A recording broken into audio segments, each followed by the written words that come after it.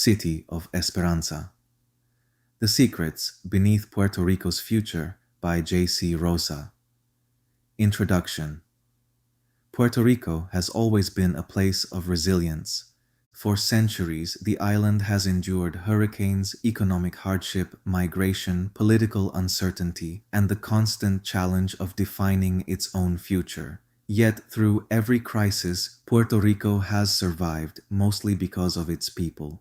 City of Esperanza, The Secrets Beneath Puerto Rico's Future is a work of fiction inspired by that resilience. Set in the year 2075, this novel imagines a Puerto Rico transformed by decades of change. Rising seas have reshaped its coastline. New cities have emerged from the ruins of old systems. Scientific discoveries challenge accepted history, while mysteries hidden beneath the Caribbean threaten to alter humanity's understanding of the past. At its heart, however, this is a story about identity. It is about those who stayed and those who left. It is about memory, sacrifice, discovery, and hope. It asks what remains when a people are forced to rebuild from the ashes of what came before and what they might become if given the chance. The Puerto Rico portrayed in these pages is fictional. The events, organizations, technologies, and characters are products of imagination. Yet many of the struggles, dreams, and questions explored throughout the story are rooted in realities familiar to generations of Puerto Ricans. Whether you are reading from the island, from the diaspora, or from somewhere entirely different, I invite you to journey into Esperanza. Beneath its waters, beyond its skyline, and hidden within its deepest secrets, lies a story about the future and the enduring spirit of a people determined to shape it. Welcome to Esperanza. Historical timeline. From debt to redemption. 2000 to 2035. The weight of numbers. Puerto Rico's government debt surpassed $70 billion. Schools closed. Pensions were cut. Families left for the mainland by the hundreds of thousands. 2035 to 2040, the Great Exodus. After hurricanes, blackouts, and water shortages, the population fell below 2 million. Entire towns were abandoned. Diaspora communities kept the island alive through memory and remittances. 2041 to 2045, the data collapse. A global cyber financial crash erased debt records worldwide. For the first time since 1898, Puerto Rico controlled its own treasury, empty but free. 2046 to 2052, the hunger decade federal support disappeared. Cooperative farms rose from abandoned resorts. Survival became a national identity. 2060, the birth of the Hispanic nations. After gaining their independence, Puerto Rico joined a Caribbean confederation built on trade, resilience, and shared history. 2061 to 2068, the Reconstruction Acts. The western coast became a center of renewable energy and atmospheric research. 2061, hurricane makes landfall in Puerto Rico. A hurricane passed through the island as a catastrophic atmospheric monster with sustained winds over 300 miles per hour, an unprecedented event that claimed hundreds of lives in the island and billions of dollars in damage. This hurricane was the first hurricane that was not detected in the Atlantic Ocean before it had hit the island, and those who survived remembered it as El Demonio Azul. 2062, San Juan underwater. San Juan disappeared beneath the sea. The Luis Muñoz Marine Airport followed soon after. Evacuation routes moved south, toward higher ground, toward possibility. 2065, the Redemption Era. A new capital rose from the southern plain. Its name was City of Esperanza. Redención Street became the symbol of national rebirth. The new republic adopted a simple vow. We paid what we owed, not in dollars, but in dignity. Prologue. The independence that wasn't. The announcement came just before dusk, when the sky over Massachusetts turned the color of burned paper. Every television in the bodega carried the same broadcast. A president framed between two fading flags stared into the camera with the expression of a man reading his own obituary. His voice trembled. Today, the United States recognizes the full sovereignty of Puerto Rico. The words echoed through the small grocery store. No one cheered, no one moved. The refrigerators hummed softly. A delivery driver stopped halfway through stocking shelves. An old woman lowered her shopping basket. Even the lottery machine seemed to hold its breath. 14-year-old Ian Ruiz stood near the bread aisle, hands still dusted with flour from helping his mother prepare dinner. He looked toward the television, toward the president, toward history. His father snorted. "That's not freedom." The words came in Spanish, with a bitter taste.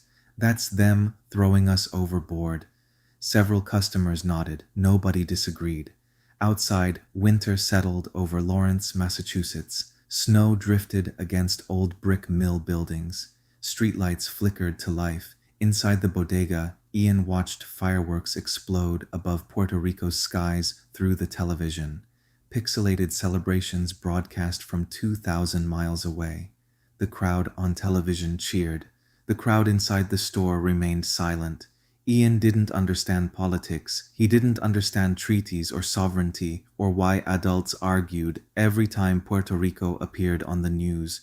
But he understood tension. He felt it in his father's voice, in the way customers stared at the screens, in the strange sensation that something enormous had happened and nobody knew whether to celebrate or mourn.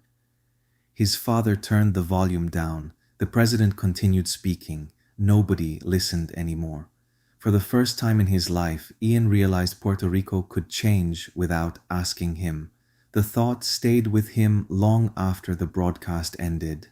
That night, snow fell outside his bedroom window. His father sat in the kitchen long after midnight, whispering prayers for an island that suddenly belonged only to itself. 2,000 miles south, another 14-year-old watched the same speech by candlelight. The power failed halfway through. Nobody seemed surprised. In Ponce, surprise had become a luxury. The radio continued the broadcast through bursts of static. The president's voice faded in and out beneath electrical interference. Future, static. Partnership, static. Sovereignty, static. Lucia Morales sat beside the window. The candlelight danced across her face. Her mother stood nearby, arms folded tightly across her chest. Ahora estamos solos. Alone, she repeated the sentence quietly, simply exhausted. Lucia pressed her palms against the glass. Outside, the moon reflected across the Caribbean Sea. The air smelled of salt, rain, diesel, the distant scent of generators keeping entire neighborhoods alive. Her father wasn't there. He hadn't been there for years.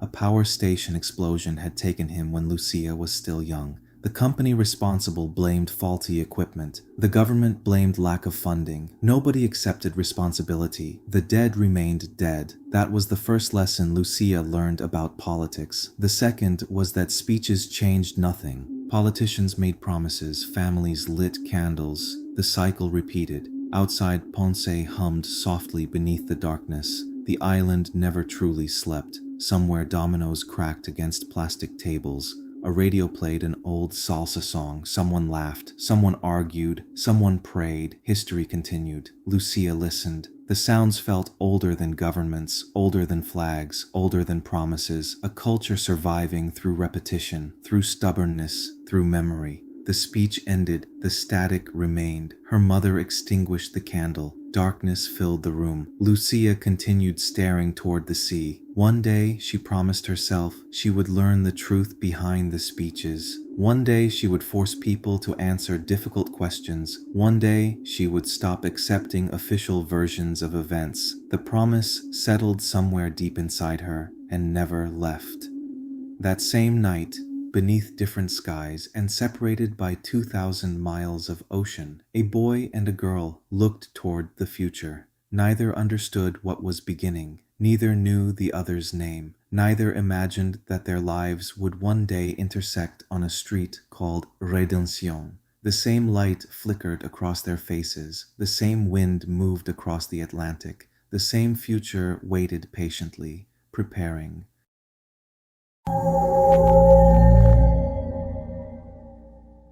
Chapter 1. Arrival. The year was 2075. Ian's flight descended toward Puerto Rico. The first thing Ian Ruiz saw was a church steeple beneath the ocean. For a moment, he thought it was a reflection. Sunlight danced across the aircraft window, scattering fragments of blue across the cabin. The Atlantic stretched endlessly below, bright and calm, giving no warning that an entire city rested beneath its surface. Then the plane banked south and the steeple remained. Ian leaned closer to the glass. The ocean had swallowed most of the old capital decades ago, but not completely. Some structures still pierced the water like bones refusing burial. Church towers, the upper floors of forgotten office buildings, fragments of bridges leading nowhere. The drowned remains of San Juan shimmered beneath the waves. The sight tightened something inside his chest. His grandmother used to describe those streets as if they were sacred. Old San Juan, Santurce, Hatorrey, places he had never known except through stories. She told him about festivals that filled entire neighborhoods with music. La Sanse, domino games lasting until dawn. The smell of coffee drifting through open windows on Sunday mornings. About blue cobblestones shining after rain. About church bells, stray cats, political arguments, and the kind of laughter that made poverty feel less absolute for a few minutes. Now fish swam through those same windows. Coral covered the walls of apartment buildings. The city had become part of the ocean, and somehow that felt personal. A flight attendant passed through the aisle collecting empty cups. Most passengers ignored the view. For them, the ruins had become normal. For Ian, it was the first time seeing the consequences of history with his own eyes. The towers of Hato-Rey protruded above the water like gravestones. It looked like surrender. The thought surprised him. Puerto Rico had survived debt, storms, blackouts, political abandonment, economic collapse. The island had survived everything, yet seeing San Juan beneath the ocean felt different, like witnessing a memory die. The captain's voice crackled through the speakers. "Ladies and gentlemen, we'll begin our final descent into Ponce International Port. Local temperature is 94 degrees. A few passengers groaned. Ian smiled. Some things never changed. Puerto Rico and heat. His mother always said the island had only 2 seasons, summer and hotter summer. The woman sitting beside him glanced toward the window. First time? Her accent sounded familiar. Puerto Rican, the kind that survived generations. Ian nodded. First time living here. She smiled knowingly. That's different. It was very different. He wasn't visiting family. He wasn't taking a vacation. He wasn't attending a wedding or a funeral. He was moving. The realization felt heavier now that the island sat beneath him. His entire life remained in Massachusetts. His apartment, his friends, his routines, his career, everything familiar, everything predictable, gone, or at least far away.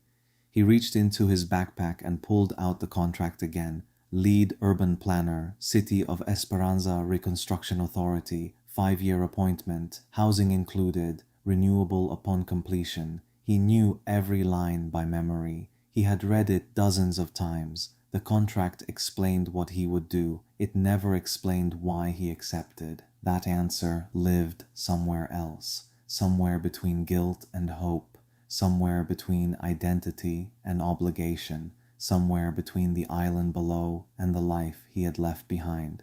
The answer lived with his family. 3 months earlier, Lawrence, Massachusetts, had been buried under dirty snow, the kind that turned gray at the curb and black near the tires. Ian stood outside his parents' duplex, holding the contract in one hand and a bottle of wine in the other, trying to decide which one would cause more trouble. The wine won. Barely. Inside, the house smelled like sofrito, detergent, and radiator heat. His mother had been cooking since noon, which meant she was either expecting company or worried about something. With Elena Ruiz, the two often looked the same. "Take off your boots," she called before he even closed the door. "I just walked in, and the snow walked in with you." He removed his boots. His father sat in the living room watching an old baseball game projected on the wall. Red Sox versus somebody. It didn't matter who. Rafael Ruiz watched Red Sox losses the way priests studied scripture. "Your mother knows," Rafael said without looking away from the game. Ian froze. "Knows what?" "That you're pretending not to have decided." Ian sighed. "I haven't decided." His father finally looked at him. That look was worse than an argument. Rafael Ruiz had spent 30 years repairing machines in factories that no longer existed. He had the hands of a technician and the eyes of a man who trusted bolts more than politicians. He never wasted words unless sarcasm counted as waste. "You brought wine," Rafael said. "So? You only bring wine when you have news." Ian looked toward the kitchen. His mother appeared in the doorway, holding a wooden spoon like a weapon. "She's waiting." "Who?" "Tu abuela." That was worse. His grandmother sat at the dining table wearing a sweater too thin for Massachusetts and an expression too calm for the situation. She had been born in Bayamon, raised in San Juan, exiled by necessity and preserved by stubbornness. Her name was Mercedes. Everyone called her Mita. No one knew why anymore. Mita looked up as Ian entered. "You're going." Not a question. Ian sat slowly. "I got an offer." "I know." His mother placed a bowl of rice on the table with unnecessary force. "How do you know?" Mita smiled. "You look guilty." Raphael laughed from the living room. Elena shot him a warning glance. He stopped laughing. Mostly. Dinner began with small talk. Weather, work, the neighbor's dog, the price of coffee. The old argument about whether automated grocery stores were destroying society. Nobody mentioned the contract for 12 minutes. Ian counted. Then Elena broke. "So," here it came. "You're really thinking about leaving?" Ian placed his fork down. "For 5 years." His mother stared. 5 years is not a trip. 5 years is a life. It's a contract. It is a life with paperwork. Raphael muttered. "She's not wrong." Ian ignored him. "It's a good position."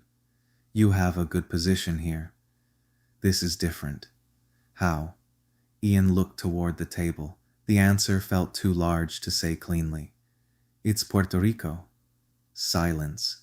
That was the problem. Those 2 words were never just 2 words in his family. Puerto Rico meant home to people who had left. It meant pain to people who stayed. It meant guilt to children born elsewhere.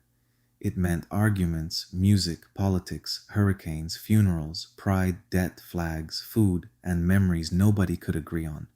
His mother sat down across from him. "You were born here." "I know." "You grew up here." "I know." "You know Puerto Rico from stories." The words landed harder than he expected because they were true. Mita looked at Elena. "Elena, no." His mother's voice sharpened. "He needs to understand. Puerto Rico is not a photograph. It is not a song at Christmas. It is not a plate of arroz con gandules when people feel nostalgic." "I know that." "Do you?" Ian didn't answer fast enough. That gave her permission to continue. "You think you are going home. I never used the word home. But you feel it." He hated how well she knew him. Elena softened slightly. "Mijo, the island will take your heart if you let it, and then it will ask for more." Raphael appeared in the doorway now, arms folded. "It always does." Mita said nothing. She simply watched Ian. That was worse. His grandmother had a way of letting silence gather around people until they confessed things they hadn't admitted to themselves. Ian exhaled. "I feel like I owe something." His mother's face changed, not anger now, fear. "You owe nothing." "That's not true." "It is true." "It's not." The words came faster now.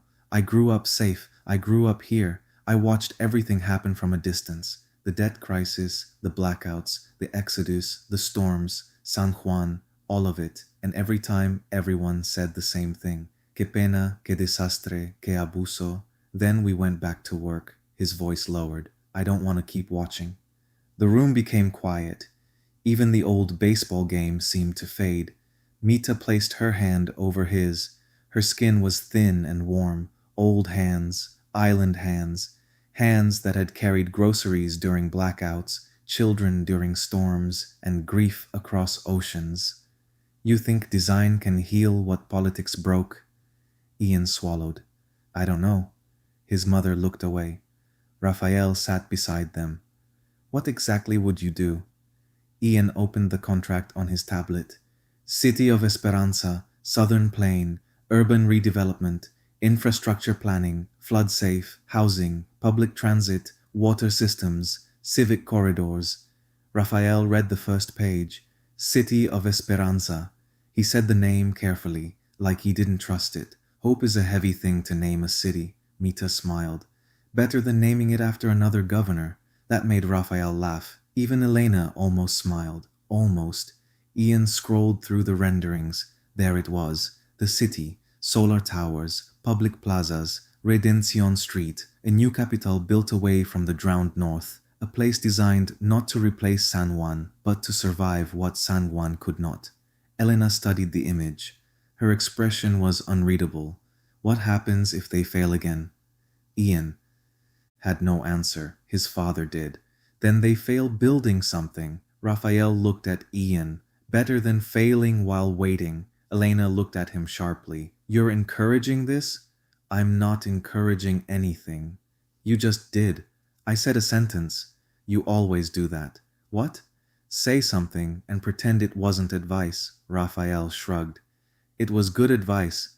Mita laughed softly. The sound eased something in the room. Then she turned to Ian. You should go. His mother closed her eyes. Mama. No, he should. Ian stared at her. Why? Mita looked back at the image of City of Esperanza. Because people like us spend too much time talking about what Puerto Rico used to be. Her voice softened. Maybe your generation is supposed to write what comes next. No one spoke after that. There was nothing left to argue. 3 weeks later, Ian signed the contract. 2 months later, he packed his apartment into shipping containers. The morning he left, his mother hugged him so tightly he could barely breathe. His father gave him an old wrench. For luck, Raphael said. I'm an urban planner. Everything breaks eventually. Mita gave him a small envelope. He opened it only after boarding. Inside was a photograph of San Juan before the water. Blue sky, crowded streets, a younger Mercedes smiling in front of El Moro. On the back, she had written, Don't chase ghosts unless you are ready to hear them speak. Ian had read the sentence 5 times. Now, above the island, he folded the photograph back into the envelope and looked out at the drowned city below. The ghosts were waiting. Ponce International Port was less an airport than an argument with necessity. The old terminal had expanded over decades into a hybrid of transportation hub, cargo center, refugee archive, and national checkpoint. Aircraft landed beside solar cargo platforms. Maritime containers moved on automated rails. Military drones hovered over customs lanes painted in 2 languages. Welcome to Puerto Rico. Bienvenidos a Puerto Rico. Welcome home. The last one irritated Ian, not because it was false, because it was too complicated to be true. The moment he stepped out of the jet bridge, the heat hit him, heavy and wet, the kind that entered through his shirt and claimed ownership of his skin. Massachusetts disappeared from his body in 3 seconds. Around him, passengers reacted in different ways. Locals moved like people negotiating with an old enemy. New arrivals looked personally offended. Ian stood still, breathing. The air smelled of salt, diesel, fried plantains, ozone, and rain that hadn't fallen yet. A voice over the loudspeaker announced arrivals from Havana, Dominican Republic, Orlando, and New York. Children ran ahead of their parents. Old women kissed the floor. A man near baggage claim argued with a customs officer about whether 2 suitcases of frozen pastels counted as commercial exportation. Puerto Rico had survived the century and remained deeply committed to chaos. Ian smiled, then someone nearly hit him with a luggage cart. Mira pa'lante, nene. Sorry. The woman pushing the cart didn't stop. Sorry no arregla tobillos. He followed the signs toward Reconstruction Authority processing. The hallway walls displayed murals, memory murals, blackouts, protests, solar farms, storm shelters, families leaving, families returning. The last mural covered an entire wall, a golden star rising over a city under construction. Beneath it, in English and Spanish, we paid what we owed, not in dollars, but in dignity. Ian stopped. People moved around him. For a moment, he simply read the sentence. It should have sounded like propaganda. Maybe it was. But something about it struck deeper. Debt had defined Puerto Rico for generations. Debt had become the language outsiders used to describe the island. How much it owed, how much it cost, how much it failed. This sentence rejected the entire equation, not in dollars, in dignity. He kept walking, but the words stayed with him. The Reconstruction Authority shuttle waited outside Gate 12. White exterior, solar roof, government seal, air conditioning that worked in theory and surrendered in practice. Ian boarded with a dozen other recruits, engineers, doctors, teachers, agricultural specialists, a structural historian from Chicago, a water systems analyst from the Dominican Republic, a public health nurse from Newark who immediately announced she did not trust any vehicle without a human driver. The shuttle disagreed silently and pulled away. Ponce unfolded outside the windows, a port city grown beyond its old skin. Warehouses had become markets, old hotels had become medical schools, abandoned shopping centers had become civic archives. Everywhere, people had repurposed failure into usefulness. That impressed Ian more than the new towers. Survival had architecture too. The shuttle passed a cluster of cooperative farms. Rows of hydroponic towers stood where tourist resorts once promised paradise. A child on a bicycle chased the shuttle for half a block, laughing. An old man under a solar canopy slapped dominoes onto a plastic table so hard Ian heard it through the window. That sound, sharp, joyful, defiant. It reminded him of his grandfather. The island air seemed thick with rhythm before music even appeared. Voices rose and fell like percussion. All heartbeat. A vendor shouted at someone to try the best alcapurrias in the south. A woman yelled "Bendito" at a child while scolding him with impressive creativity. Somewhere a speaker coughed out an ancient Hector Lavoe salsa song. Ian felt something press against his chest. Not nostalgia. He hadn't earned nostalgia. Recognition, maybe. A culture older than borders, still moving, still sweating, still laughing, still refusing to vanish. The shuttle climbed inland. The coast slowly fell away behind them. The land changed. The road passed abandoned neighborhoods with roofs missing and vines growing through windows. Then new settlements appeared. Compact, solar-roofed, built around shaded plazas and water tanks. The island showed its wounds without apology. Then its repairs. Solar fields shimmered across hillsides. Wind towers rotated slowly in the distance. Storm barriers lined exposed valleys. Cooperative farms spread across land once owned by investors who had never learned the names of nearby towns. Puerto Rico had not healed cleanly. Nothing real healed cleanly, but it had adapted. That was something. A voice came through the speakers. Approaching City of Esperanza corridor. Everyone sat up. Even the nurse from Newark stopped complaining. The shuttle entered a long, elevated road bordered by young trees and reinforced drainage canals. The mountains opened. Then Ian saw it. City of Esperanza. At first, the city looked unfinished, which was appropriate. The city was still building itself. Construction cranes dominated the skyline. Half-completed towers reflected the afternoon sun. Thousands of workers moved through streets that hadn't existed 5 years earlier. Nothing looked complete. Everything looked alive. The shuttle descended toward the southern plain. A massive steel sign stood at the edge of the city. Welcome to City of Esperanza. Redemption is built, not given. Ian read it twice. Something about the phrase bothered him or inspired him. He wasn't sure which. The distinction seemed important. A few kilometers away, beneath the Atlantic Ocean, rested the drowned remains of San Juan. Ahead of him stood Puerto Rico's future. Between those two cities existed the story of an entire nation. The shuttle turned onto a wide avenue filled with workers, vendors, temporary housing, and construction crews. The city was not beautiful yet, not in the polished way renderings had promised. It was too loud, too dusty, too crowded, too alive. Ian preferred it that way. He had never trusted renderings. They erased people. This city had people everywhere. Workers carrying beams, mothers dragging children across crosswalks, teenagers selling cold drinks from a cart, old men arguing about baseball beneath a solar canopy, a woman in a church dress directing traffic better than the autonomous system. The shuttle slowed near the central district. The guide pointed ahead. Redención Street. Ian leaned toward the window. The street stretched through the heart of City of Esperanza like a spine. Unfinished buildings stood on both sides, some already occupied, some still skeletal. Flags snapped from scaffolding. Murals covered temporary walls. Children played soccer in an empty lot between cranes. Above them, a banner stretched across the street. A nation is not given, it is built. For the first time since leaving Lawrence, Ian felt afraid.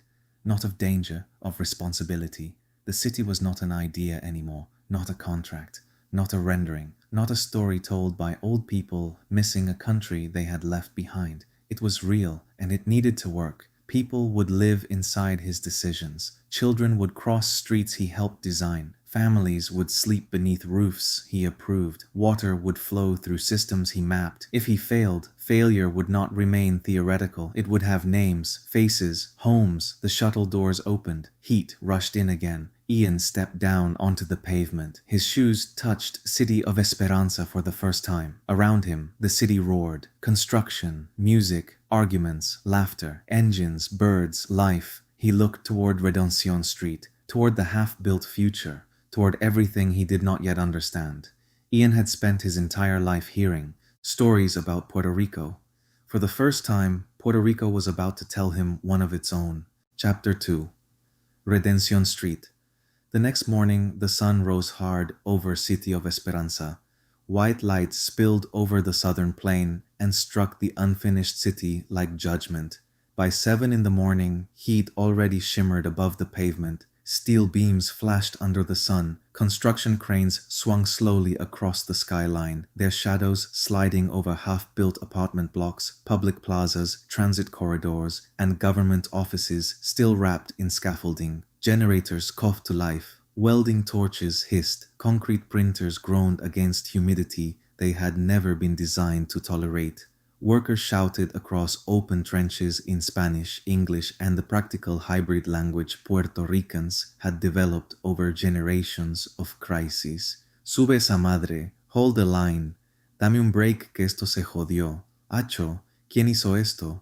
Ian Ruiz stood in the middle of it all, sweat already sliding down the back of his neck, staring at a tablet that insisted the water distribution node beneath Sector 7 did not exist. The node existed. He was standing on top of it. That was the problem. He wiped his forehead with the sleeve of his work shirt and refreshed the map. The tablet blinked. Processing. Then, infrastructure node not found. Ian looked down at the orange access plate beneath his boots. Then what the hell is this? A worker passing behind him laughed. Welcome to the City of Esperanza, Jefe. Ian turned. The man was carrying a coil of smart cable over one shoulder and a breakfast sandwich in the other hand. He looked about 25, maybe younger, with sun-browned skin and a tattoo of the new Golden Star flag on his forearm. You know where the station lead is? Ian asked. The worker nodded toward the scaffolding. Angel. Which one is Angel? The worker grinned. The one yelling like everybody is stupid. That narrowed the field less than Ian hoped. He followed the direction anyway. Redención Street stretched before him. The government renderings had made it look graceful. A civic boulevard lined with solar palms, shaded pedestrian corridors, housing towers, schools, clinics, markets, a state-of-the-art baseball park that would be named after Francisco Lindor, and cultural centers to honor past urban artists. A model city for a reborn republic. A place where planners like Ian could point to clean diagrams and pretend humans would behave according to zoning logic. A woman sold coffee from a cart made of repurposed drone panels. Two old men played dominoes on a plastic table under a temporary solar canopy, slamming tiles so hard the sound cracked through the construction noise. A boy in a blue safety helmet swung at a baseball against a stack of insulation panels, while his mother shouted that if he broke government property, she was not visiting him in jail. Somewhere, a speaker played an old Bad Bunny hit with too much bass. The air smelled of diesel, salt wind, roasted coffee, hot metal, and wet concrete. Ian breathed it in. This was not the Puerto Rico of tourist advertisements. It was not the Puerto Rico of his grandmother's stories either. He loved it immediately. That worried him. Love made people careless. And this city could not afford careless people. Not now. Not with thousands of families scheduled to move into the first completed housing corridors before hurricane season. Not with half the drainage system still failing diagnostics. Not with international observers arriving in 3 weeks to decide whether the Hispanic nations would release the next reconstruction bond package. Not with every speech, every ribbon cutting, every official broadcast insisting that City of Esperanza represented the future. Ian had been in the city less than 24 hours and already understood the future had plumbing problems. He reached the scaffold. A man stood on the second level, yelling down at 3 workers clustered around a suspended beam. "You move that without locking the east support, and I swear, por mi santa madre, I'm throwing all of you into the trench." Ian looked up. "Angel?" The man stopped yelling and looked down. "You the new planner?" "Urban infrastructure. Same thing with cleaner boots." Ian glanced at his boots. They were already covered in mud.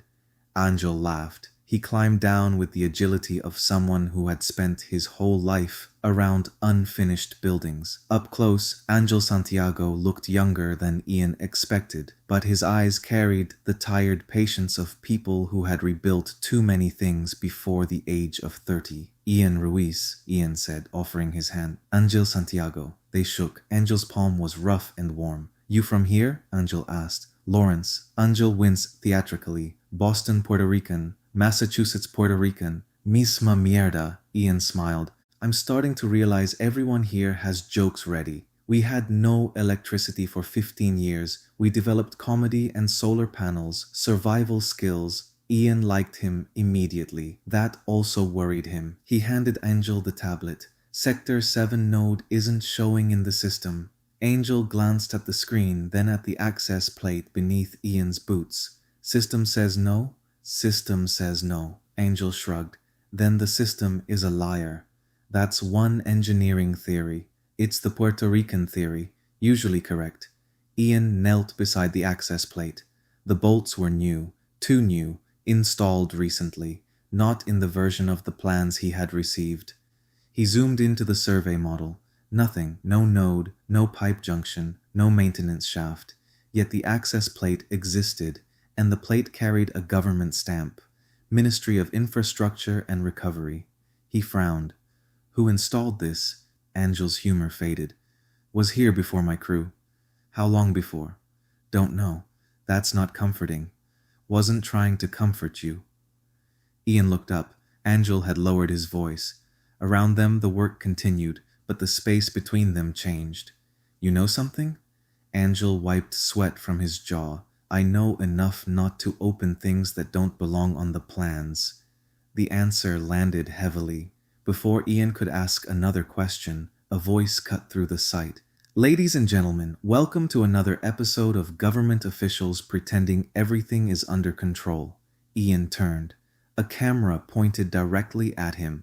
Behind it stood a woman ankle-deep in mud, one hand wrapped around a microphone, the other adjusting the focus ring of a shoulder-mounted recorder. Dark hair, work boots, rolled sleeves, a small gold earring shaped like Puerto Rico catching sunlight when she moved. She looked like trouble, professional trouble, the kind that woke up early. Her microphone carried the logo of La Voz de Esperanza. Angel muttered, "Ay bendito." Ian kept his face neutral, mostly. "You can't record here," he said. The woman didn't lower the camera. You can't stop me. Really, it is unless you want the headline to read. New diaspora planner blocks press on first day. Angel made a sound that might have been a cough and might have been laughter. Ian ignored him. This is an active construction zone. So is half the island, she said. People live here anyway.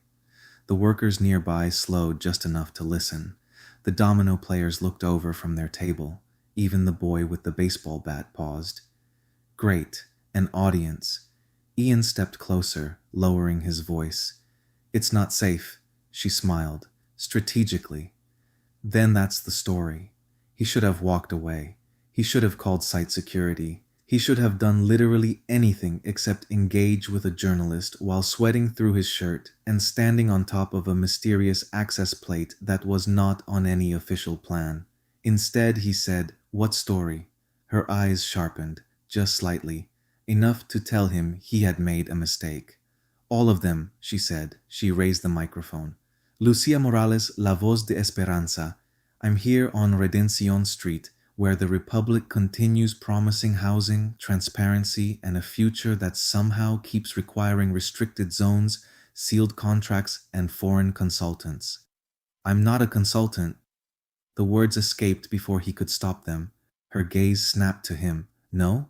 Planner. From Massachusetts. Born there. Raised there? Yes. Educated there? Yes. Employed there? Until recently. So, she tilted her head. Consultant with poetry. Angel laughed openly this time. Ian shot him a look. Angel raised both hands. I'm working. He did not move. Lucia's camera operator, a thin young man with silver-rimmed glasses and a permanent expression of exhaustion, shifted his weight. Lucia, we rolling? We're always rolling, Miguel. Ian glanced at him. Miguel Arroyo. He knew the name, not from television, from internal reports. Data analyst. Former infrastructure department staff, whistleblower rumors, access revoked 6 months earlier. Interesting. Lucia noticed him noticing. Of course she did. You recognize Miguel? No. Bad liar. I'm not lying. Worse liar. Ian took a breath. Heat made irritation easier. He reminded himself of that. Look, Miss Morales. Lucia. Lucia, I don't know what you think you're finding here, but I arrived yesterday. If you have questions about policy, contracts, or media access, I'm not the person. That might be the first honest thing anyone in that government tent has told me. I don't work in the government tent. You work for the Reconstruction Authority, which builds infrastructure, funded by the government, and the Hispanic nations, and private development partners. Ian stopped. Lucia saw it. Her smile returned. There was nothing friendly about it. Ah, she said. You read the contract but not the funding appendices. Miguel lowered the camera slightly. That made Ian more uncomfortable than if he had kept filming. Angel looked away. The domino players were definitely listening now. Ian glanced toward the access plate. Lucia followed his gaze. Her eyes narrowed. What is that? Nothing. Excellent. My favorite kind of government object. It's an access plate. To what? That's what I'm trying to determine. He regretted saying it immediately. Lucia's expression changed. Interested. Deeply interested. You don't know. I didn't say that. You absolutely said that. No, I said, you said you're trying to determine it. That means you don't know. That means I'm verifying. Engineer language for panic. Planner. Still panic. Angel coughed again. Ian turned to him. Don't you have a beam to yell about? Several. Angel finally walked away laughing.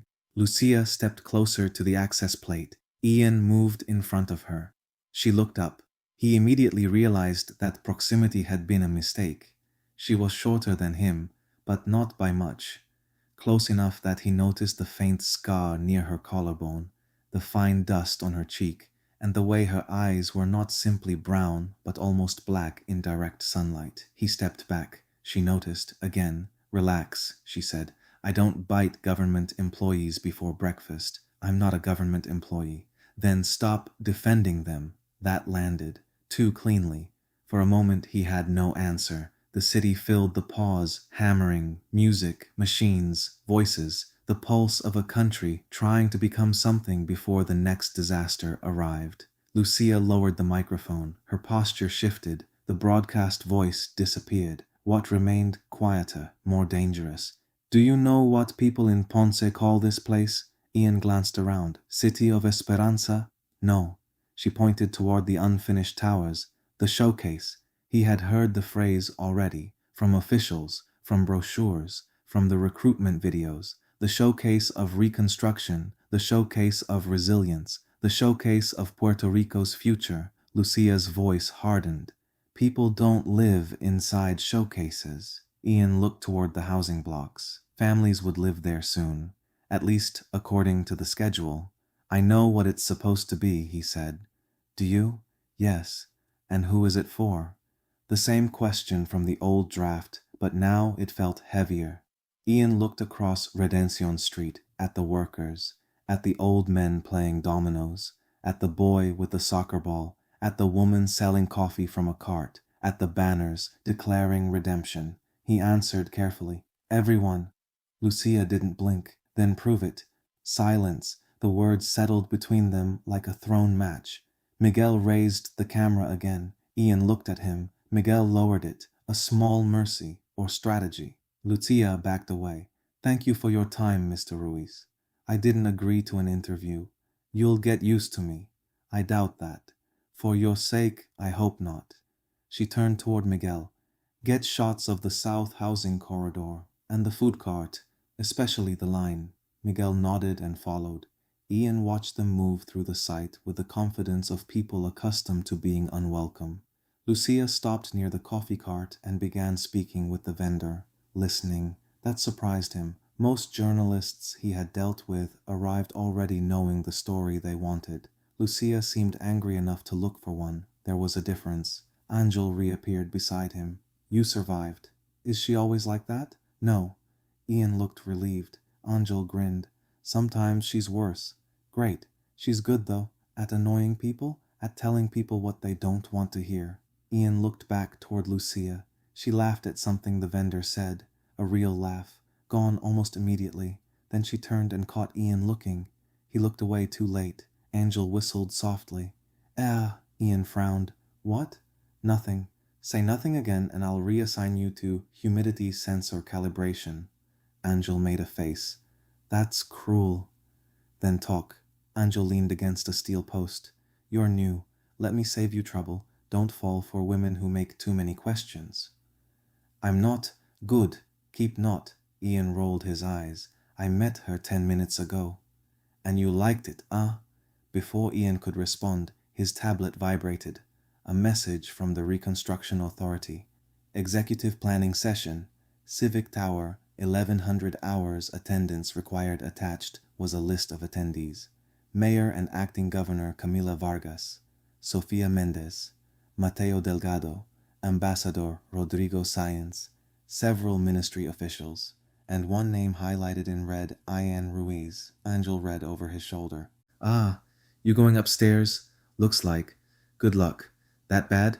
Angel looked towards Civic Tower, rising over the district, the tallest completed structure in City of Esperanza, a monument pretending not to be one.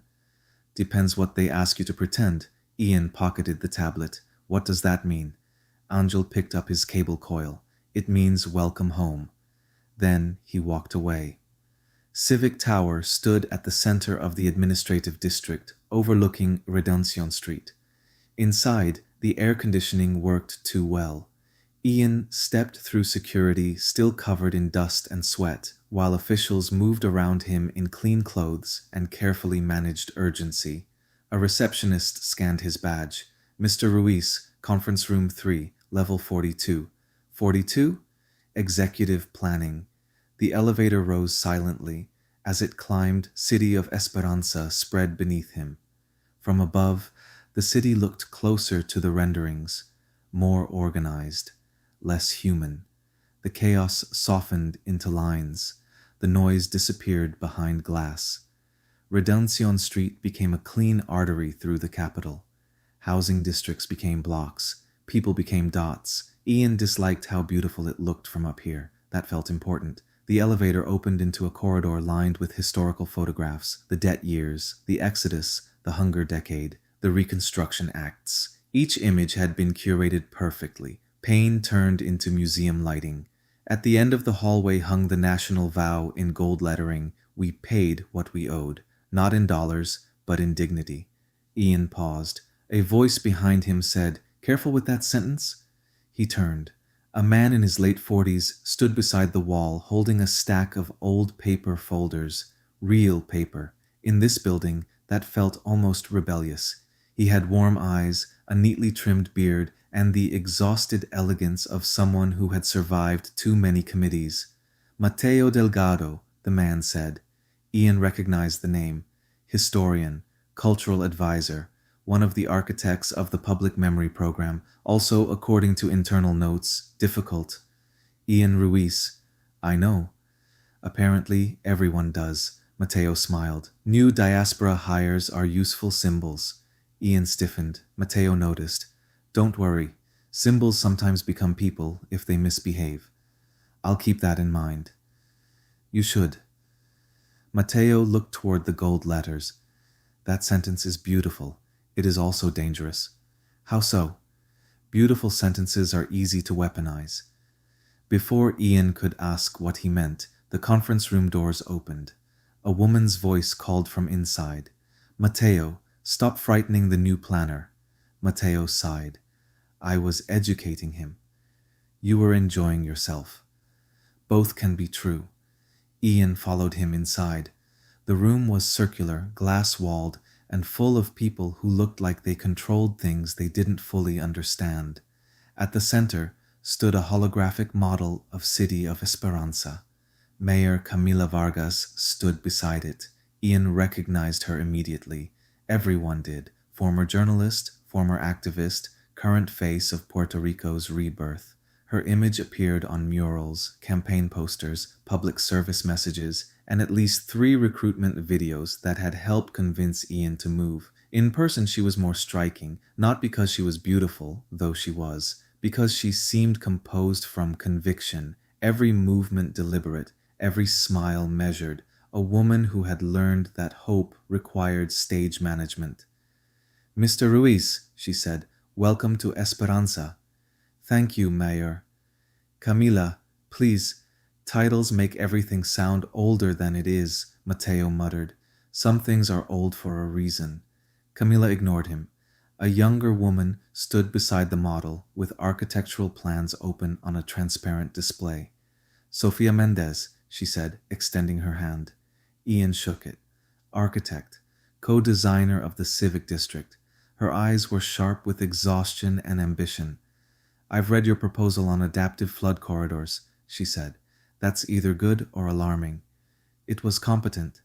"High praise today." She smiled slightly. "I don't give high praise before lunch." Ambassador Rodrigo Sáenz stood near the windows, speaking quietly with 2 finance officials. Cuban-born, polished, diplomatic, in the way that made Ian instinctively distrust him.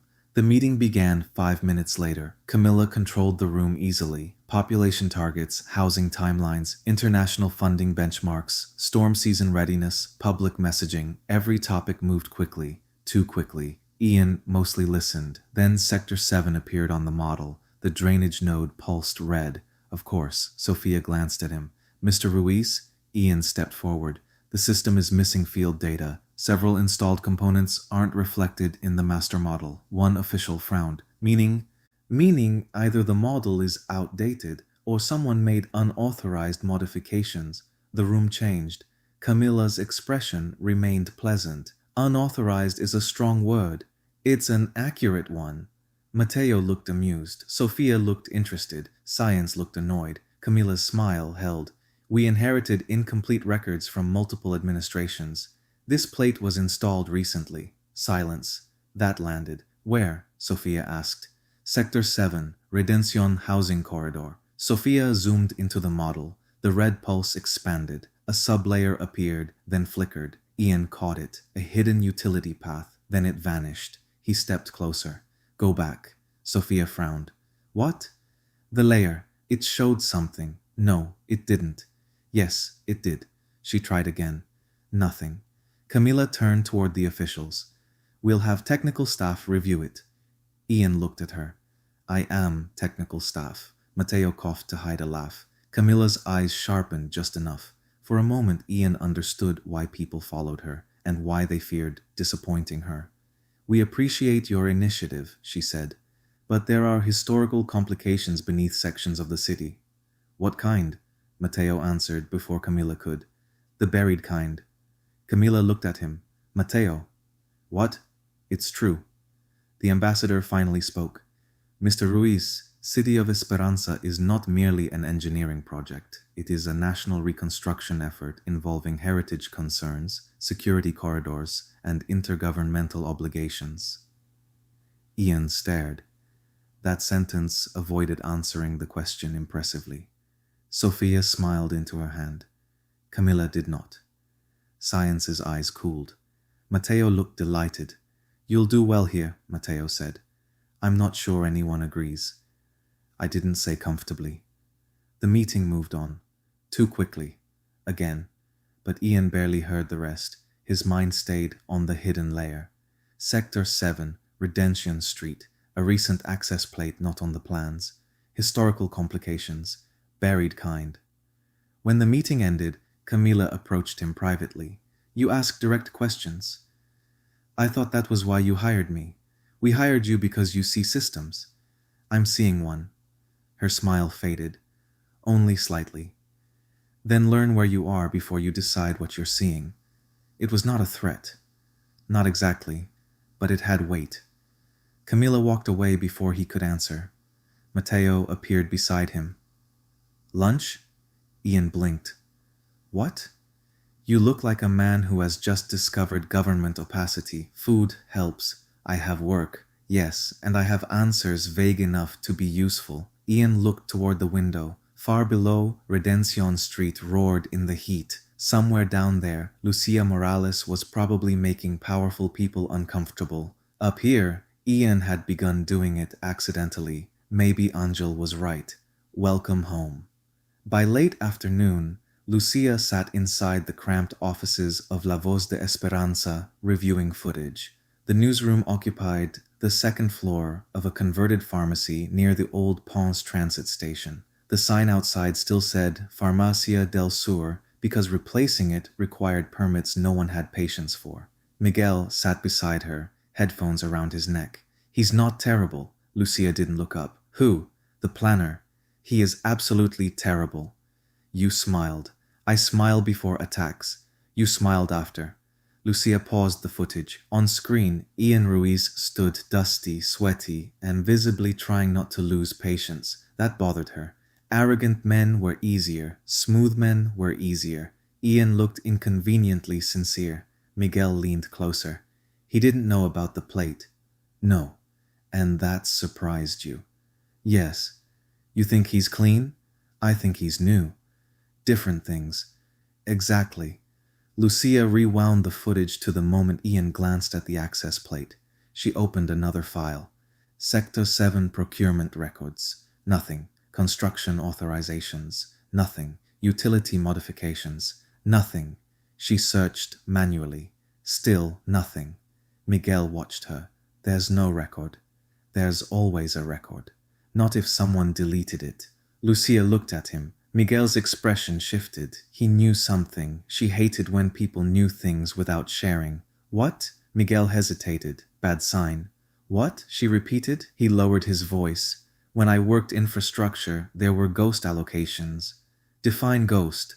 Money assigned to placeholder projects that didn't exist in public ledgers. Lucia sat straighter. Where?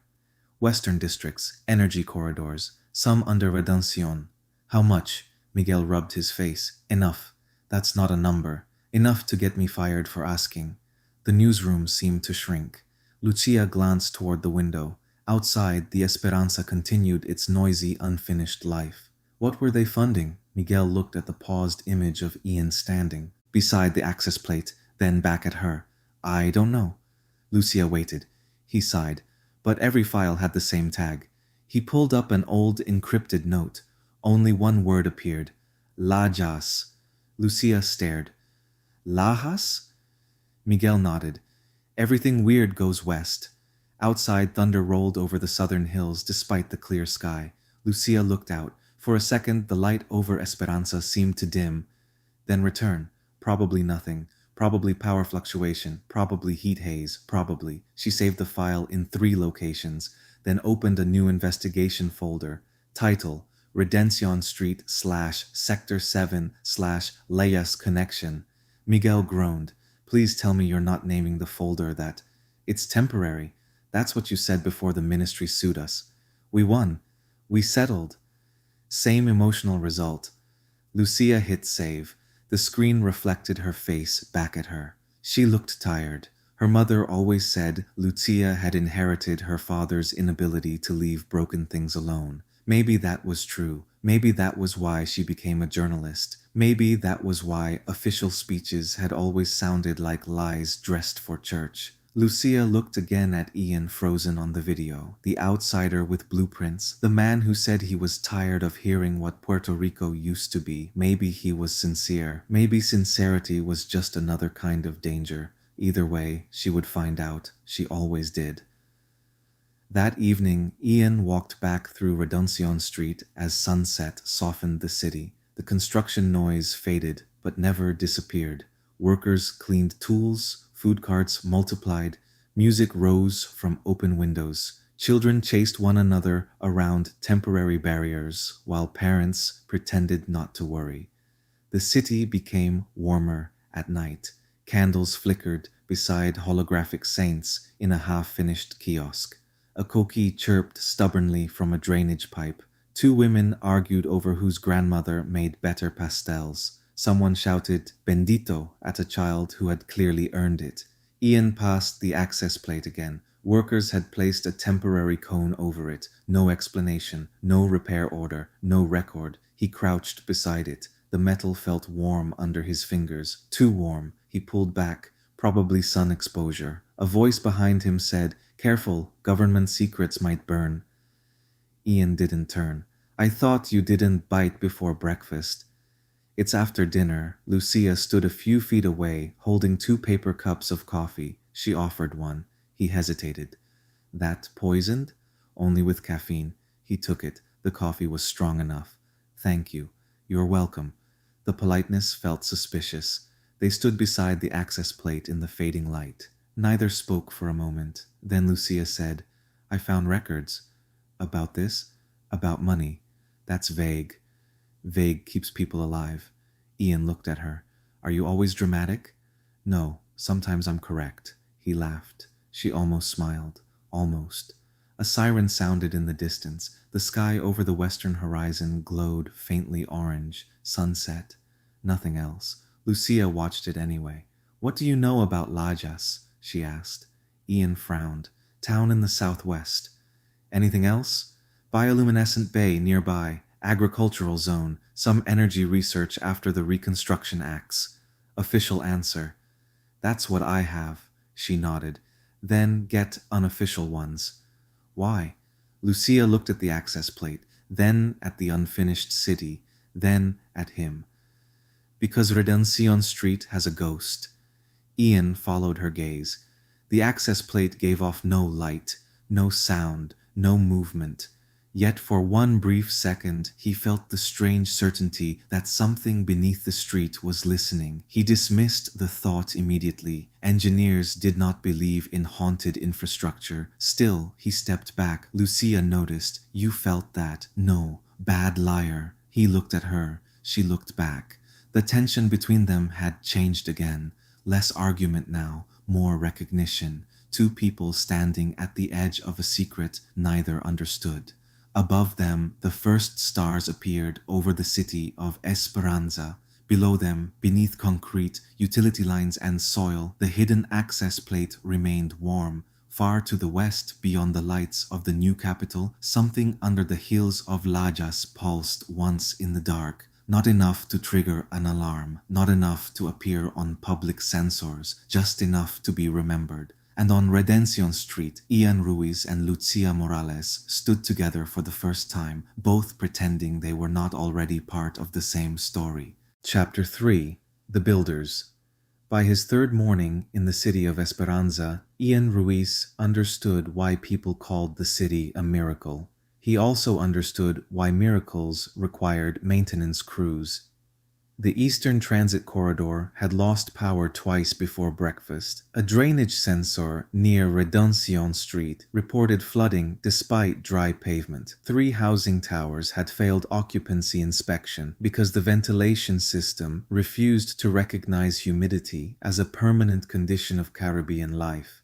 And somewhere beneath Sector 7, an access plate not listed on any official plan remained warm to the touch. Ian tried not to think about that part. He failed. Esperanza spread around him under the morning sun, enormous and unfinished. From the temporary planning bridge above Redemption Street, the city looked almost organized. Housing districts opened toward shaded public plazas. Schools sat within walking distance of clinics. Markets were designed beside transit stops. Solar canopies stretched over pedestrian corridors like artificial palms. From above, the city looked intentional. From the ground, it looked like everyone was making it up while sweating. Both things were probably true. Sofia Mendez arrived 10 minutes late carrying 3 tablets, 2 rolled plans, and no apology. "You're early," she said. "I was told 8. Puce, Ian looked at the construction crews already working below. "Everyone else seems to be awake." "Workers build cities," Sofia said. "Planners attend meetings about why cities are not building themselves correctly." Ian smiled. He liked her immediately. That made him cautious. Sofia was 34, maybe 35, with sharp eyes and the exhausted grace of someone who had spent too many years explaining beauty to people who only understood budgets. She wore a white linen shirt, dark trousers, and boots with dried concrete on the soles. Not a bureaucrat. She leaned over the railing and pointed toward Redemption Street. "There it is. The street, the argument." Ian followed her gaze. Below them, vendors were setting up food carts. Workers crossed through morning dust. Children walked toward a temporary school module painted bright yellow. A digital banner on a half-finished cultural center flashed the national vow. "We paid what we owed, not in dollars, but in dignity." Sofia tapped the railing. "Every capital is an argument about what a country thinks it is." Ian looked at her. "And what does Esperanza think Puerto Rico is?" "That depends who you ask." "I'm asking you." She smiled faintly. "A island that survived being treated like a balance sheet." The answer was too good to be improvised. Ian wondered how many times she had said it before. Sofia turned away from the railing and began walking. "Come on, if you're going to fix our infrastructure, you should understand what we were trying to build before reality ruined the renderings." They crossed the planning bridge into the civic district. Sofia spoke quickly, not because she was rushing, but because her mind seemed to move faster than the city around her. Esperanza was never supposed to be another San Juan. That was the first rule. Ian nodded. "You can't rebuild a drowned city by copying it." "Exactly. Old San Juan was a memory. Hato Rey was the capital. Santurce was a culture. Rio Piedras was youth. The north had layers. We couldn't recreate that." "So you designed a city with zones?" "No," she said sharply. Ian stopped. Sofia turned. "Zones are how governments kill cities slowly. We designed collisions." "Collisions?" "Housing beside markets, schools beside clinics, plazas beside transit, government beside artists, old people beside young people, diaspora beside island-born, poor beside rich if the politicians don't ruin it." There it was, the first crack. Ian heard it clearly. "If," Sofia resumed walking, "I'm an architect. I believe in structural honesty." That sounds like a yes. It's a warning. They passed a row of scale models behind glass. City of Esperanza at completion. Green corridors, civic towers, storm gardens, housing terraces, cultural plazas. Beautiful, too beautiful. Ian had learned to distrust models that clean. "Where does Redemption Street fit?" he asked. Sofia stopped before the largest model. Redemption Street cut through the city like a bright line. It's the spine. Symbolically, everything here is symbolic. That doesn't make it fake. She enlarged the model with a gesture. The street unfolded into layers: transit, drainage, power, emergency shelter, public markets, communication lines. Ian leaned closer. Redención carries everything. Yes, that's risky. Yes, why concentrate so much infrastructure under one corridor? Sophia's expression changed. That decision predates me. Who made it? She looked through the glass wall toward Civic Tower. The founding council. Camila Vargas, among others. And Mateo Delgado? That earned a small smile. Mateo warned them not to build a nation on top of a metaphor. What does that mean? You'll have to ask him. Before Ian could press further, his tablet buzzed.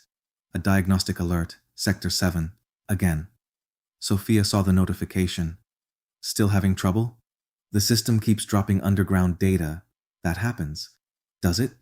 Old maps, incomplete surveys, bad integration. The answer came too fast. Ian studied her. You sound rehearsed. Sophia looked back at him. For a second, the architect disappeared and someone more guarded stood in her place. Everyone here sounds rehearsed eventually. Then she walked on. Mateo Delgado's office was inside the Institute of Memory, a low stone and glass building near the central plaza. Ian expected a museum. He found something closer to a church. The entrance hall was quiet, almost cool. Not cold like Civic Tower, cool like shade.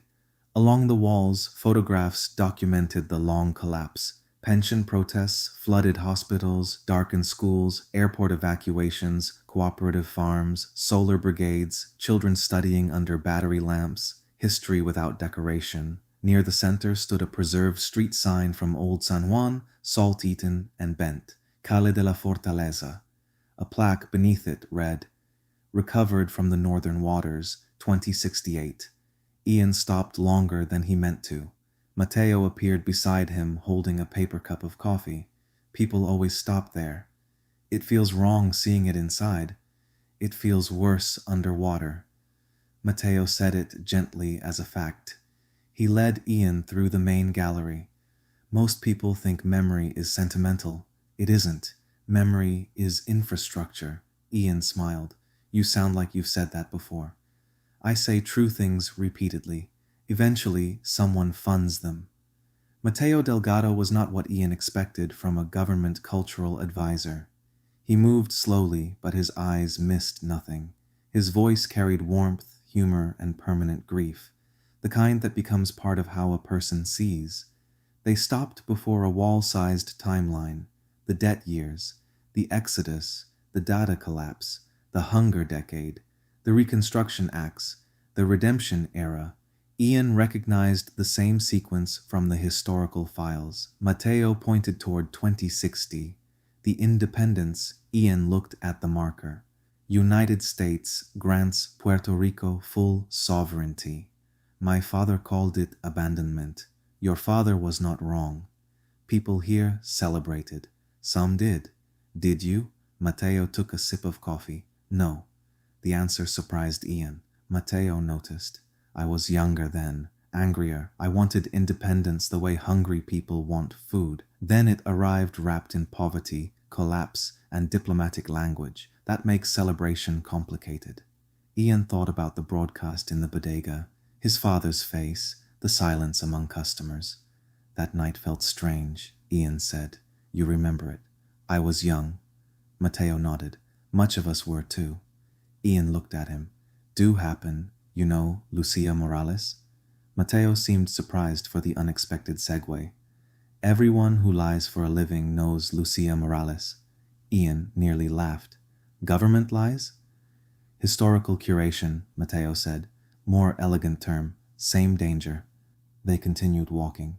The next room displayed objects from the Hunger Decade.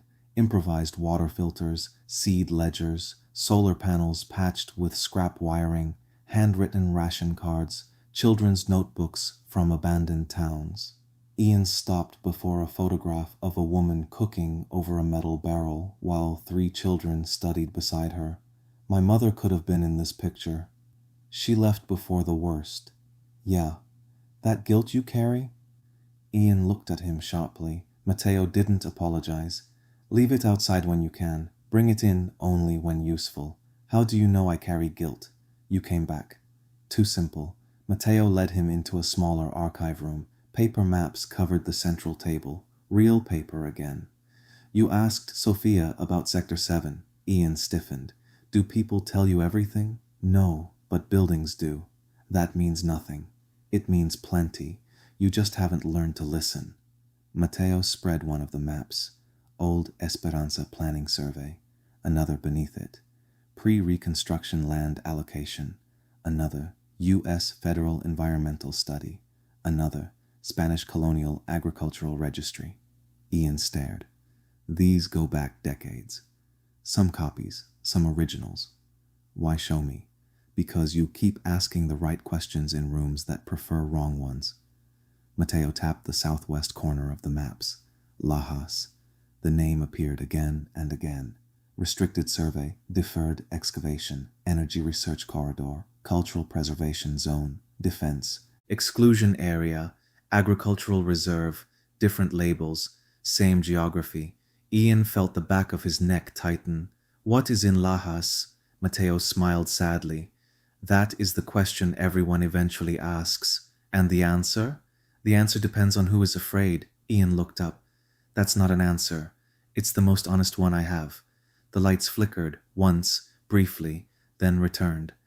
Matteo looked toward the ceiling. Ian noticed. That happen often? More often lately. Power grid? Matteo folded the maps carefully. Ask Dr. Marielis Roman. Atmospheric grid? Yes. What does weather engineering have to do with old land restrictions? Matteo placed the final map back into its folder. Another good question. Ian waited. Matteo did not continue. You're not going to answer. No. Why? Because answers create obligations. Ian almost laughed. You people really do talk like that here, Matteo smiled. Only when hiding things. By noon, Ian had learned 3 lessons. 1. The city of Esperanza had been designed by idealists and modified by politicians. 2. Everyone knew something about Lajas. 3. Nobody wanted to be the first to explain it. He left the Institute of Memory with the old maps still in his mind. Outside, the city hit him at full volume. Heat, noise, movement, life. Redención Street was crowded now. Food carts lined the sidewalks. Workers sat in patches of shade eating lunch from foil containers. A trio of musicians played plena beside a temporary transit shelter. Someone had painted a mural overnight on a construction wall. Desde el polvo y la deuda volvimos a andar. Ian stood before it longer than he meant to. A familiar voice behind him said, Careful, if you stare too long, it becomes your personality. Lucia Morales stood holding a plastic cup of passion fruit juice and a notebook. No camera this time. Somehow that made her more dangerous. I thought journalists needed cameras to be annoying, Ian said. We adapt. You following me? You're standing in public. That's not a no. It's a constitutional philosophy. He almost smiled. Lucia pointed toward the institute. Matteo get to you? What does that mean? It means he says poetic things until you start distrusting institutions. He showed me maps. Then yes. She looked at him more carefully. What maps? Ian hesitated. Her eyes narrowed. Lajas? That confirmed it. His silence confirmed more. Lucia exhaled. Acho. Lo sabía. It was the first time he'd heard her sound less like a reporter and more like herself. You know about it, he said. I know the word keeps appearing where it shouldn't. Sector 7. Funding records. Old maps. Ghost allocations. They stood facing each other while the city moved around them. The argument from yesterday had not disappeared. It had evolved. Now they had evidence, not enough, but enough to be dangerous. Lucia lowered her voice. Who did you tell? No one. Keep it that way. You trust me now? No. Then why warn me? Because if you're stupid, you'll ruin my investigation. Touching. I'm very warm. Must be the heat. She smiled despite herself. Then her expression shifted, serious again. There are people here who believe the city matters more than the truth. Ian looked toward Civic Tower. Camila? I didn't say that. You didn't have to. Lucia watched him. You learn fast, Gringuito. I hate that nickname, I know. Is that why you use it? Obviously. A worker nearby shouted for someone to move a stack of panels. The shout used real Puerto Rican profanity and enough creativity that both Ian and Lucia turned. Lucia shook her head. Poetry. Ian laughed. For the first time, the laugh came easily. Lucia looked at him, surprised again. He noticed. His tablet buzzed. This time no official header, no sender, no contact name, just one line. Stop asking about Sector 7. Ian stared. The city noise seemed to recede. Lucia saw his face. What? He showed her the message. Her expression changed instantly. When did it come in? Now. Unknown sender? Yes. She took the tablet without asking. He let her. Her fingers moved quickly across the screen. Encrypted relay, local network, not amateur. You can tell that from one message? I work with Miguel. Comforting. She handed the tablet back. This is good. Ian stared. In what possible way? It means we're right. No, it means someone is threatening me. That too. He looked toward the crowd. Suddenly everyone seemed like a possibility. Workers, officials, vendors, tourists, security staff. The city felt different now, less open, more watchful. Lucia stepped closer. Don't reply. I wasn't going to. Don't report it either. Why? Because whoever sent it might be the same person receiving the report. That was disturbingly reasonable. Ian looked at her. You deal with this often? Enough. The answer carried weight. He remembered her father then, the explosion, the power company, the official excuses. He had read part of her biography after meeting her. Probably everyone did. Lucia Morales had been shaped by institutional failure. Ian suddenly understood her anger better. What now? He asked. She looked toward the institute, then toward Civic Tower, then west toward hills not visible from the street. Now, she said, we find out why a city built for the future is so afraid of what's buried underneath it. That evening, Mateo Delgado returned alone to the archive room. The old maps remained on the table. He stood over them for a long time, then opened a locked cabinet behind his desk. Inside was a sealed folder without official markings. He removed one photograph. Black and white, old. A group of researchers standing near a hillside in Lajas. Date stamped on the back, 2061. Most faces were blurred by time. One was not. A young Marielis Roman. Mateo closed his eyes. You should have stayed buried, he whispered. The lights flickered again, this time longer. Somewhere beneath Esperanza, beneath Redención Street, beneath concrete and promises, something answered. Not loudly, not visibly, only a pulse, brief, blue, gone. And in Layas, far to the west, a sensor that had been dormant for years came alive. Chapter 4. Truth and Power. Lucia Morales believed corruption had a smell. Sometimes it smelled like cheap cologne in government offices. Sometimes like new leather chairs bought during budget freezes. Sometimes like fresh paint over rotten walls. But most often, corruption smelled like coffee gone cold beside a spreadsheet nobody wanted opened. That morning, it smelled like all three. The newsroom of La Voz de Esperanza occupied the second floor of an old pharmacy in Ponce that nobody had bothered to renovate properly. The sign outside still read Farmacia del Sur, though the pharmacy had closed 12 years earlier, after the last owner decided selling medicine in a collapsing economy required either sainthood or insanity. The journalists kept the sign. It confused officials and delivery drones. Both were benefits. Lucia sat at her desk with 3 screens open, 1 cup of coffee untouched beside her keyboard, and a stack of printed procurement records spread across the floor like evidence at a crime scene. Miguel Arroyo slept on the couch under a faded campaign banner from the independence referendum. He had fallen asleep at 4 in the morning while trying to decrypt an internal infrastructure ledger. Lucia had not slept. Sleep was useful, truth was better. Her eyes moved across the screen. Project codes, contract numbers, subcontractors, emergency allocations, environmental mitigation expenses,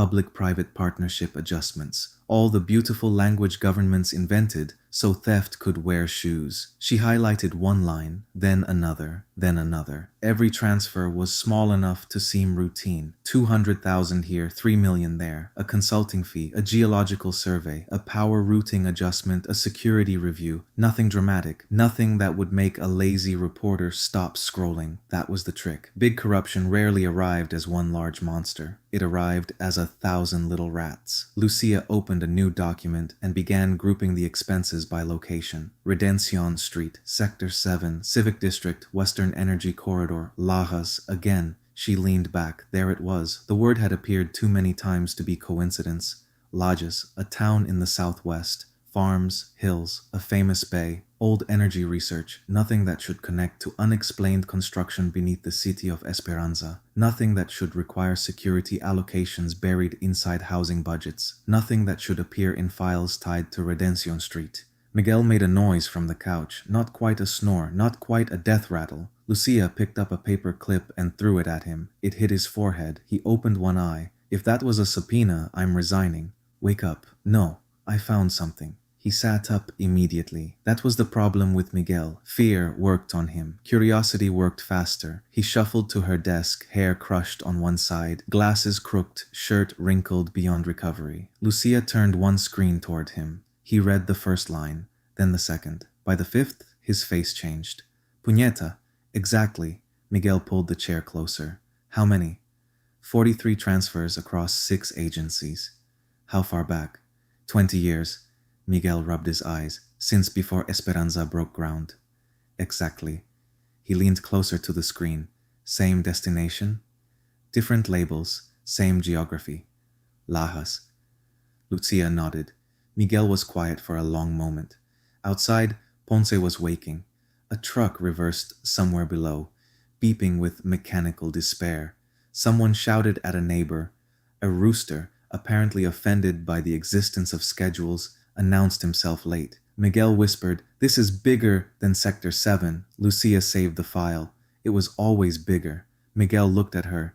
You say that like you knew. I didn't, but you suspected. I always suspect. That's not journalism. That's a medical condition. She ignored him. He reached across the desk and scrolled through the records. Who signed these? Different people. Common approval chain? That's what I'm looking for. Miguel opened a second window, then a third. His fingers moved quickly.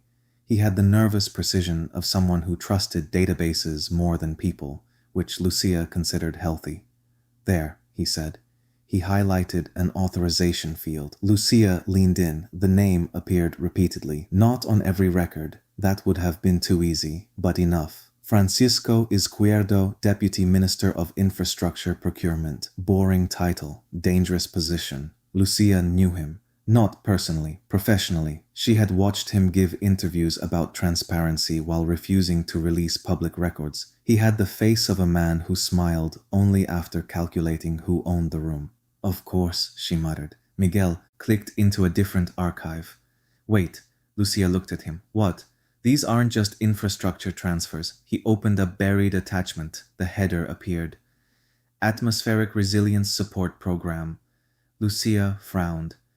That's Marielis Roman's department. Storm grid. Why would storm mitigation money go through underground utilities?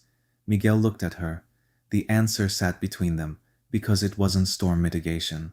Or not only that, Lucia took her cold coffee and drank it anyway. It tasted terrible. Appropriate.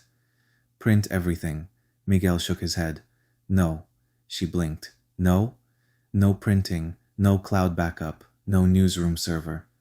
Miguel, he lowered his voice. They flagged me before when I copied lesser files. If this touches our system, someone will know. Lucia studied him. Miguel rarely sounded scared. Cautious, yes. Paranoid, often. But scared was different. You think they're watching? I think people with hidden budgets don't forget to monitor the door.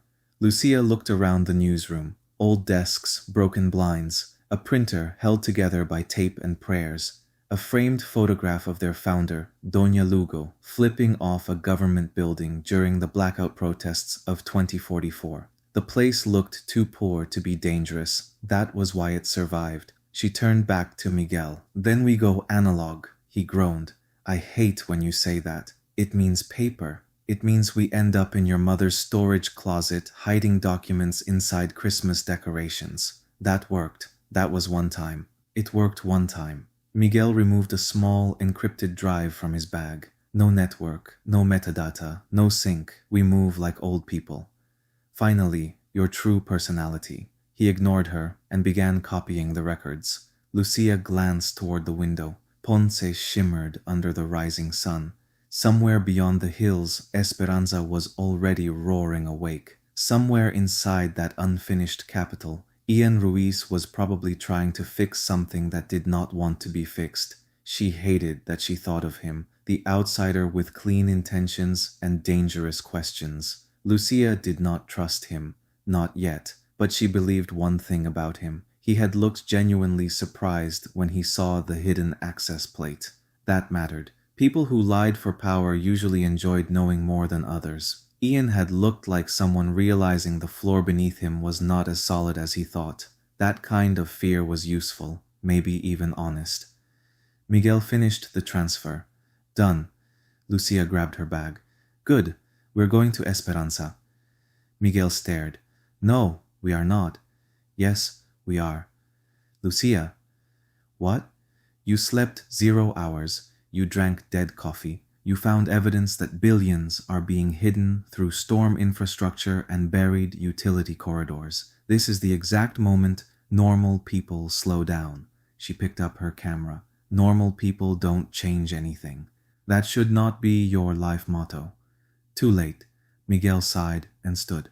I'm driving. No. You drive like you're chasing a confession. Exactly. And that is why I'm driving. Ian Ruiz began his morning under Civic Tower, inside a mechanical room that smelled like hot plastic and institutional failure. 3 technicians stood behind him pretending not to panic. A ventilation control panel blinked red. The building's climate system had decided 89 degrees and 91% humidity qualified as optimal interior conditions. Civic Tower disagreed, so did everyone inside it. Ian wiped sweat from his forehead and crouched beside the panel. Who installed the update? No one answered. He looked back. The youngest technician pointed at the oldest. The oldest pointed at the ceiling. Interesting defense. Ian sighed. Okay, let's pretend the ceiling did it. What changed? The older technician, a woman named Norma with gray curls, crossed her arms. System patch came from Central. Central where? Government Central. That's not a location. In this city, it is. Ian appreciated the answer more than he wanted to. He opened the diagnostic history. A patch had indeed arrived overnight. No local approval, no technician sign-off, no installation record beyond an encrypted stamp. Same structure as the Sector 7 anomaly. His stomach tightened. What departments connect through this node? Norma looked at him carefully. Everything in the tower passes somewhere. That's not what I asked. No, she said. That's why I answered it. Ian looked up at her. Norma's expression told him she had worked in government buildings long enough to develop survival instincts. He lowered his voice. Sector 7, Redonción Corridor. Do you know anything about hidden utility lines? The other technicians suddenly became very interested in not existing. Norma glanced toward the door, then back at him. You new people ask questions like questions are free. I'm starting to learn they're expensive. Good. Can you answer? She leaned closer. I can tell you this. If something under this city is not on your plans, it is either old, illegal, or both. That doesn't narrow it down. No, but it keeps you alive. The panel beeped. The room temperature began dropping. Norma tapped the screen. There. The tower won't cook the politicians. Shame, one technician muttered. Norma stared at him. He looked away. Ian stood. Thank you. Norma packed her tools. One more thing, Gringuito. He froze. Does everyone call me that? Yes. Great. Norma slung her bag over one shoulder. Don't trust clean maps. A clean map means someone erased the dirt. Then she left. Ian stood alone in the mechanical room. surrounded by humming systems, and thought about the maps Mateo had shown him. Different decades, different labels, same geography, Lajas. He opened the hidden layer from yesterday's model. It refused access. He tried again, denied. A third time. The screen went black. Then a message appeared. Unauthorized query logged. Ian stared at it. That's new. His tablet buzzed. An incoming call. Sofia Mendez, he answered. You broke something? She asked. Good morning to you too. I received 3 alerts with your name. Only 3? That is not comforting. He looked at the black screen. I was trying to access underground utility overlays. Silence. Then Sophia said, From where? Civic Tower Mechanical. Stop. The word came fast, too fast. Ian straightened. Why? Just stop. Sophia. Ian, listen to me. Some layers are restricted. Restricted because they're sensitive or restricted because they're embarrassing. Both can get you fired. That's not an answer. It is the answer you get while I'm on an unsecured line. The call ended. Ian lowered the tablet slowly. The mechanical room hummed around him. Somewhere above, politicians enjoyed restored air conditioning. Somewhere below, the city hid things from its own builders. He walked out. Camila Vargas hated emergencies before lunch. After lunch, she tolerated them. Before lunch, they felt disrespectful. She stood in her office, overlooking the city, while 3 advisors argued behind her. The city spread beneath the glass wall in every direction. Redemption Street cut through the center, crowded and bright. Construction cranes moved like slow animals over the skyline. Beyond the urban edge, the southern plain stretched toward the mountains, unfinished. But there were mornings when Esperanza felt like an extension of her own body. Every delayed inspection a fever, every protest a bruise, every headline a cut. This morning, the wound had a name, Lucia Morales. Again, one advisor placed a tablet on the table. Her team accessed procurement records. Camila didn't turn. Public records? Technically. Then we failed to make them boring enough. The advisor hesitated. She's looking at Layas-linked allocations. Now Camila turned. The room quieted. Even the air conditioning seemed to lower itself. Say that again, the advisor swallowed. Layas-linked allocations. Sector 7, storm grid support, some old infrastructure files. Camila looked toward Redemption Street. For several seconds, nobody spoke. Then she said, Where is Dr. Roman? Atmospheric Research Complex. Does she know? Not yet. She will. Another advisor, older and less afraid, crossed his arms. Maya, if Morales connects Layas to the grid before storm season, she won't. With respect, you've said that before. Camila looked at him. The advisor stopped speaking. Respect had limits, so did patience. Camila walked to her desk. Send a message to Izquierdo. The first advisor nodded. What should it say? Nothing written. He understood immediately. Mayor, no paper, no trace, no statements, and tell him I am tired of cleaning up procurement mistakes made by men who think secrecy and competence are the same thing. The advisors left quickly. Camila remained by the window. She watched Redemption Street.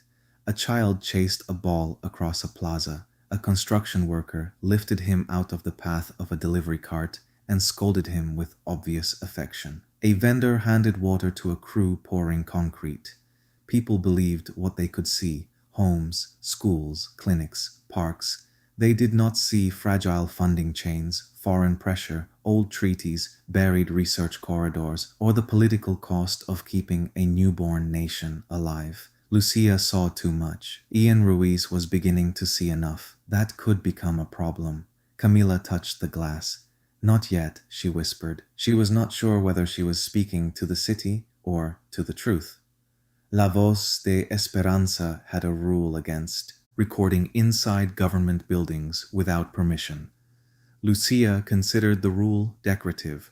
Miguel considered it evidence that their lawyer had tried his best. They entered Civic Tower through a service entrance with badges Miguel insisted were borrowed rather than forged.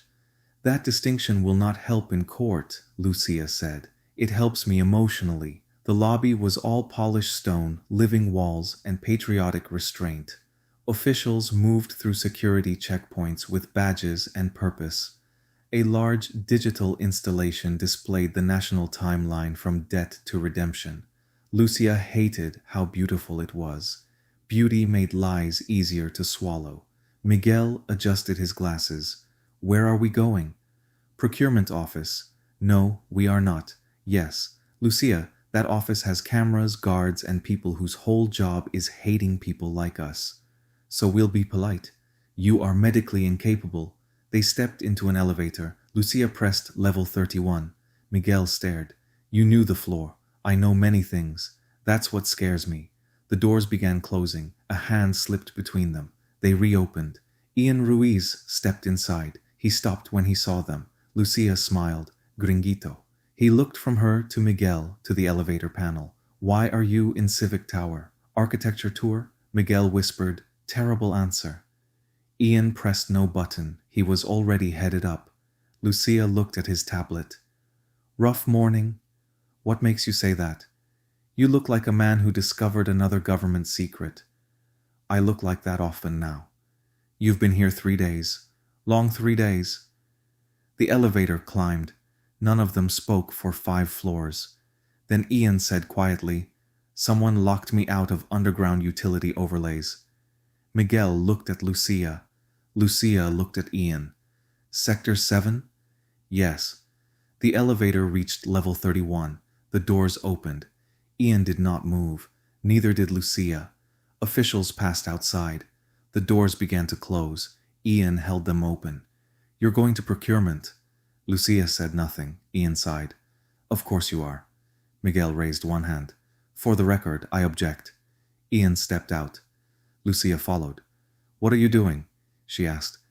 Apparently making bad career decisions. I didn't invite you. I'm not here because you invited me. Good, because I didn't. Clear. Miguel looked between them. This partnership is inspiring. They moved down the hall. The procurement office occupied a secure administrative wing. Glass doors, reception desk, 2 guards, 3 cameras. Lucia kept walking. Ian caught her arm gently. She looked down at his hand. He released immediately. Do you have a plan? He asked. Yes. What is it? Walk in.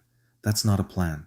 It has steps. Miguel groaned. Ian looked toward the reception desk. Let me talk. Lucia laughed. No.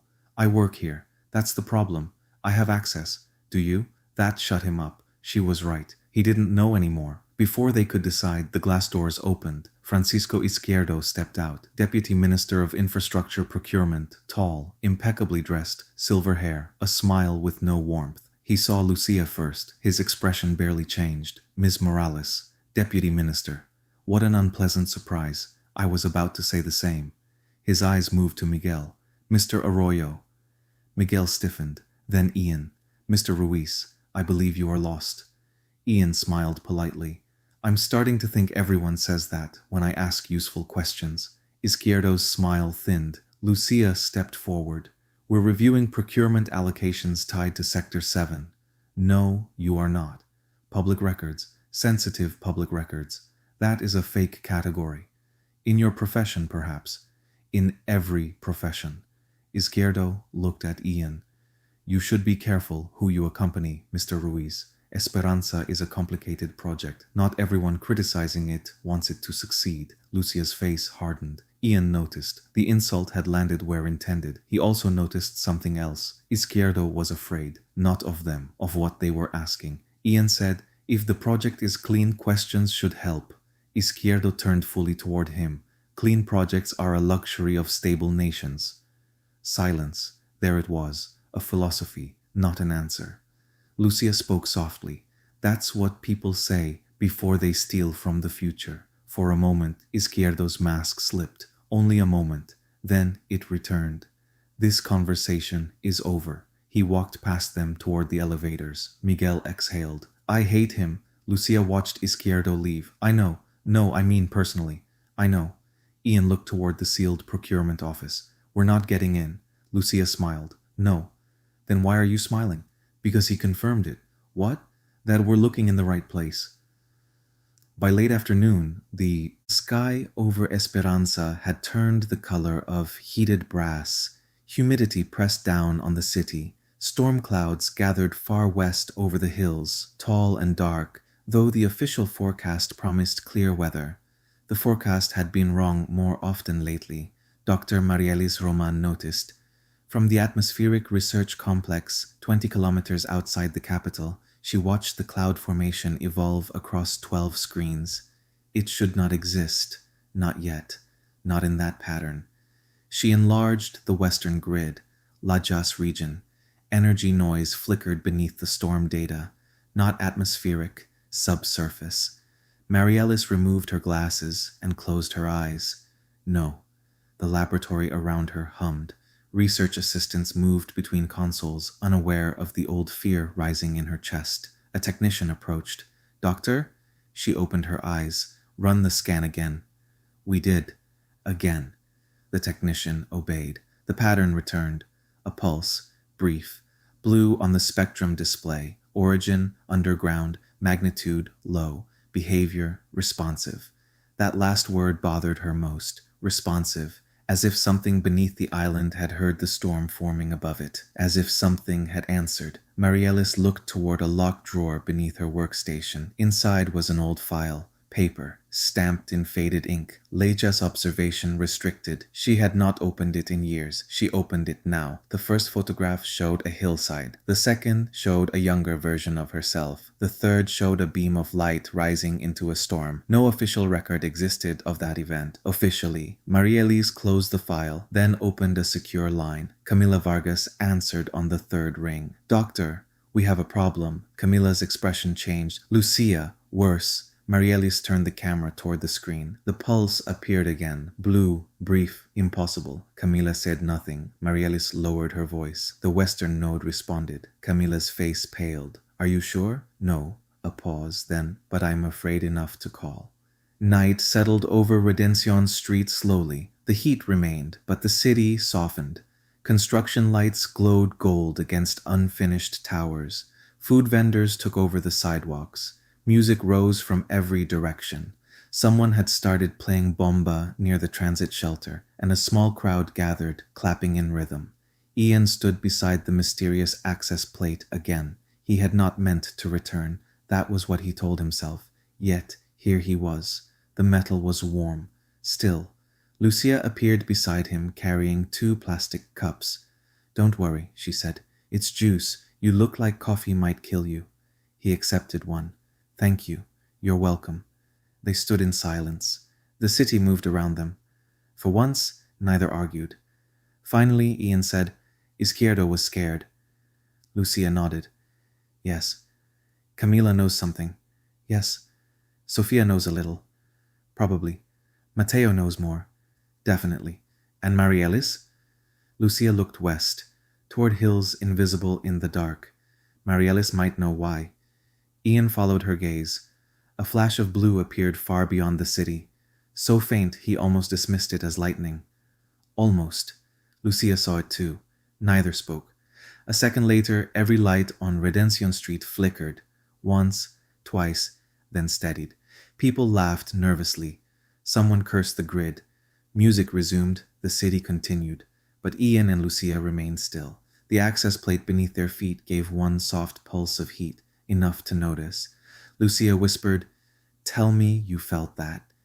Ian looked down, then west, then at her. I felt it. For the first time since they met, she did not smile. She did not tease him. She did not hide behind sarcasm. Good. He did not want sarcasm. Not now. Because beneath the street, beneath the city, beneath every official promise the city of Esperanza had made to itself, something had answered. And it had answered from Lajas. Chapter 5, The Storm Project. The storm appeared on no forecast. That was the first problem. Dr. Marielis Roman stared at the atmospheric display wall inside the Puerto Rico Atmospheric Research Complex and felt something she had not experienced in years. 3 decades of research had taught her that nature rarely surprised experts. Hurricanes followed patterns. Droughts left signatures. Temperature anomalies announced themselves weeks in advance. Nature was predictable. people were not, and whatever was happening over western Puerto Rico no longer looked natural. The blue pulse appeared again, a brief flash beneath the digital weather map. Subsurface, Lajas. Marielis enlarged the projection. The laboratory lights dimmed automatically. The image expanded across the wall. Cloud formations rotated above the western mountains. Nothing unusual, at least not on the surface. Beneath the atmospheric data, however, another signal moved, a pulse, then another, rhythmic, responsive, almost alive. The technician beside her shifted uneasily. Doctor? Marielis did not answer. She opened a classified archive. Access required, authorization granted. The old files appeared. Most had not been opened in years. Project Horizon, Project Sentinel, Project Lighthouse, and finally, Project Tormenta. Her pulse quickened. The Storm Project. The files she had spent years pretending did not exist. Across the island, Ian Ruiz sat in a conference room on the 42nd floor of Civic Tower trying very hard not to lose patience. It was not working. The meeting had lasted 93 minutes. Nothing useful had been said. A dozen officials debated housing metrics. 3 argued about transportation budgets. Someone spent 15 minutes discussing digital signage. Meanwhile, Sector 7 still had missing infrastructure. Redención Street still contained unauthorized utility corridors, and someone had anonymously warned him to stop asking questions. Ian checked his tablet beneath the table. No new messages, unfortunately. The silence worried him more. A voice interrupted his thoughts. "Mr. Ruiz?" Ian looked up. Mayor Camila Vargas stood at the far end of the room. Everyone else had fallen silent. Apparently, it was his turn. "Yes?" Camila smiled. The smile was professional and dangerous. "We were discussing storm resilience planning." Ian immediately paid attention. Finally, something useful for his dilemma. Camilla activated a holographic display. Puerto Rico appeared above the table. Weather systems rotated around the island. Ocean currents glowed. Atmospheric patterns pulsed. Dr. Roman has requested additional funding for atmospheric monitoring. Ian frowned. Now he seemed interested. Monitoring what? No one answered immediately. Camilla folded her hands. Anomalies. Ian hated that word. Government officials used anomalies when they wanted to avoid saying problem. What kind of anomalies? Again, silence. Sofia Mendez looked away. Mateo Delgado looked interested. Rodrigo Sáenz looked annoyed. Camilla remained calm. Atmospheric irregularities. Ian leaned back. That sounds expensive. A few people laughed. Nobody relaxed. That bothered him. If a joke failed to break tension, the tension mattered. At noon, Lucia Morales received a package. No return address, no delivery record, just a plain brown envelope left outside the newsroom door. Miguel immediately hated it. "I don't like mysterious packages." "That's because you're healthy." "I am not healthy." Miguel picked up the envelope carefully. "Could be a bomb." Lucia stared at him. "We investigate government corruption." "Exactly. Nobody wastes bombs on journalists." Miguel looked offended. "That's the most insulting thing you've said all week." Lucia took the envelope. Inside was a single photograph. Nothing else. No note. No explanation. A group of researchers standing beside equipment on a coastline. Most faces were impossible to identify. One wasn't. Lucia recognized her immediately. Dr. Marielis Roman, way too younger. Standing beside something hidden beneath a tarp. Miguel looked over her shoulder. "What is that?" "I don't know." "What year?" Lucia turned the photograph over. Written in faded ink, Lajas, 2061. Miguel went quiet. That never happened. Lucia studied the image again. The equipment looked out of this world. Not military, not scientific, something in between. Behind the researchers stood a tower, thin, metallic, covered in instruments. Storm clouds gathered above it.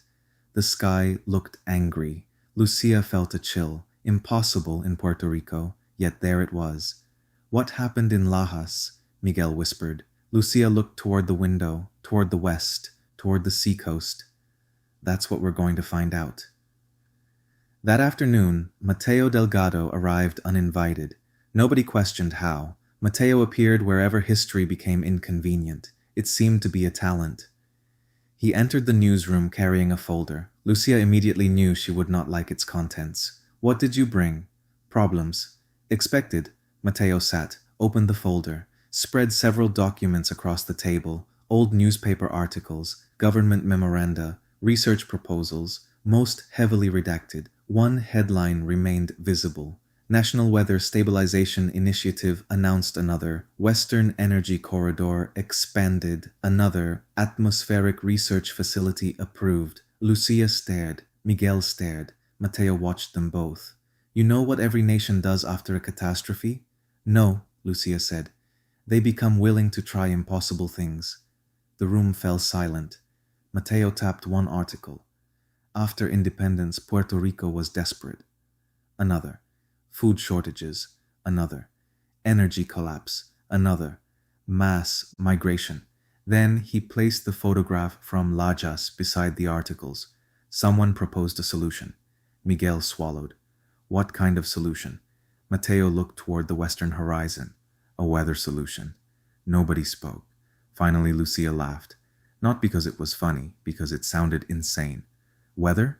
Matteo nodded. Control rainfall. Silence. Control drought. More silence. Control hurricanes. Nobody laughed now. Matteo leaned back. The project was officially terminated. Lucia frowned. Officially? Matteo smiled sadly. That word again. At sunset, the first storm cell appeared over western Puerto Rico. Tiny. Almost invisible. Meteorologists ignored it. The public never noticed. Aircraft flew through it without concern. The evening news mentioned nothing. Yet inside the atmospheric research complex, alarms activated. 1, then 2, then 12. Marielis Roman stared at the display. Her blood turned cold. The storm cell wasn't growing naturally. It was feeding, drawing energy, responding. A technician looked up from his console. Doctor, Marielis already knew, the impossible answer. The answer she had feared since seeing the first pulse. Project Tormenta had never died. Some part of it still existed, somewhere beneath western Puerto Rico, still operating, still waiting, still listening. The blue pulse flashed again, brighter this time, not beneath Lajas, beneath Esperanza, directly under Redención Street. Marielis grabbed her tablet. Call Camila. The technician nodded. What do I tell her? Marielis looked at the glowing signal. The thing she had spent years denying, the thing buried beneath official history, the thing beginning to wake. Her voice barely rose above a whisper. Tell her we're out of time. That night, Ian stood alone beside the access plate. The city around him glowed with music and life. Families filled the plazas. Food vendors lined the sidewalks. Children chased one another beneath solar lights. City of Esperanza looked whole, a city becoming itself. Then the plate vibrated. Once. Ian froze. The vibration lasted less than a second. Easy to dismiss, except he felt it. And seconds later, every light along Redención Street flickered. The street fell silent, just for a moment. Then power returned. Conversations resumed. Music resumed. Life resumed. Nobody seemed concerned, except Ian, because beneath his feet the metal remained warm, and somewhere far to the west, beyond the mountains, lightning flashed inside a cloudless sky. Blue, not white. Blue. The same color as the pulse. The same color as the signal. The same color that appeared in every file connected to Lajas. Ian looked toward the horizon. For the first time since arriving in Puerto Rico, he felt something deeper than curiosity. Dread. Behind him, a familiar voice spoke. Please, tell me you saw that. Lucia stood at the edge of the street, her face pale, her camera forgotten at her side. Ian nodded. Yeah. Lucia looked west. Neither spoke, neither smiled, because both finally understood something important. Whatever they were investigating was not just political, not just financial, not just historical. Something else was hidden beneath Puerto Rico, and it was beginning to wake. Chapter 5. The Storm Project. The storm appeared on no forecast. That was the first problem. Dr. Marielis Roman stared at the atmospheric display wall inside the Puerto Rico Atmospheric Research Complex and felt something she had not experienced in years. 3 decades of research had taught her that nature rarely surprised experts. Hurricanes followed patterns, droughts left signatures, Temperature anomalies announced themselves weeks in advance. Nature was predictable. People were not. And whatever was happening over western Puerto Rico no longer looked natural. The blue pulse appeared again, a brief flash beneath the digital weather map. Subsurface. Lajas. Marielis enlarged the projection. The laboratory lights dimmed automatically. The image expanded across the wall. Cloud formations rotated above the western mountains. Nothing unusual, at least not on the surface. Beneath the atmospheric data, however, another signal moved, a pulse, then another, rhythmic, responsive, almost alive. The technician beside her shifted uneasily. "Doctor?" Marielis did not answer. She opened a classified archive. Access required, authorization granted. The old files appeared. Most had not been opened in years. Project Horizon, Project Sentinel, Project Lighthouse, and finally, Project Tormenta. Her pulse quickened. The Storm Project. The file she had spent years pretending did not exist. Across the island, Ian Ruiz sat in a conference room on the 42nd floor of Civic Tower, trying very hard not to lose patience. It was not working. The meeting had lasted 93 minutes. Nothing useful had been said. A dozen officials debated housing metrics. 3 argued about transportation budgets. Someone spent 15 minutes discussing digital signage. Meanwhile, Sector 7 still had missing infrastructure. Redención Street still contained unauthorized utility corridors, and someone had anonymously warned him to stop asking questions. Ian checked his tablet beneath the table. No new messages, unfortunately. The silence worried him more. A voice interrupted his thoughts. "Mr. Ruiz?" Ian looked up. Mayor Camila Vargas stood at the far end of the room. Everyone else had fallen silent. Apparently it was his turn. "Yes," Camila smiled. The smile was professional and dangerous. "We were discussing storm resilience planning." Ian immediately paid attention. Finally, something useful for his dilemma. Camila activated a holographic display. Puerto Rico appeared above the table. Weather systems rotated around the island. Ocean currents glowed. Atmospheric patterns pulsed. "Dr. Roman has requested additional funding for atmospheric monitoring." Ian frowned. Now he seemed interested. "Monitoring what?" No one answered immediately. Camilla folded her hands. "Anomalies." Ian hated that word. Government officials used anomalies when they wanted to avoid saying problem. What kind of anomalies? Again, silence. Sofia Mendez looked away. Mateo Delgado looked interested. Rodrigo Sáenz looked annoyed. Camilla remained calm. Atmospheric irregularities. Ian leaned back. "That sounds expensive." A few people laughed. Nobody relaxed. That bothered him. If a joke failed to break tension, the tension mattered. At noon, Lucia Morales received a package. No return address, no delivery record, just a plain brown envelope left outside the newsroom door. Miguel immediately hated it. "I don't like mysterious packages. That's because you're healthy." "I am not healthy." Miguel picked up the envelope carefully. "Could be a bomb." Lucia stared at him. "We investigate government corruption." "Exactly." "Nobody wastes bombs on journalists." Miguel looked offended. "That's the most insulting thing you've said all week." Lucia took the envelope. Inside was a single photograph. Nothing else. No note. No explanation. A group of researchers standing beside equipment on a coastline. Most faces were impossible to identify. One wasn't. Lucia recognized her immediately. Dr. Marielis Roman, way too younger, standing beside something hidden beneath a tarp. Miguel looked over her shoulder. "What is that?" "I don't know." "What year?"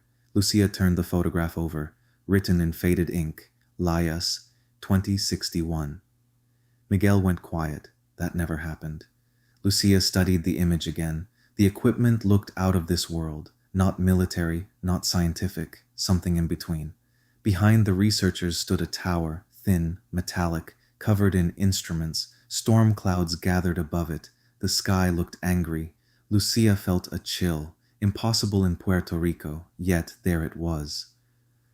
"What happened in Lajas?" Miguel whispered. Lucia looked toward the window, toward the west, toward the seacoast. That's what we're going to find out. That afternoon, Mateo Delgado arrived uninvited. Nobody questioned how. Mateo appeared wherever history became inconvenient. It seemed to be a talent. He entered the newsroom carrying a folder. Lucia immediately knew she would not like its contents. What did you bring? Problems. Expected. Mateo sat, opened the folder, spread several documents across the table. Old newspaper articles, government memoranda, research proposals, most heavily redacted. One headline remained visible. National Weather Stabilization Initiative announced another. Western Energy Corridor expanded. Another. Atmospheric Research Facility approved. Lucia stared. Miguel stared. Mateo watched them both. You know what every nation does after a catastrophe? No, Lucia said. They become willing to try impossible things. The room fell silent. Mateo tapped one article. After independence, Puerto Rico was desperate. Another. Food shortages. Another. Energy collapse. Another. Mass migration. Then he placed the photograph from Lajas beside the articles. Someone proposed a solution. Miguel swallowed. What kind of solution? Mateo looked toward the western horizon. A weather solution. Nobody spoke. Finally, Lucia laughed, not because it was funny, because it sounded insane. Weather? Mateo nodded. Control rainfall. Silence. Control drought. More silence. Control hurricanes. Nobody laughed now. Mateo leaned back. The project was officially terminated. Lucia frowned. Officially? Mateo smiled sadly. That word again. At sunset, the first storm cell appeared over western Puerto Rico. Tiny, almost invisible. Meteorologists ignored it. The public never noticed.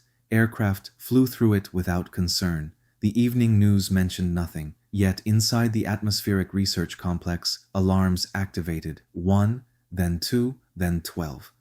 Marielis Roman stared at the display. Her blood turned cold. The storm cell wasn't growing naturally. It was feeding, drawing energy, responding. A technician looked up from his console. Doctor, Marielis already knew. The impossible answer. The answer she had feared since seeing the first pulse. Project Tormenta had never died. Some part of it still existed, somewhere beneath western Puerto Rico, still operating, still waiting, still listening. The blue pulse flashed again, brighter this time.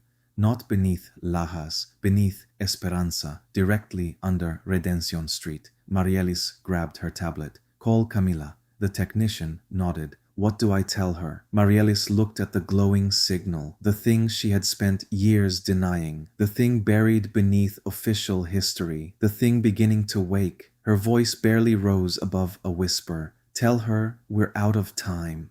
That night, Ian stood alone beside the access plate. The city around him glowed with music and life. Families filled the plazas, food vendors lined the sidewalks, children chased one another beneath solar lights. City of Esperanza looked whole, a city becoming itself. Then the plate vibrated. Once, Ian froze.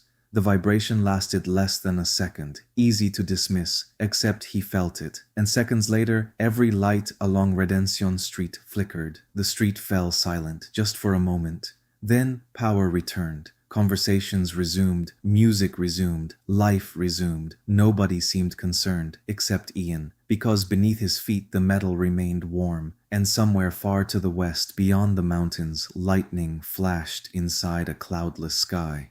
Blue, not white, blue, the same color as the pulse, the same color as the signal, the same color that appeared in every file connected to Lajas. Ian looked toward the horizon. For the first time since arriving in Puerto Rico, he felt something deeper than curiosity, dread. Behind him, a familiar voice spoke. Please tell me you saw that. Lucia stood at the edge of the street, her face pale, her camera forgotten at her side. Ian nodded. Yeah. Lucia looked west. Neither spoke, neither smiled. Because both finally understood something important. Whatever they were investigating was not just political. not just financial, not just historical. Something else was hidden beneath Puerto Rico, and it was beginning to wake. Chapter 6, Fault Lines. The article went live at 6:03 a.m. By 6:05, 3,000 people had read it. By 6:12, someone inside the Ministry of Infrastructure had forwarded it to every senior official in Esperanza. By 6:30, Mayor Camila Vargas was reading it alone in her office. By 7, half the island was arguing about it. Lucia Morales sat in the newsroom watching the numbers climb. Views, shares, comments, radio citations, television references, political reactions. The headline remained simple: missing money beneath Redención Street. No accusations, no conclusions, no conspiracy theories, only facts. Millions of dollars allocated through overlapping agencies. Funding trails leading towards Sector 7. Repeated references to Western infrastructure corridors. Missing records, missing approvals, missing explanations. The article asked a question. The island supplied the outrage. Miguel sat beside her with a cup of coffee and the expression of a man regretting every decision that led to journalism. "You know they're going to come after us." Lucia never looked away from the screen. "They always do. Not like this." He pointed at the article. "The comments are already dragging ministers, developers, half the Reconstruction Authority, and one guy who apparently thinks all problems are caused by pigeons." Lucia smiled faintly. Puerto Rico always had one guy blaming pigeons. The newsroom television switched to a morning political program. A government spokesperson appeared. Perfect suit, perfect smile, perfect lie. "The article raises understandable concerns," he said, "but there is currently no evidence of wrongdoing." Miguel muted the television. Translation? Lucia took a sip of coffee. "They're scared." Across the city, Ian Ruiz was being summoned. Again, he hated being summoned. Summons implied hierarchy. Hierarchy implied meetings. Meetings implied people explaining why obvious problems were not actually problems. The receptionist outside Camila Vargas's office smiled politely. "She's ready for you." Ian checked the time. 8 in the morning. The meeting had been scheduled for 8:15, a power move. Camila wanted him waiting. He entered anyway. The office occupied the highest level of Civic Tower. Glass walls overlooked the unfinished Capitol. Morning sunlight reflected from solar canopies. Construction cranes moved like giant insects across the skyline. Redención Street cut through the city below. Camila stood beside the window, not behind her desk. Another power move, more personal, less official. "Coffee?" Ian blinked. "Excuse me?" "Coffee." She pointed toward a machine near the wall. Ian accepted the coffee. The silence stretched. Outside, Esperanza continued building itself. Finally, Camila spoke. "You're settling in." It wasn't a question. "I think so." "You've made friends." "I wouldn't go that far." "Mateo Delgado." Ian said nothing. "Lucia Morales." Still nothing. Camila nodded. "Definitely not friends." Ian took another sip. The coffee was surprisingly good. That made him suspicious. Camila turned toward the window again. "Esperanza needs builders." Ian recognized the tone. "It has builders. It needs more." Silence. Then, "It does not need excavators." There it was. The real meeting. The real message. Ian set his cup down. "You think I'm excavating?" "I think you're curious." "And that's a problem?" Camila studied him. For a moment she looked tired. "Curiosity built civilization." She paused. Uncontrolled curiosity buried several of them. Ian looked toward Redención Street, toward Sector 7, toward the hidden access plate, toward questions nobody wanted answered. "What happened in Lajas?" Camila didn't react. That was the reaction. "What makes you ask?" "Everyone gets uncomfortable when I say it." A faint smile. "That's not unique to Lajas." Ian waited. Camila never answered. Instead she said, "Some truths build nations." A pause. "Others break them." Then the meeting ended. Just like that. No threat. Only a warning. Which somehow felt worse. The National Archives sat beneath the Institute of Memory. Most visitors never knew it existed. That was intentional. History was popular. Records were dangerous. Mateo Delgado met Ian outside a reinforced security door 3 floors underground. The historian carried a ring of physical keys. "You trust digital systems?" Ian asked. "No, that's healthy. It's experience." The door unlocked. The archive stretched into darkness. Rows of shelves disappeared into climate-controlled shadows. Boxes, maps, files, photographs, decades of memory. Local governments rose and fell. Paper remained. Ian walked slowly between shelves. Spanish colonial records, American administrative surveys, military assessments, economic recovery plans, reconstruction studies, different governments, the same island. Mateo stopped before a table. Several maps waited, already prepared. "You knew I was coming. I knew you'd keep asking questions." Ian examined the first map. Spanish era, late 18th century, agricultural districts, ports, settlements. One location circled repeatedly, Lajas. He looked at the second map. American era, Lajas. Third map, post-independence, Lajas. Fourth, energy corridor designation, Lajas. Fifth, environmental exclusion zone, Lajas. Sixth, strategic reserve, Lajas. Ian felt something cold settle into his stomach. How many governments? All of them. How many decades? Most of them. Mateo folded his hands. And everyone decided certain information should remain buried. Ian stared at the maps. Why? Mateo looked away. That answer worried Ian, because Mateo usually enjoyed answering questions. When he refused, it mattered. "Have you ever noticed," Mateo said quietly, "that every country has a place people stop talking about?" Ian frowned. "What does that mean?" "It means silence leaves footprints." Lucia returned home just after sunset. Her apartment occupied the 3rd floor of an aging building overlooking the southern district. Familiar, safe, or so she thought. The door was locked. The alarm remained active. No broken windows. No signs of forced entry. Everything appeared normal until she entered the bedroom. Then she stopped. A photograph sat in the center of her bed. Perfectly centered, her father, the only photograph she owned of him before the explosion. The picture usually stood in the living room, across the apartment. No one should have touched it. Lucia approached slowly. A folded note rested beneath the frame. She unfolded it. 3 words, "Stop," no signature. That made it worse. Threats were emotional. This felt practical. For the first time in years, Lucia felt genuine fear. Not for the investigation, for herself. She sat on the edge of the bed. The apartment felt different now. Someone had entered her home. Someone had moved through her life. Someone had touched the last photograph she had of her father. The message wasn't a threat. It was a demonstration, a reminder. "We can reach you." Her phone rang. "Miguel." She answered immediately. "Someone was here." Silence then. "Tell me you're joking." "I'm not." Another silence. Longer. He already knew what that meant. The rules had changed. What did they take? Nothing. What did they break? Nothing. Miguel cursed softly. "He jouait la grande pu." That answer frightened him more.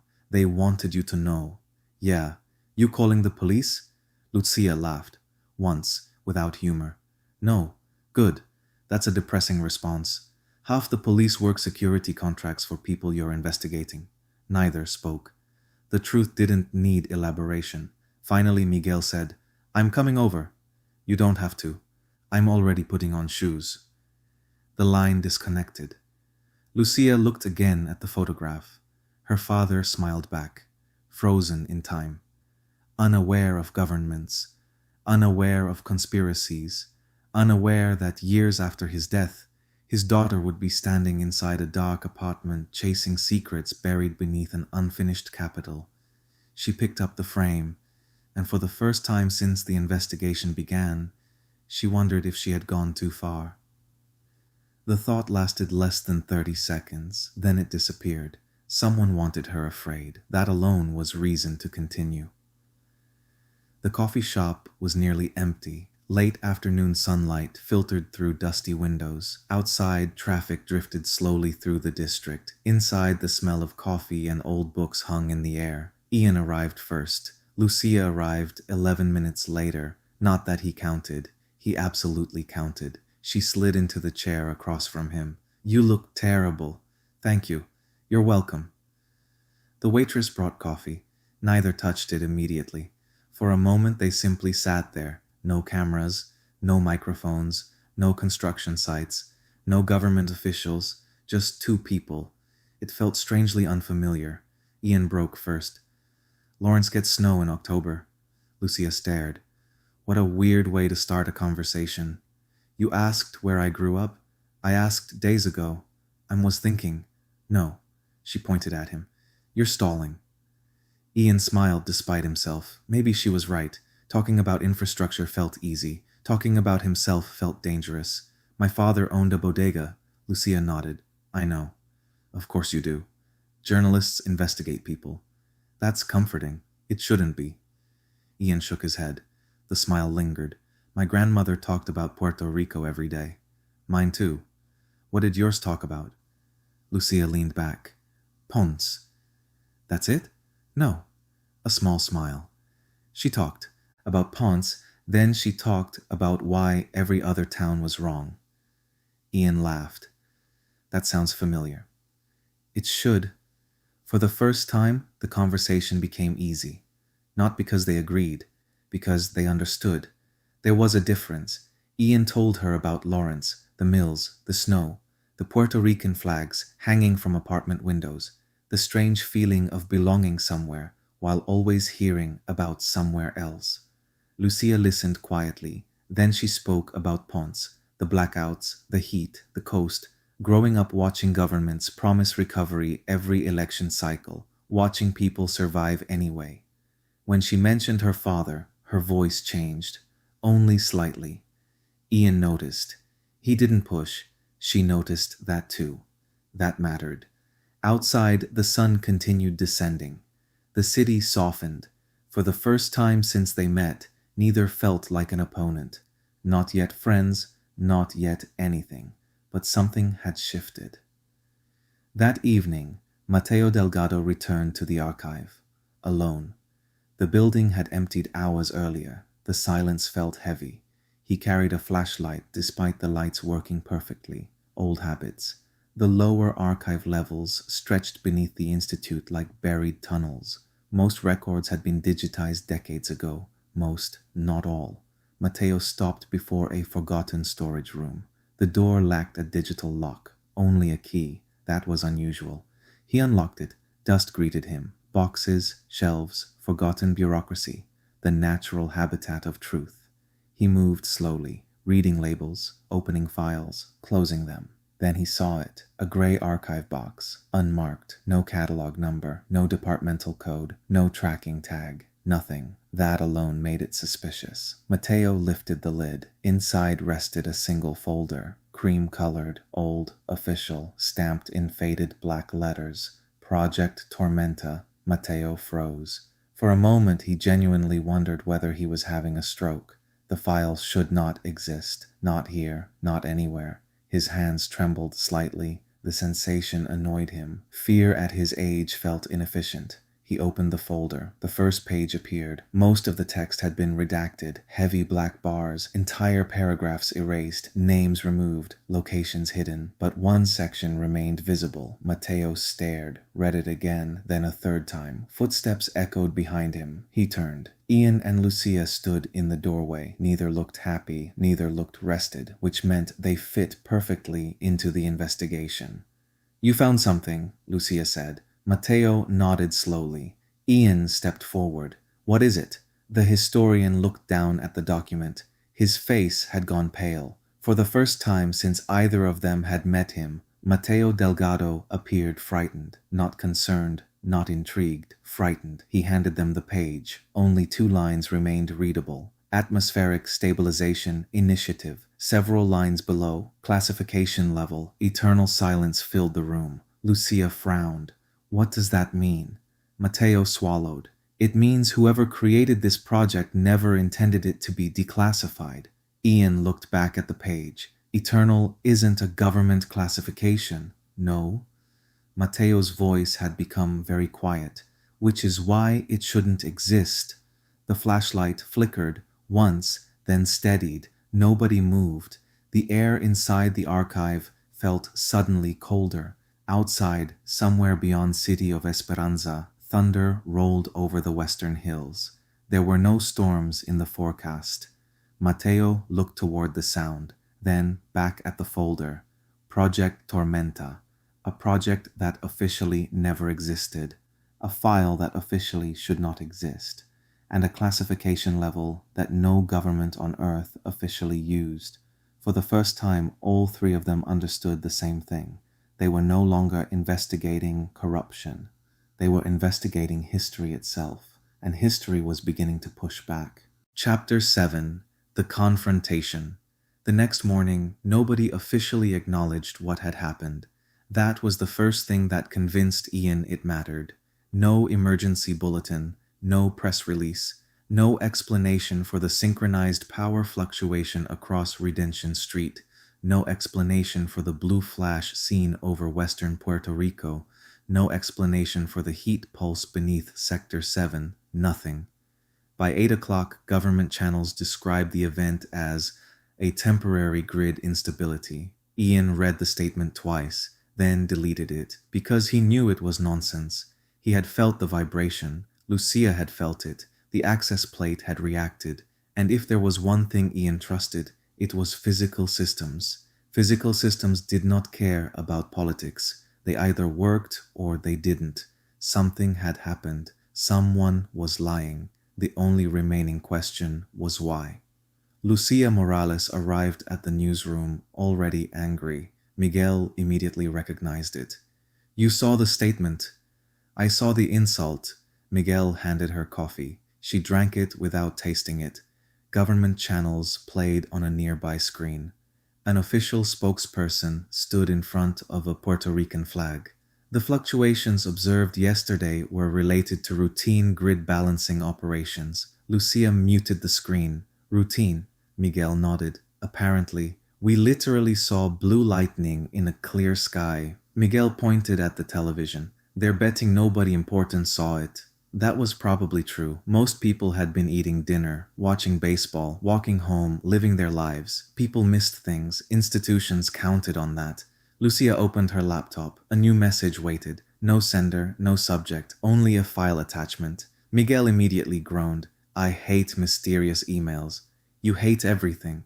"I especially hate mysterious emails." Lucia opened the file. A map appeared, old, restricted, heavily classified. The title read, Project Tormenta, Primary Field Network. Neither spoke. The map displayed western Puerto Rico, Lajas, Cabo Rojo, Sabana Grande, Guanica, dozens of marked locations connected by underground corridors. Then Lucia saw it, a single red line, extending east, toward Esperanza, toward Redemption Street. Miguel slowly removed his glasses. No. Lucia leaned closer. The line ended beneath Sector 7. Silence filled the newsroom. Finally, Miguel whispered, "That's impossible." Lucia didn't answer, because impossible had become a recurring theme lately. At the same moment, Ian Ruiz was being yelled at. Again, this time by Sofia Mendez. "You went where?" Ian stood inside a conference room. Sofia stood across from him, arms folded, eyes narrowed. Architects rarely frightened him. Sofia was becoming an exception. "I inspected the access plate. At night, yes, after the power event. Yes, alone, mostly." Sofia closed her eyes, briefly, like a woman negotiating with divine patience. Then she reopened them. "Do you enjoy making terrible decisions?" "Not especially. Could have fooled me." Ian looked out the window. Esperanza gleamed beneath the morning sun. Beautiful, orderly, dishonest. "What aren't you telling me?" he asked. The question landed hard. Sofia looked away. That was answer enough. "Ian, no." "Listen, no." Her expression hardened. For the first time, she looked less like an architect and more like someone protecting something. "Some things happened before either of us arrived. That's not an answer. It's the only one I can give." "Why?" Sofia stared at him, long enough that he almost felt guilty. Then she said quietly, "Because people got hurt." The room went silent. Ian stopped pushing, not because he was satisfied, because Sophia sounded sincere, and sincerity was becoming increasingly rare. Across the city, Camila Vargas was having a worse morning. The call from Marielis Roman had arrived before sunrise. The second call arrived at 9, the third at 10. The fourth included data. Camila hated data. Data removed plausible deniability. She stood in her office studying the atmospheric report. The blue pulse had increased. The western node remained active. The Redención node remained active. The synchronization pattern was strengthening. Camilla looked toward the city below. All resting atop foundations nobody fully understood anymore. The irony wasn't lost on her. Puerto Rico had spent decades rebuilding itself, and now the greatest threat might be buried beneath the reconstruction. A knock interrupted her thoughts. "Come in." Francisco Izquierdo entered. Camila immediately knew something was wrong. He looked nervous. That never happened. Lucia Morales received a map. Camila froze. "What map?" Izquierdo hesitated. "Tormenta network schematic." The room became very quiet. Camila slowly placed the report on her desk. "How? We don't know." "You don't know." Izquierdo looked away. Camila's patience vanished. "All these years." Her voice remained calm, which made it worse. "All these years keeping this buried." Izquierdo said nothing. "Years." Still nothing. Camila stepped closer. "Do you understand what happens if that map becomes public?" "Yes." "Do you?" Silence. Finally, Izquierdo answered. "The city survives." Camila stared at him, then laughed, once, without humor. "That's what everyone says right before they destroy it." By afternoon, the city felt different. Like a storm approaching, even under blue skies. People sensed things. Construction workers talked about strange power fluctuations. Transit operators reported signal disruptions. Radio hosts joked about haunted infrastructure. Children claimed lights were moving beneath the streets. Most stories were nonsense, not all. Ian spent the afternoon comparing utility records. Nothing matched. Every document contradicted another. Every answer created new questions. Then his tablet buzzed. Unknown sender. Again. A single message. "Stop." Ian stared. Another message arrived immediately. Last warning. No threat. No explanation. That bothered him more. Threats were emotional. Warnings were calculated. Whoever sent them believed something genuinely dangerous existed. That possibility felt worse. That evening, Lucia called him. Ian almost didn't answer. "Hello?" "Meet me." No greeting. No explanation. Definitely Lucia. "Where?" "Sector 7. "Why?" A pause. Then, "I found something." The line disconnected. Night settled across the city of Esperanza. Construction lights glowed. Music drifted from plazas. The city breathed. Ian arrived first. Lucia appeared minutes later carrying a tablet and a folder. No camera. That worried him. "What did you find?" Lucia handed him the tablet. The map appeared. Ian stared.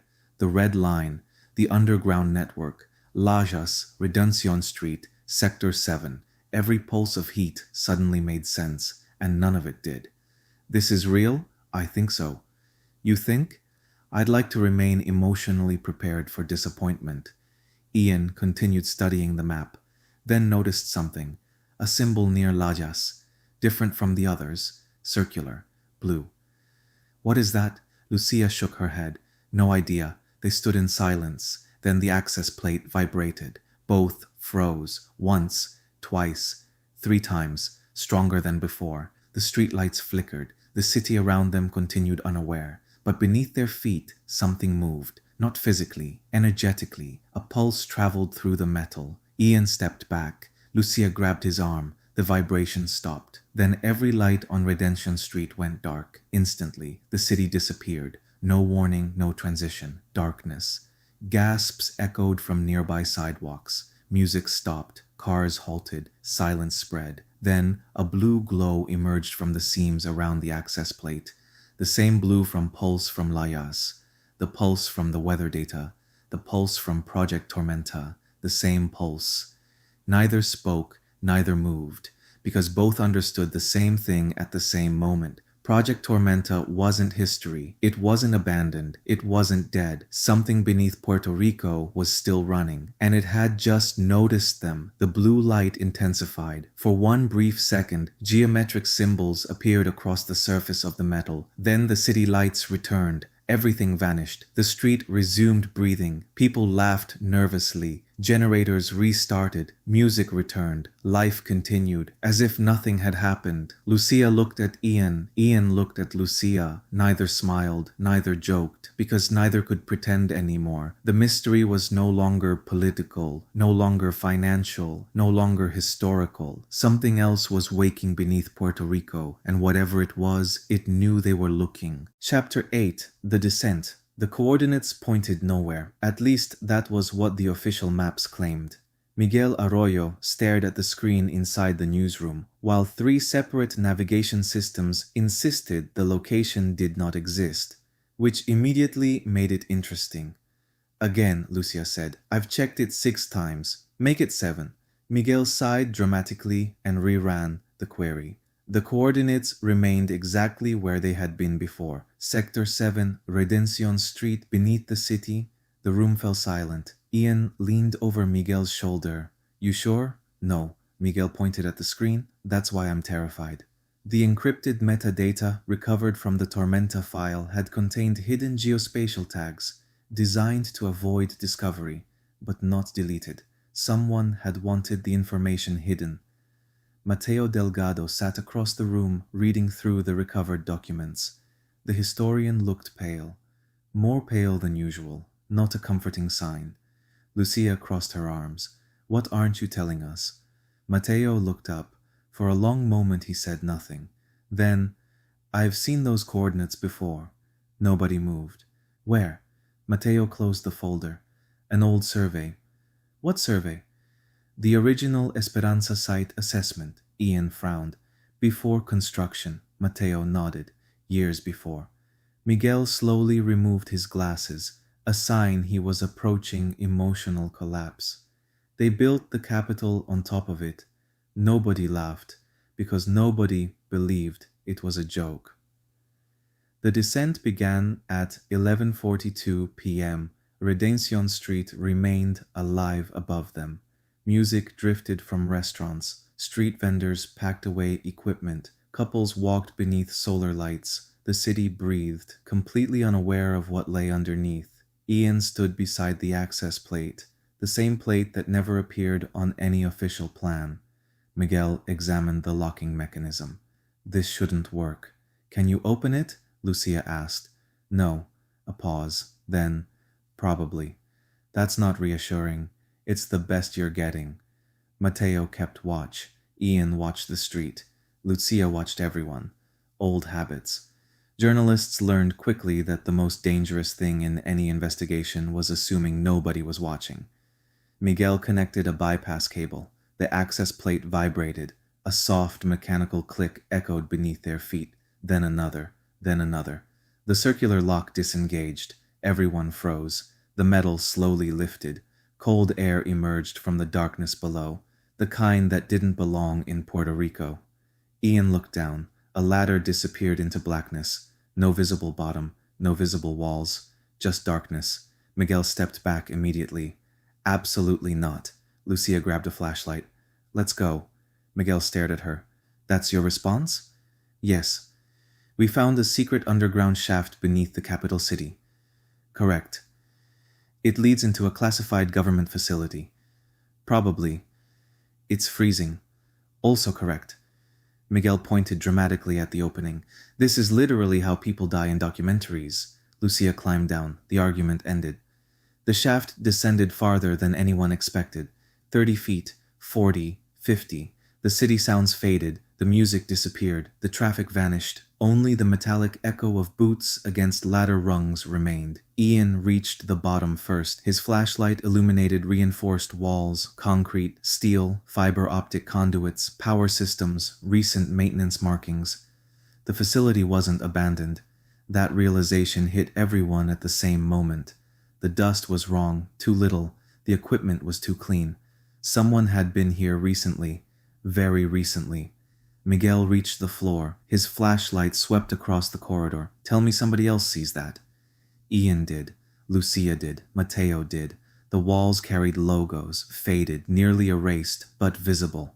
Project Tormenta. Silence. For years the project had existed only as rumors, documents, fragments, stories. Now it surrounded them. Physical, real, impossible to deny. Mateo stepped forward slowly, like a man entering a grave or a church. Neither felt appropriate. Both felt true. The tunnel stretched deeper beneath the city. Rows of inactive monitors lined the walls. Most remained dark. Some flickered, ancient software still struggling to survive. Ian examined a maintenance panel. The date stamped on the side made his stomach tighten. 2072, 3 years ago, someone had serviced the facility. Lucia noticed his expression. What? He pointed. Her face hardened. So much for abandoned. Miguel swallowed. Guys? Nobody liked his tone. What? Miguel shined his flashlight toward the floor. Fresh footprints, not theirs. Recent, very recent. The group exchanged glances. Someone still used the facility. Someone could still be inside. The corridor eventually opened into a chamber. Huge. Far larger than anything that should exist beneath Redención Street. Rows of servers stretched into darkness. Atmospheric monitors, climate models, power systems, communication arrays, equipment worth billions, all hidden beneath the Capitol, all invisible to the public. A massive logo dominated the far wall. Project Tormenta. Beneath it, Atmospheric Stabilization Initiative. Nobody spoke, because the room answered every question and created 1,000 more. Lucia slowly raised her camera. Click, click, click. Photographs, evidence, proof, real proof. For the first time since the investigation began, Mateo stared at the logo. His face had gone completely pale. This wasn't supposed to survive. Ian turned. What wasn't? The facility. Silence. The shutdown orders were signed. When? Years ago. By who? Mateo looked away. That answer worried everyone. Miguel found the recordings first. A sealed archive server remained active, barely. The system hummed weakly as he connected an external drive. The monitor flickered, then stabilized. One file appeared. Date, July 18th, 2061. Lucia stepped closer. Open it. The screen came alive, static. Then a video image came alive. A laboratory, researchers, equipment, storm clouds visible through reinforced glass. A younger doctor, Marielis Roman, stood beside a console. The recording quality was poor, the audio worse, but understandable. A voice spoke, male, unknown. Phase 1 successful. Silence. Another voice. Atmospheric synchronization achieved. The room froze. The speaker continued. Node stability holding. Static interrupted the recording. Then someone off-camera asked, synchronization with what? The screen went black. End of the recording. Nobody moved. Nobody spoke. The question remained hanging in the darkness. Synchronization with what? A sound echoed from somewhere deeper in the facility. Everyone turned instantly. Metal, footsteps, distant, but real. Miguel's face lost all remaining color. Tell me that's the building settling. Nobody answered because buildings did not wear boots. The sound came again, closer, a door opening, then closing.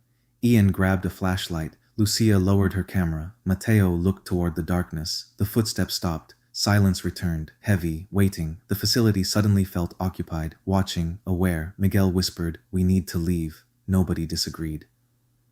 They began moving toward the exit, fast, not running, not yet. Then the lights activated, one row at a time, far down the corridor. White illumination spreading toward them, automatic, impossible. The facility was waking up. Servers hummed louder, monitors flickered, systems rebooted, doors unlocked. Somewhere beneath the city, machinery dormant for years came alive. Ian turned. A screen had activated, then another, then dozens. Data streamed across displays, weather models, atmospheric readings, maps, coordinates, signals.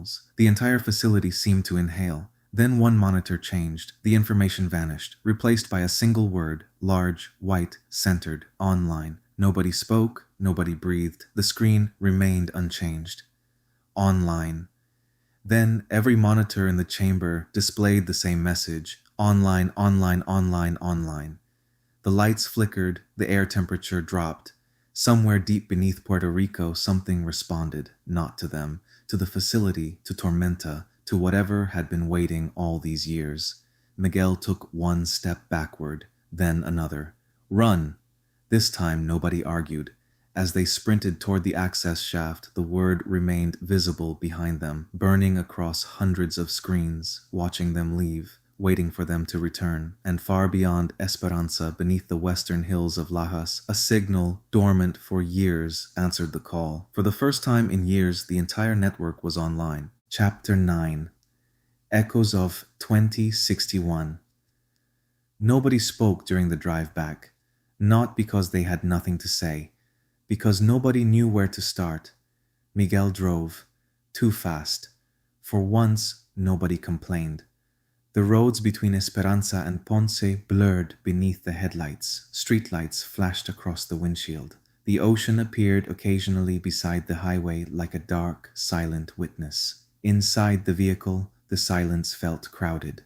Project Tormenta, the underground facility, the recording, the word. Online. Ian stared through the passenger window. Every logical explanation he had constructed over the past week was collapsing. Corruption? Yes. There was corruption. Political cover-up? Obviously. Hidden funding? Without question. But none of those things explained what they had seen beneath Redemption Street. None of them explained the facility. None explained the synchronized atmospheric anomalies. And none explained a system abandoned for years, suddenly activating the moment they entered. Lucia sat behind him, quiet, which worried him more than if she had been arguing. Journalists processed fear differently. Most talked. Lucia became silent.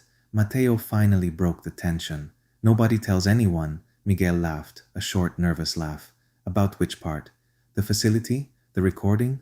The word? Mateo nodded. All of it. Ian turned. You think we should hide this? No. Then what? Mateo looked older than usual, more tired. The wrong people discovering this before we understand it would be catastrophic. Lucia finally spoke. They already know. Everyone looked at her. She stared out the window. The people who built Tormenta know. Nobody answered, because she was right. Someone had maintained the facility. Someone had kept power flowing. Someone had preserved the records. Someone had hidden the truth. The question was no longer whether there was a conspiracy. The question was who controlled it.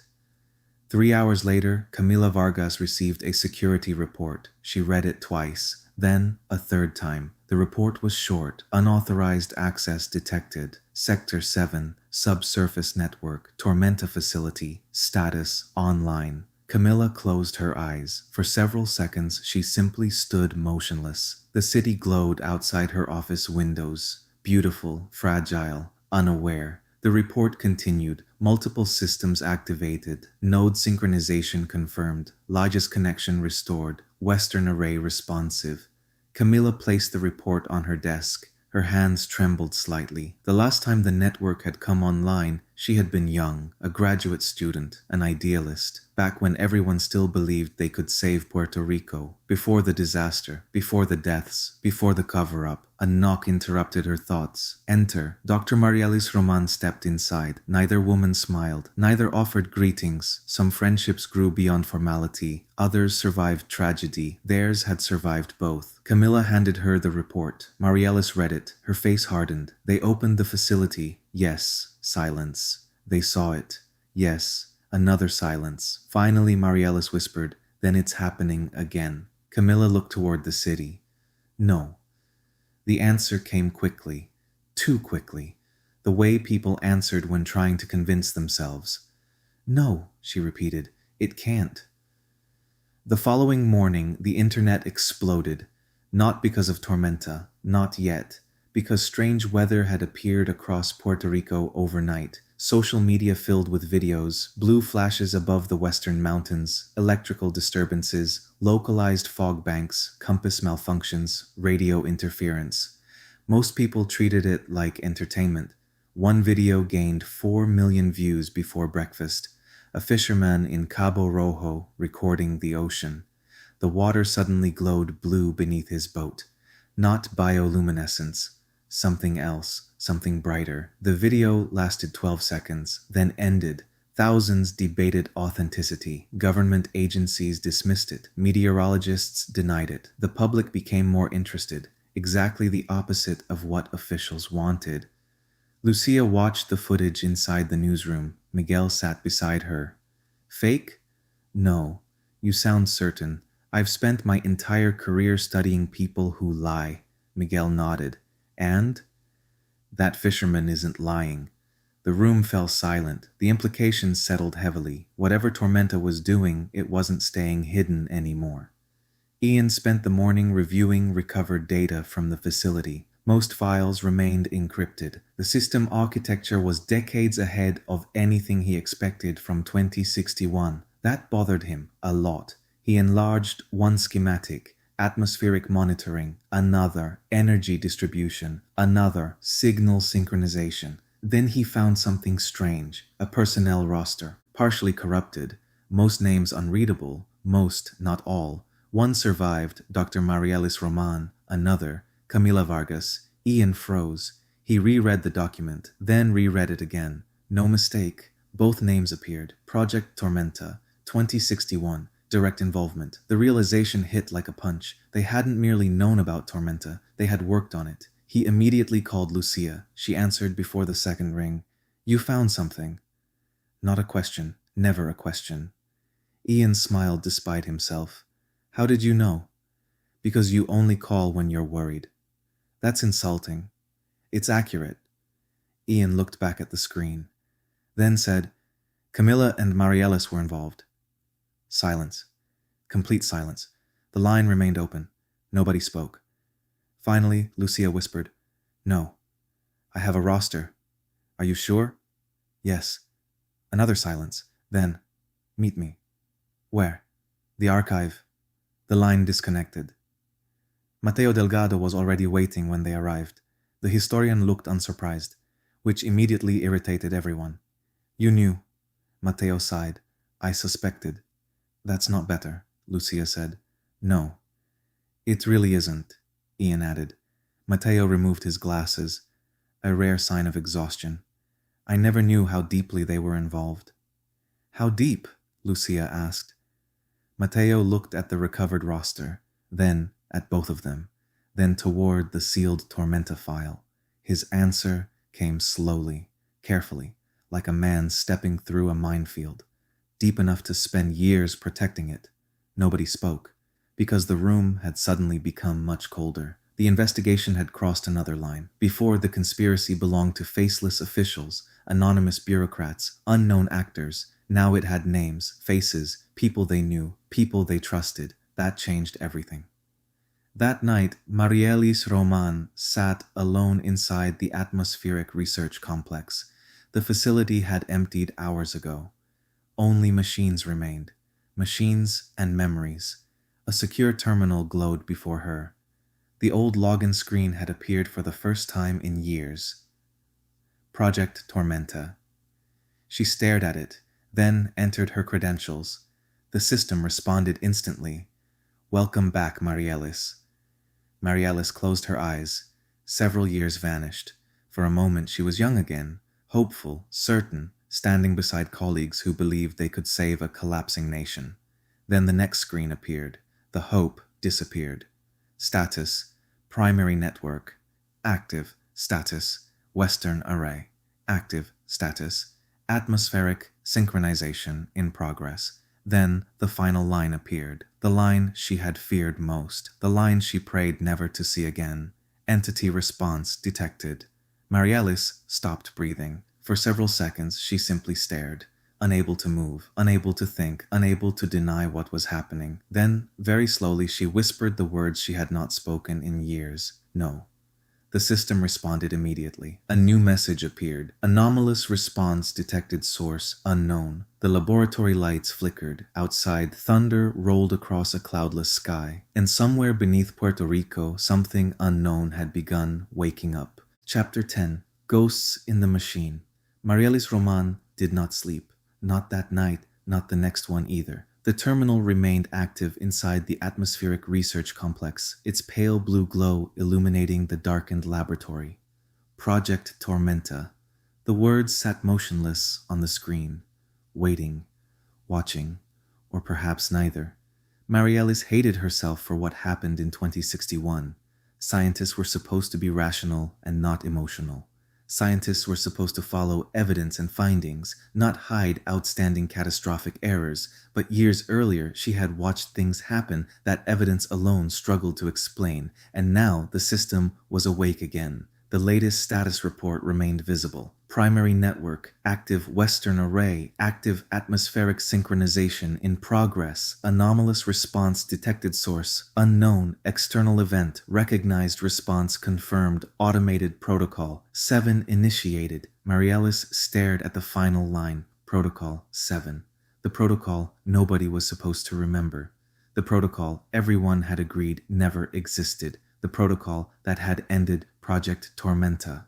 A knock sounded behind her. She didn't need to turn around. Only one person would enter without permission. "You're still here." Camila Vargas stepped into the laboratory. Neither woman smiled. Their friendship belonged to another lifetime, back when they still believed they were saving Puerto Rico, before they learned that saving something and controlling it were often mistaken for the same thing. Camila looked at the screen. Her expression tightened. "Tell me it's a malfunction." "It isn't." "Tell me the network is reading ghost data." "It isn't." "Tell me we're overreacting." Mariellis finally looked at her. "We aren't." Silence. Heavy. Unavoidable. Camila pulled a chair closer. For several seconds neither spoke. Then, "Did they get inside?" Mariellis nodded. "Yes." "How much did they see?" "The facility." Camila closed her eyes. "The recordings?" "At least one." "The servers?"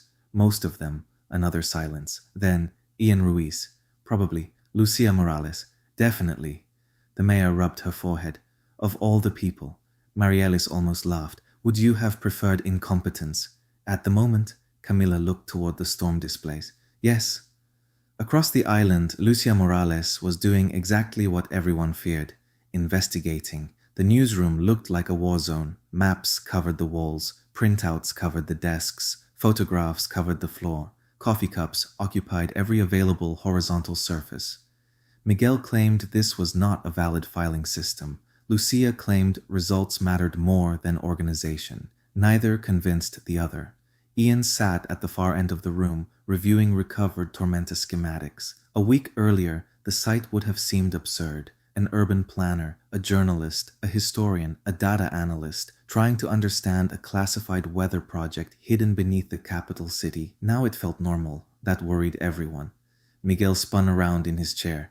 "I found something." Nobody looked surprised. Miguel always found something. The question was whether it was useful. "What?" Lucia asked. Miguel enlarged the document. An old personnel roster. Names, departments, clearances, research teams. Most of it meant nothing.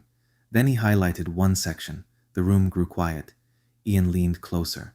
Mateo removed his glasses. Lucia stopped drinking coffee. 3 names appeared together. Dr. Mariellis Roman Camila Vargas Francisco Izquierdo, all assigned to Project Tormenta, all active in 2061, all still alive. Nobody spoke. Finally, Ian broke the silence. They weren't covering up the project. Lucia nodded. They were the project.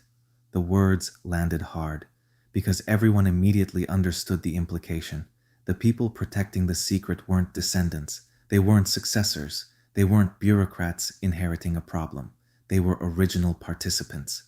The rain started shortly after noon. That alone wasn't unusual. Puerto Rico had always lived with rain, but this storm felt different. The clouds arrived too fast. The pressure changed too quickly. The atmosphere felt wrong. Even people who knew nothing about meteorology noticed. Construction crews stopped working. Street vendors secured equipment. Tourists looked nervously at darkening skies. Esperanza collectively looked upward. The clouds rotated, slowly, like gears. Ian stood near the newsroom window. "That's not normal." Mateo joined him. "No. You sound certain. I've lived through 80 years of weather." The historian watched the sky. "This one is behaving." Ian looked at him. "What?" Mateo pointed. "The cloud formation." Ian followed his finger. Then he saw it. The storm wasn't random. The structure was too precise, too symmetrical, too organized. The realization made his stomach tighten. Nature didn't build circles, not perfect ones. Yet, above the southern coast, a circular formation slowly expanded, almost invisible, unless someone knew where to look. 300 miles away, inside a secure military archive that officially did not exist, a server activated. No human touched it. No operator issued a command. No schedule initiated the process. The server simply woke up. A green status light appeared, then another, then another. Files dormant for years began moving, copying, transmitting, synchronizing.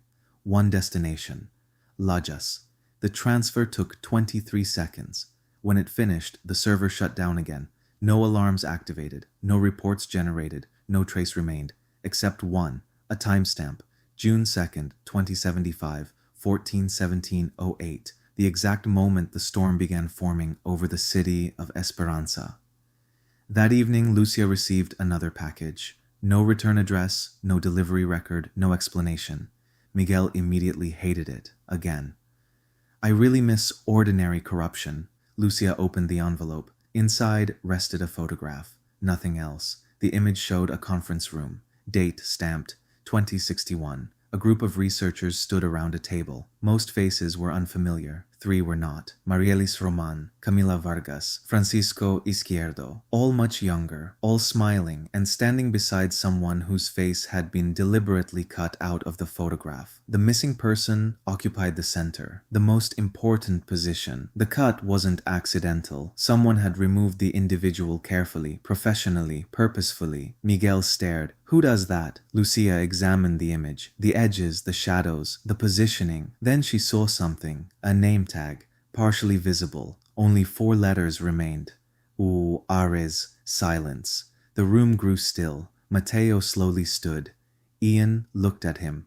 The historian had gone pale. What? Lucia asked. Mateo didn't answer immediately. His eyes remained fixed on the photograph. Then, very quietly, no, nobody moved. What? Ian repeated. Mateo finally looked up. For the first time since the investigation began, he seemed genuinely frightened.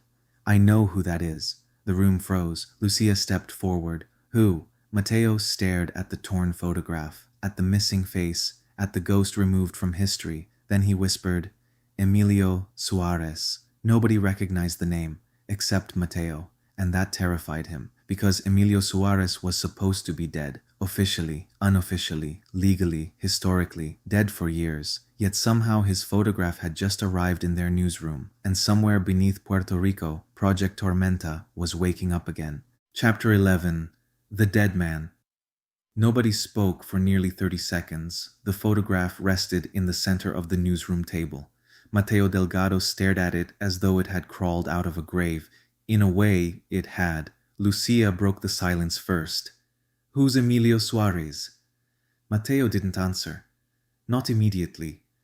The historian removed his glasses, a habit everyone had learned to recognize. When Mateo removed his glasses, something unpleasant was coming. Ian leaned forward. Mateo. The older man looked up slowly. His face had lost color. Emilio Suarez founded Project Tormenta. The room went still. Miguel frowned. I thought Marielis did. No. Mateo shook his head. Marielis was one of the lead researchers. He pointed at the photograph. Camila was part of the policy team. Another point. Izquierdo handled procurement. His finger stopped at the missing figure. But Tormenta belonged to Emilio. Lucia folded her arms. And he's dead. Mateo laughed, a short, humorless laugh. Officially. Nobody liked that answer. Rain hammered the newsroom windows. The storm had intensified throughout the evening. Lightning flashed above the city. Thunder rolled across the coastline. The weather reports insisted everything remained normal. Nobody in the room believed that anymore. Miguel enlarged the photograph. The damaged name tag became clearer. Suarez. The letters were unmistakable. How long has he been dead? Ian asked. 15 years or more? Who knows? And nobody questioned it? Mateo looked at him. You assume governments enjoy questions. Fair point. The historian sat down heavily. For the first time since Ian had met him, he looked old. We buried him ourselves. Nobody moved. What? Matteo looked toward the rain. Not literally. A pause. Politically. Lucia stepped closer. Explain. Matteo swallowed, then began. In 2061, Puerto Rico was desperate. The island had survived independence, barely.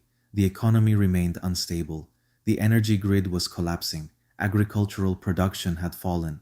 The climate had become increasingly unpredictable. Every hurricane season felt like a death sentence. Every drought threatened starvation. People wanted solutions. Governments needed solutions. Emilio Suarez offered one. The historian's voice lowered. He was brilliant. Ian immediately disliked where this was going. Brilliant people in secret government projects rarely improved stories. He believed climate instability could be controlled. Lucia frowned. How? No one knows exactly. Matteo spread his hands. Most of the records vanished. Miguel snorted. Convenient. Yes. Matteo looked exhausted. Very. The rain intensified outside.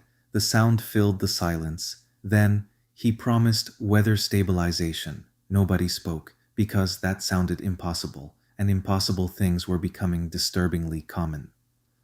Meanwhile, 40 miles away, Camila Vargas sat alone inside Civic Tower. The city glowed beneath the storm. Lightning flashed beyond the harbor. The rain painted rivers across the glass walls. Her office remained dark. Only the city illuminated the room. A secure file rested on her desk. Paper. Actual paper. She hated paper. Paper survived. Digital records could disappear. Paper waited, patiently. The file bore one name. Emilio Suarez. Camila stared at it. She had not opened it in years. The seal remained intact. The dust remained undisturbed. The past remained buried, or so she thought. A knock interrupted her thoughts. She already knew who it was. Come in. Marielis Roman entered. The scientist looked worse than usual. Neither woman commented. Friends ignored obvious truths. Another anomaly? Camilla asked. Marielis nodded. 3. The mayor closed her eyes. Tell me. The Western Array is drawing power. Silence. The atmospheric network is self-correcting. More silence. The Lajas node is responding. That one hurt. Camila opened her eyes. The storm flashed beyond the windows. Blue. Both women noticed. Neither mentioned it. Finally, Camila asked, How long? Marielis looked away. A week. The answer landed heavily. A month, if we're lucky. Camila stared at the city, the capital, the dream, the promise, everything they had built. Then she looked at the unopened file, Emilio Suarez, the ghost refusing to stay buried. Back in Ponce, the investigation continued. Miguel finally cracked another encrypted archive. The screen flickered. Data appeared. Personnel records, research logs, security reports, thousands of files, most corrupted, some deliberately damaged. One remained intact. The title alone silenced the room.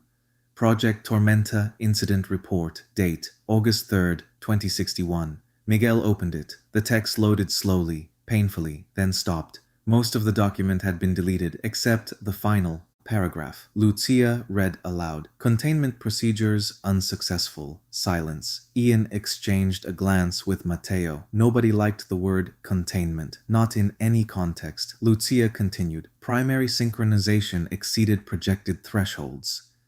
The room felt colder. Emergency Protocol 7 authorized. Miguel looked up. Protocol 7. Again. The same protocol appearing throughout every recovered record. The same protocol that activated after the facility self-activated. The same protocol nobody wanted to explain. Then Lucia reached the final sentence. Her voice stopped. For a moment, she simply stared. Ian took the document, read it himself, and immediately understood why. The final line said, Project Director Emilio Suarez presumed deceased. Silence. Long, uncomfortable, absolute. Then, presumed, not confirmed, not verified, presumed. Matteo sat down heavily. Puñeta. Nobody corrected him. Near midnight, Ian walked alone through Redención Street. The storm had finally weakened. Most people had gone home. The city felt quieter, more reflective. The access plate remained where it always had, silent, ordinary, impossible. Ian stopped beside it. The metal reflected faint light from the street lamps. Nothing moved, nothing happened, yet he couldn't shake the feeling that something beneath the city had become activated. The distinction mattered, at least he hoped it did. A sound behind him interrupted the thought. Footsteps. He turned. Lucia, of course. Neither seemed surprised anymore. She carried coffee. Again. You really need a healthier coping mechanism. She handed him a cup. You keep accepting it. Fair point. For several minutes they stood quietly. The city breathed around them. The storm drifted west. The night softened. Then Lucia spoke. Do you think he's alive? Ian didn't ask who. He knew. Suarez? She nodded. I don't know. That's not an answer. It's the only honest one.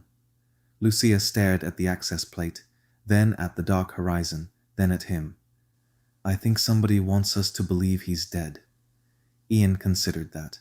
The theory made sense, which worried him, because increasingly the most frightening explanations were the logical ones. Neither noticed the faint vibration beneath their feet. Not at first. The plate trembled once, then stopped. Both froze. The silence returned. Nothing else happened. Yet, far to the west, beyond the mountains of Layas, beneath layers of stone and forgotten history, a dormant system received a signal. For the first time in years, a restricted file opened automatically. No password, no authorization, just one line appearing on a forgotten screen. Director status, unknown. Then another. Search initiated, and somewhere in the darkness something began looking. Chapter 12. The search. The system should not have been searching. That was the problem. Machines processed. Machines calculated. Machines monitored. Machines did not search for things on their own. At least that was what Ian Ruiz kept telling himself. The problem was that Project Tormenta had stopped behaving like a normal machine several years ago.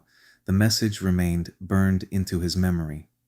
Director status, unknown search initiated, no explanation, no target, no destination, just a search. For whom? For what? Nobody knew, and that uncertainty spread through the investigation like poison.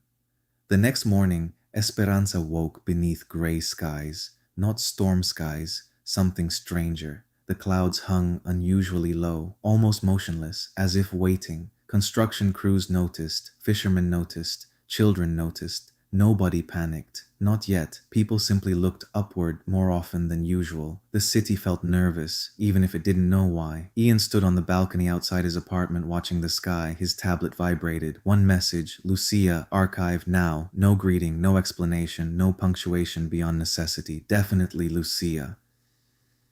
20 minutes later, everyone sat around a table inside the National Archive. Nobody looked rested. Miguel had dark circles under his eyes. Mateo looked older than yesterday. Lucia looked angry, which, to be fair, was her default setting lately. Ian sat down. What happened? Lucia slid a tablet across the table. Look. The screen displayed a government database, a death certificate, name, Emilio Suarez, status, deceased, date of death, August 3rd, 2061. Cause, classified. Ian frowned. Cause of death is classified? Apparently, Miguel rubbed his face, which is not suspicious at all. Ian kept reading. The document looked legitimate, too legitimate. Every field complete, every signature present, every seal authenticated. Perfect. Mateo hated perfect records. Something wrong? Ian asked. The historian nodded. Everything. He pointed toward the screen. This certificate was generated in 2065. Silence. Ian blinked. What? The death supposedly occurred in 2061. Another silence. Miguel slowly leaned forward. You're sure? Mateo enlarged the metadata. Creation date, March 11th, 2065. Nobody spoke, because they all understood. Someone had officially declared Emilio Suarez dead 4 years after he supposedly died. Lucia folded her arms. Why wait 4 years? Mateo looked grim. Because they were searching. The room fell silent. Again. Across the city, Camila Vargas was losing control, not publicly. Publicly, she remained calm, confident, presidential, the face of reconstruction, the face of hope. Privately, however, everything was unraveling. She stood inside a secure conference room with Marielis Roman and Francisco Izquierdo. Nobody sat, nobody smiled. The archive was accessed. Izquierdo nodded. I know. They found the certificate. I know. Camila looked at him, a dangerous look. Then why am I hearing it from security reports? Izquierdo swallowed. Fear always made him weaker. We've contained worse. No. Camila's voice remained calm, which made it more frightening. We haven't. The room went silent. Marielis finally spoke. The network is changing. That captured everyone's attention. Explain. The scientist opened a projection. Atmospheric data appeared. Signals, weather patterns, power flows, Lajas, Redención Street, the Western Mountains, everything connected, everything moving, everything becoming more active. Then Marielis highlighted a new pattern, a pulse, repeating every 6 hours, growing stronger. What's causing it? Camila asked. Marielis hesitated. A terrible sign. Then, I don't know. Silence, because Marielis Roman always knew, or at least usually did. Not knowing frightened everyone. That afternoon, Lucia published another article, not about Tormenta, not yet. She wasn't ready. The evidence remained incomplete. Instead, she published something smaller, safer, more dangerous. The title read, The Man Who Died Twice. The article focused on Emilio Suarez, the inconsistent death certificate, the missing years, the classified cause of death, the vanished records, the unanswered questions. Nothing sensational, only facts. Facts were usually enough. The reaction was immediate. By sunset, the story dominated every major news feed on the island. Political commentators debated it. Radio hosts mocked it. Former Tormenta personnel suddenly became difficult to contact. And somewhere inside the government, panic began spreading, exactly as Lucia intended. Near midnight, Miguel called everyone. That alone was alarming. Miguel hated phone calls. He claimed texting had been humanity's greatest achievement. When he called, something was wrong. Very wrong. Ian answered immediately. What happened? Miguel sounded breathless. I found something. Of course he did. What? The search. Ian froze. The room suddenly felt smaller. What about it? I figured out what the system is looking for. Silence. Then, tell me. Miguel swallowed. Even through the phone, Ian could hear it. Fear. Real fear. The search isn't active. What? It wasn't started recently. Ian stood. Every nerve in his body tightened. What are you talking about? Miguel's voice dropped. The search began 15 years ago. Silence. Ian closed his eyes. No. Yes. The facility activated last week. The facility did. Miguel's breathing grew heavier. The search didn't. Another silence. Then, it never stopped. Ian felt cold. The kind of cold that had greeted them beneath Redención Street. The cold that didn't belong in Puerto Rico. What is it searching for? Miguel answered immediately. Too immediately, like a man trying to get rid of the words. Emilio Suarez. Nobody slept that night. Not Ian, not Lucia, not Mateo, not Miguel, not Camila, not Marielis. Because for the first time since the investigation began, the mystery had a shape. Project Tormenta, Protocol 7, the underground facility, the hidden funding, the false death certificate, the search. Everything pointed toward one conclusion. The founder of Project Tormenta was not dead, or the system believed he wasn't. And somehow that possibility was more frightening than anything they had discovered so far. At 3:17 a.m., deep beneath the western mountains of Lajas, an automated process completed. No humans witnessed it. No alarms sounded. No reports were generated. A sealed chamber received power for the first time in years. Ancient systems activated. Dust stirred. Indicator lights glowed, one by one. A monitor flickered to life. Static filled the screen. Then a single message appeared. Search progress, 99.8%. The number remained visible for several seconds. then changed. 99.9%, and somewhere in the darkness, something finally responded. Chapter 13, Protocol 7. The storm arrived 3 days early. No forecast predicted it, no model anticipated it, no meteorologist understood it. By sunrise, every major weather network on the island was issuing conflicting reports. By noon, nobody trusted any of them. The clouds gathered over western Puerto Rico, as though following instructions. Ian Ruiz stood inside Civic Tower, watching the horizon disappear beneath layers of dark gray. Below him, Esperanza continued functioning. Traffic flowed. Construction crews worked. Restaurants opened. Children walked to school. Life continued. But something felt wrong. The city could feel it. The island could feel it, like pressure building beneath the surface, like a breath being held. His tablet vibrated. Unknown sender. Again. Ian opened the message. Only one line appeared. Protocol 7 cannot be stopped. No signature. No explanation. The message deleted itself 3 seconds later. Ian stared at the empty screen, then immediately called Lucia. The newsroom looked worse than ever. Maps covered entire walls, photographs hung from strings, documents occupied every available surface. Miguel claimed they had evolved beyond organization and entered archaeology. Lucia ignored him. The call from Ian arrived as she reviewed satellite imagery from western Puerto Rico. What happened? Ian repeated the message. Silence followed. Then, Protocol 7. Neither liked how often those words appeared lately. Lucia opened a folder. The recovered Tormenta records. Every reference to Protocol 7 remained partially redacted. Every file, every report. Almost as if someone wanted future investigators to know it existed, but never understand it. Meet us at the archive. The line disconnected. Ian almost smiled. Some habits never changed.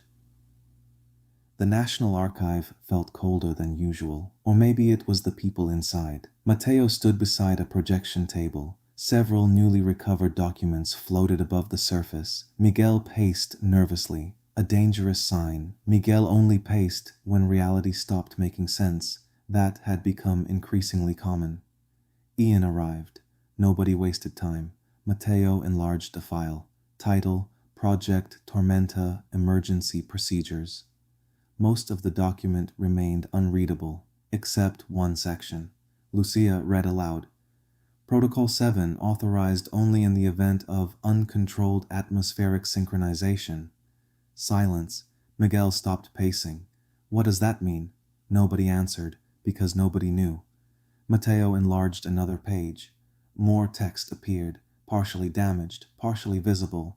Loss of network stability. Cascade response. Continental consequences. Ian felt his stomach tighten. Whatever Tormenta did, it operated on a scale far larger than Puerto Rico. Lucia noticed his expression. You thinking what I'm thinking? No. Good. Because I don't like what I'm thinking. Neither did she.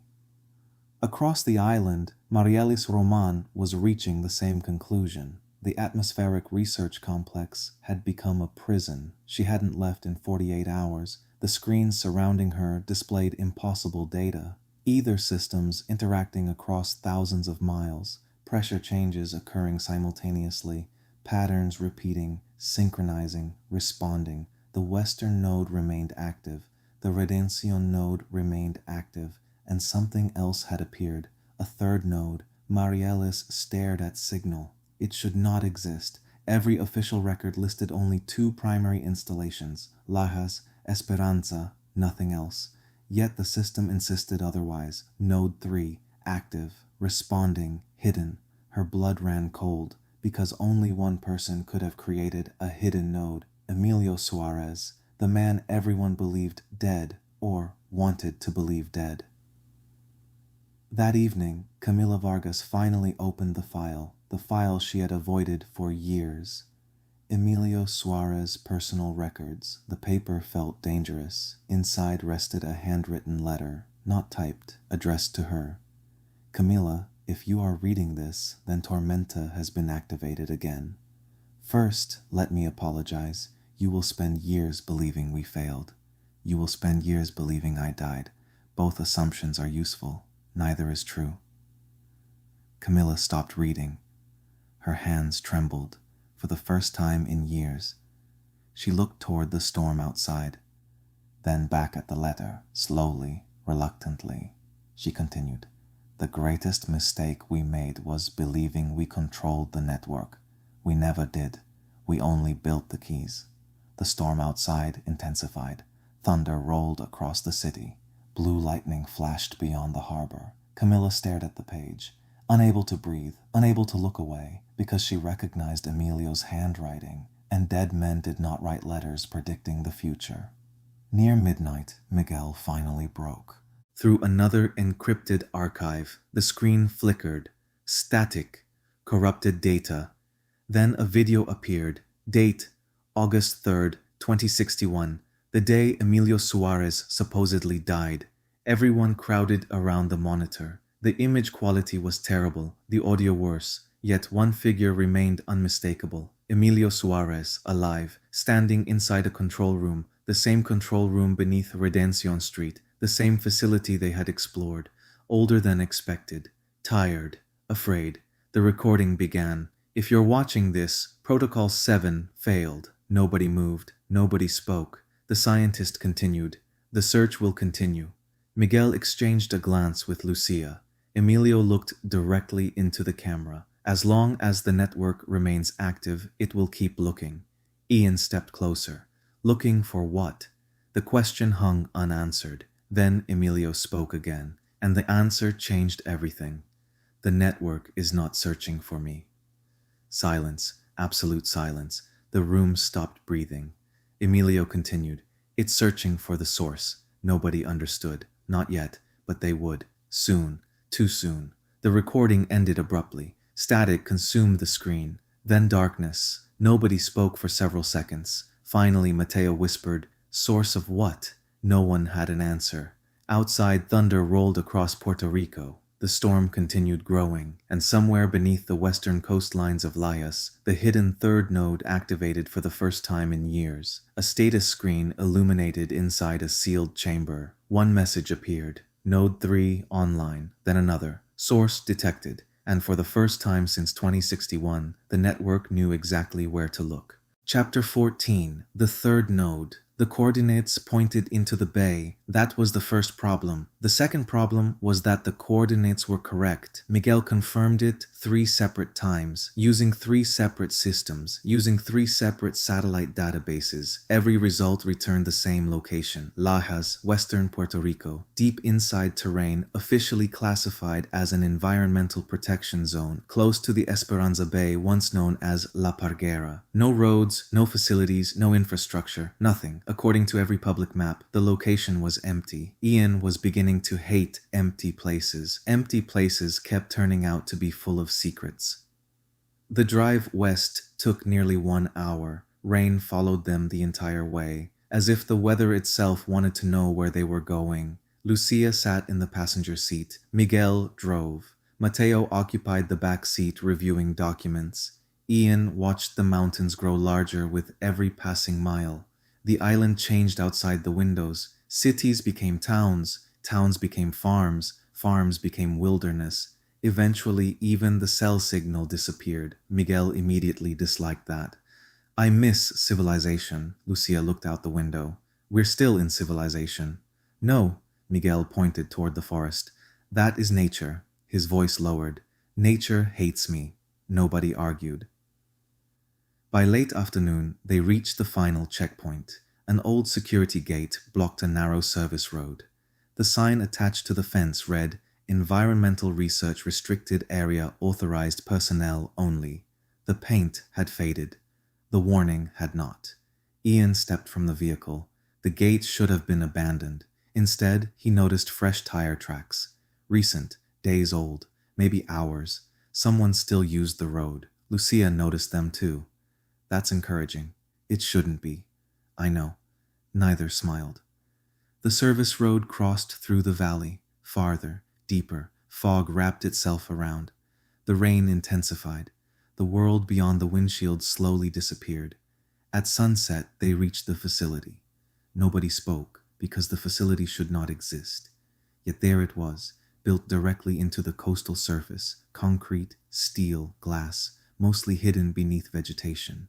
The structure stretched across hundreds of feet, far larger than the installation beneath Redención Street, far older, far more intimidating. A weather station stood near the entrance. At least it looked like a weather station. Massive antenna arrays rose above the trees. Atmospheric sensors covered the ridgeline. Power lines disappeared underwater, everything connected. However, far away they spotted a black ship on the seawaters. It seemed to be a submarine, unidentified. It stood still, like it was watching the island all this time, but everything pointed toward the bay, toward whatever lay inside. Miguel stared through the windshield. No. What? Ian asked. No, that's not an answer. It is today? The front entrance stood partially open, which worried everyone. Abandoned facilities should not leave doors open. Someone had entered recently, or never left. The group moved carefully. Flashlights illuminated the darkness. The interior corridor descended into the sea. Unlike Redención Street, this facility felt old. Older than the Republic, older than independence. Different generations of construction overlapped one another. Concrete from the 2050s, steel from the 2060s, modern upgrades from recent years. The place had evolved, expanded, adapted, as if multiple groups had inherited the same secret. Nobody liked that thought.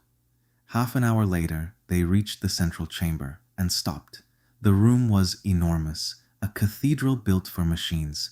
Rows of atmospheric processors stretched into darkness, servers, control systems, communication arrays, equipment beyond anything they had seen beneath Esperanza. A giant display dominated the far wall. The Project Tormenta logo appeared, then changed. A second logo emerged beneath it, older, much older. Project Horizon. Silence. Mateo stepped closer. His face had gone pale. Impossible. Ian looked at him. What? Mateo pointed toward the screen. Tormenta wasn't the original project. Nobody moved. Nobody breathed. Because everyone immediately understood. Tormenta had not created the network. It inherited it. Miguel connected a portable drive. The system immediately responded. Unlike the facility beneath Redención Street. No resistance, no security challenge, no encryption. The network recognized them. That terrified him. Guys, nobody liked his tone. What? Miguel pointed toward the monitor. A directory had opened automatically. Thousands of files, hundreds of recordings, decades of research. Then one file separated itself from the rest. Highlighted. Waiting. Date. August 4th, 2061. The day after Emilio Suarez supposedly died. Lucia looked at Ian. Ian looked at Mateo. Nobody wanted to press play, which was exactly why they did. The recording began immediately. A laboratory, damaged, dark, emergency lighting, smoke, alarms. The image shook violently, then stabilized. A figure appeared. Emilio Suarez, alive, very much alive, older than the photograph, younger than he would be today, covered in blood, exhausted, terrified. For several seconds he simply stared into the camera. Then he spoke. If this recording is being viewed, Protocol 7 has been activated. The room fell silent. Emilio looked over his shoulder. Something happened off camera. Something that frightened him. When he looked back, his expression had changed. We were wrong. Nobody moved. Nobody spoke. The scientist continued. Tormenta was never the experiment. Ian felt his stomach tighten. The sentence landed like a bomb. Behind him, Lucia stopped breathing. Mateo slowly sat down. Emilio leaned closer to the camera. His voice became barely audible. The experiment is the source. The screen flickered. Static appeared, then disappeared. The recording continued. We found it beneath the Palguera Bay in Layas. Nobody in the chamber moved, not 1 inch, because every road, every document, every secret, every death, every lie had always pointed toward Lajas. Emilio swallowed, then said the words nobody wanted to hear. It was already here before us. The lights inside the chamber flickered, once, twice, 3 times. Miguel looked around nervously. Tell me that's a coincidence. Nobody answered, because nobody believed in coincidences anymore.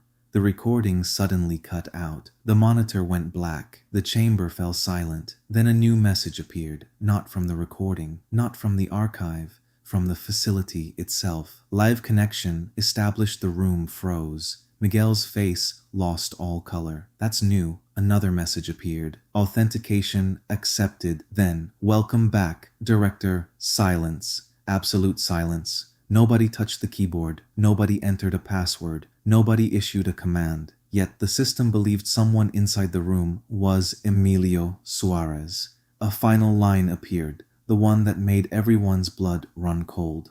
Director located. The lights throughout the facility activated simultaneously. Deep within the bay, machinery dormant for years began to move. And somewhere beyond the chamber, a massive steel door slowly started opening. Chapter 15. Emilio. The door took nearly a full minute to open. No one spoke while they waited. The sound alone was enough. Steel grinding against steel, ancient mechanisms awakening deep inside the bay, a sound that had not echoed through the facility in years. The chamber lights brightened. Rows of dormant systems activated. Monitors flickered. Servers hummed. Power surged through forgotten circuits. Project Horizon, Project Tormenta, whatever separated them no longer seemed important. The entire complex was waking up, and it believed Emilio Suarez had returned. Miguel stood frozen beside the terminal. I would like to leave. Nobody answered. I am serious. Still nothing. Extremely serious. Lucia finally looked at him. We know. Good. The massive door finished opening. Darkness waited beyond. The kind that swallowed flashlight beams. The kind that made people imagine things moving beyond the edge of vision. Mateo took a breath, then another, and stepped forward. The others followed. The tunnel beyond the door descended deeper into the sea, far deeper than any of them expected. The walls changed, the architecture changed, even the air changed. The facility beneath Redención Street had felt modern. The upper sections of Lajas had felt governmental. This felt older, but older than Project Tormenta, older than Emilio, older than every document they had recovered. Ian ran his flashlight across the wall. The concrete stopped abruptly. Bare stone replaced it. The bottom of the sea itself, carved, modified, adapted, not built, discovered. That realization made him uncomfortable. The tunnel had not been created. It had been found. Half a mile later, the corridor opened. Everyone stopped. The cavern stretched beyond the reach of their lights. The ceiling vanished into darkness. Rock formations rose like pillars. Underground streams reflected faint blue light. The source of that light sat in the center of the cavern. Nobody moved. Nobody spoke, because none of them understood what they were seeing. A structure stood in the middle of the chamber. Not a machine, not exactly, not natural either. Metallic rings surrounded a central column embedded deep within the earth. Cables, sensors, atmospheric equipment. Decades of scientific modifications, all built around something that already existed, something humanity had found, not created. Miguel whispered, "What the hell is that?" No one had an answer. Then a voice echoed through the cavern. "That is the question that ruined my life." Everyone spun around. A figure stood at the edge of the shadows, older, thin, gray-haired, weathered, alive. Mateo's flashlight slipped from his hand. The beam bounced across the stone floor. Nobody noticed. Nobody cared, because the impossible had just stepped out of the darkness. Emilio Suarez, alive. For several seconds, nobody spoke. The scientist studied them, as though he had expected this moment for years. Lucia recovered first. "You're dead." Emilio nodded. "Officially." Ian hated that answer. Everyone in this story seemed officially dead. Mateo stared. His voice barely worked. "I buried your career." Emilio smiled faintly. "I know. I testified. I know. I signed the report. I know." The old historian looked like he might collapse. Years of certainty evaporated in seconds. Emilio stepped forward, slowly, carefully, like a man approaching wild animals. You did what I asked. That stopped Mateo cold. What? The report. Emilio's eyes softened. I wrote most of it. Silence. Then, no. Yes. Mateo staggered backward. The realization struck like a hammer. The cover-up, the death, the disappearance, the burial of Project Tormenta. Emilio had orchestrated it himself. Lucia folded her arms. Unlike the others, she looked angry. People died. Emilio's expression changed. The sadness deepened. Yes, you lied. Yes, you hid for years. Yes. The scientist never argued, never defended himself, never justified anything. That frightened Ian more than excuses would have, because guilty people usually fought back. Emilio simply accepted the accusations, like a man carrying them for years. Finally, Lucia asked, "Why?" The chamber became silent. Only distant water echoed through the darkness. Emilio looked toward the structure, the strange metallic rings, the blue glow, the thing buried beneath Layas. When he finally answered, his voice had become very quiet. Because I failed. The old scientist walked toward the central platform. The others followed. The closer they moved, the stranger the structure became. Sensors covered every surface. Research equipment from multiple decades surrounded it. Some components looked brand new. Others looked older than the island itself. Emilio placed one hand against the outer ring, almost affectionately. I thought we found an energy source. Nobody interrupted. We thought it was geological. A pause. Then electromagnetic. Another pause. Then atmospheric. His hand remained on the metal. We were wrong every time. Miguel looked around. What is it? The scientist laughed softly. The sound carried no humor. If I knew, none of this would have happened. Nobody liked that answer. Not even a little. Ian stepped forward. The network. Emilio nodded. Tormenta. The search. Another nod. Protocol 7. The scientist closed his eyes, briefly, painfully, then opened them again. The search was never for me. We know. Good. Emilio looked toward the glowing structure. The search was for a compatible interface. Silence. Nobody understood. Lucia frowned. What does that mean? Emilio pointed toward the machine, the thing, the source, whatever it actually was. It responds. Another pause. It always responds. Ian felt a chill, the same impossible cold from beneath Redemption Street. The network was designed to monitor those responses. Responses to what? Lucia asked. Emilio looked directly at her, then answered, Us. Nobody spoke, because nobody knew what that meant, and Emilio clearly wasn't ready to explain. The chamber lights suddenly dimmed. Every monitor in the facility flickered, the blue glow intensified.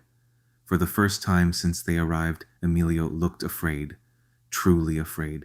That's impossible. Nobody liked hearing those words from the man who built the system.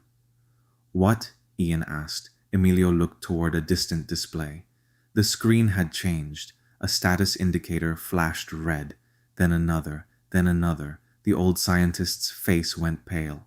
No. The word echoed through the cavern. What is it?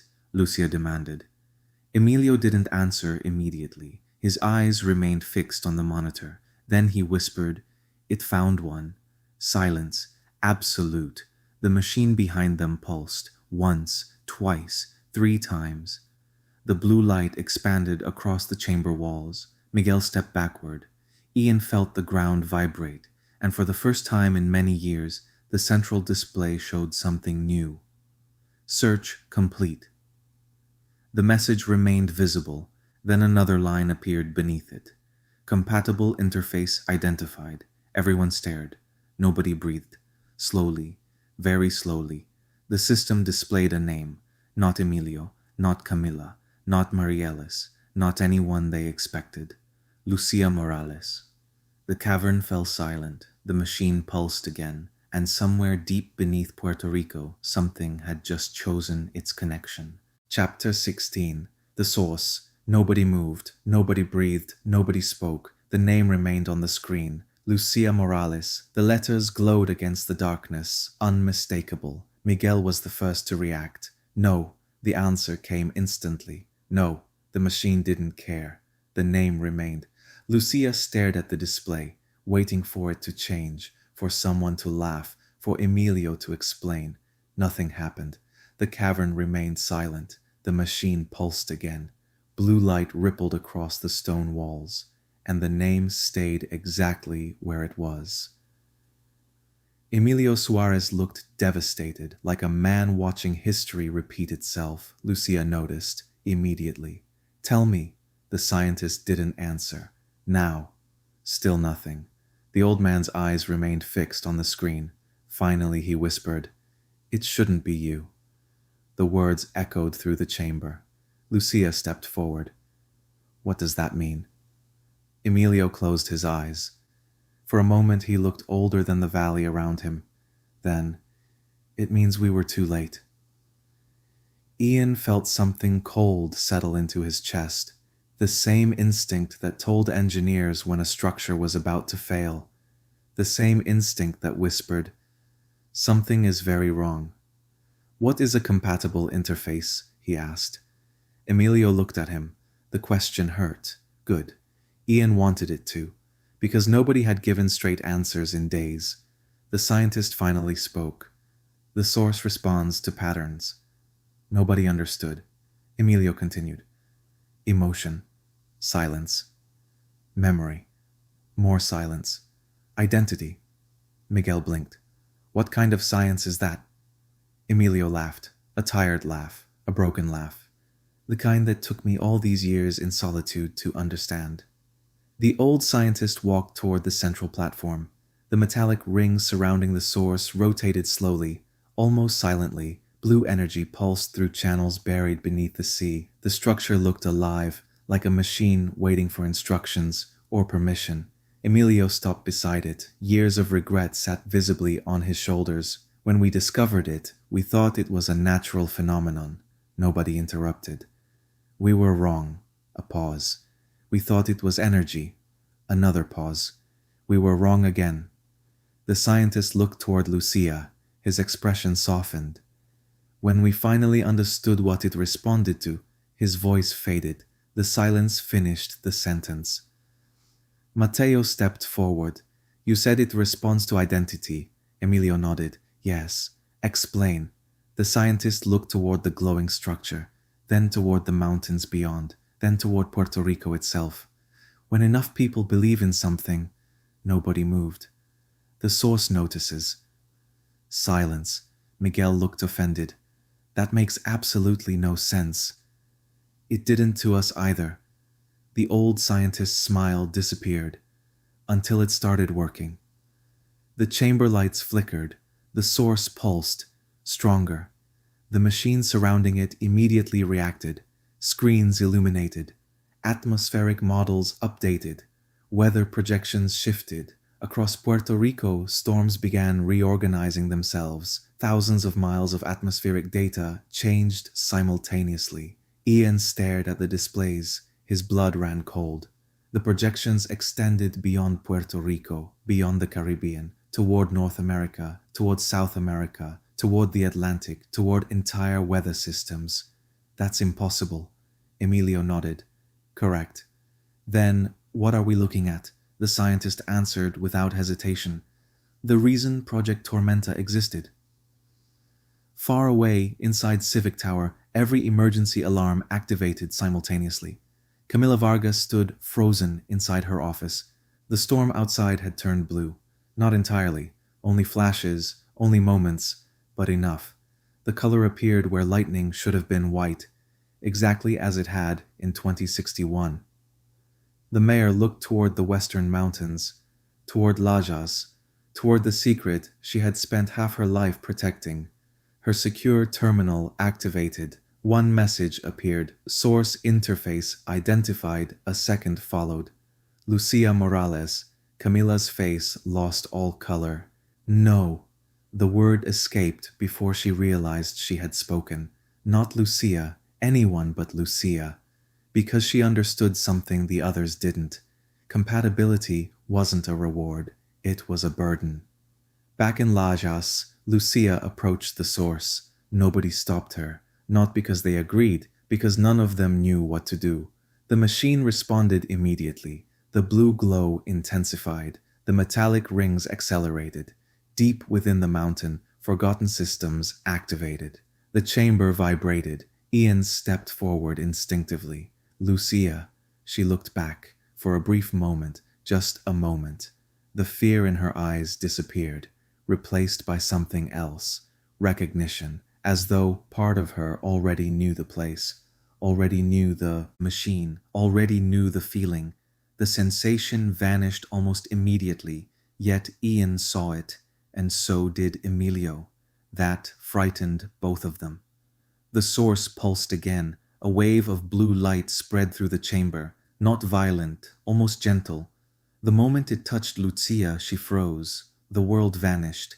The chamber disappeared. The mountain disappeared. Everything disappeared. And suddenly she was standing somewhere else, a beach, Puerto Rico, long ago. Her father stood beside her, alive, smiling. The sea stretched endlessly before them. The sky glowed gold. Lucia stopped breathing because she knew it wasn't real, and because part of her desperately wanted it to be. Her father looked toward the horizon, then toward her. Mi niña. The words hit harder than any explosion, harder than any truth, harder than any lie. Tears filled her eyes. She had not heard that voice in decades. The beach remained silent. The ocean rolled gently against the shore. Then her father spoke again. Mijilla, the island remembers. The vision shattered. Lucia gasped. The chamber returned. The seawater returned. Reality returned. Everyone stared at her. The source had gone quiet. The blue light dimmed. The machine stopped moving. For the first time since entering the cavern, complete silence filled the room. Then the central display changed. A new message appeared. One line, simple, terrifying. Interface confirmed. Below it, Phase 2. Ready. Nobody spoke. Because everyone understood. Whatever happened next would be bigger than Project Tormenta. Bigger than Emilio Suarez. Bigger than the City of Esperanza itself. And for reasons nobody yet understood, Lucia Morales had become the center of it. Chapter 17. The beam. The island shook. Dust drifted from the chamber ceiling. Ancient stone groaned beneath pressures it had not experienced in decades. The source pulsed once, twice, 3 times, each pulse brighter than the last. Lucia stood motionless before the machine. The vision of her father lingered. The beach, the ocean, the voice, the island remembers. She wanted to dismiss it as a hallucination, a neurological reaction, a trick, but deep down she knew it had been something else. A connection, and that possibility terrified her. The central display updated. Interface confirmed. Phase 2, ready. A countdown appeared. No explanation, no instructions, only numbers. 100 hours, 10 hours. Miguel immediately hated it. Why is there a countdown? Nobody answered. Bad things always come with countdowns. The timer continued. 9:59, 58, 9:59, 57, 9:59, 56. Ian looked toward Emilio. What happens when it reaches 0? The old scientist stared at the display. His expression alone answered half the question. The beam. Silence. Nobody liked the capital B, not even a little.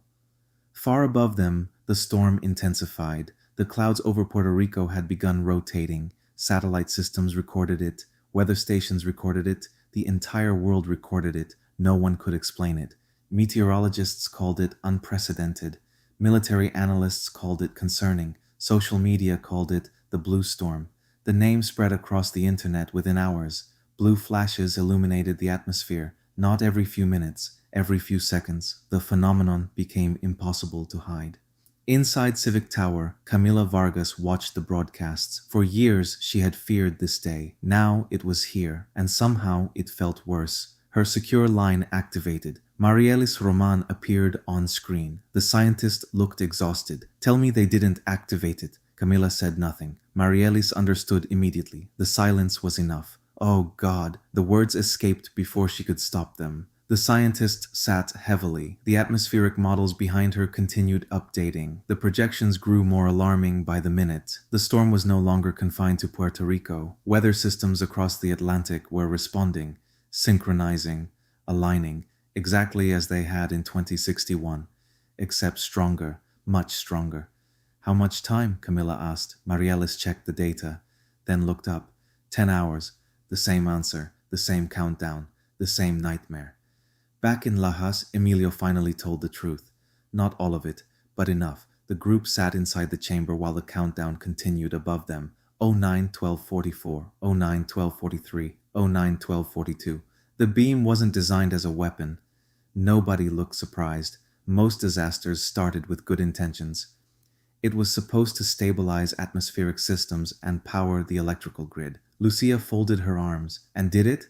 For a while, the scientist looked toward the source. We thought we'd succeeded. A pause. We were wrong.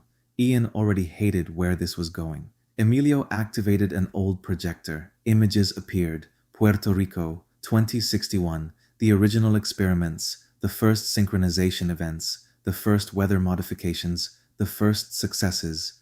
Rain arriving during droughts. Storms weakening before landfall. Agricultural yields increasing. The impossible becoming routine. The room watched in silence. Then the images changed. The successes stopped. Anomalies appeared. Unexpected reactions. Weather systems behaving unpredictably. Atmospheric resonance. Synchronization events. The phrase appeared repeatedly. Synchronization, synchronization, synchronization. Finally, a final image appeared. The beam, a column of blue light rising into the atmosphere. Massive, beautiful, terrifying. Nobody spoke, because everyone immediately understood the beam had happened before. What went wrong? Lucia asked. Emilio's face darkened. We realized the source wasn't amplifying energy. Silence. It was amplifying the island's spirit. Nobody moved. Miguel blinked.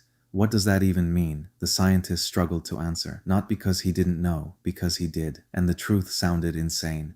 The source responds to collective emotional patterns. More silence, fear, a pause, hope, another pause, belief. The chamber remained quiet. Emilio looked toward Lucia. When millions of people focus on the same thing, his voice lowered.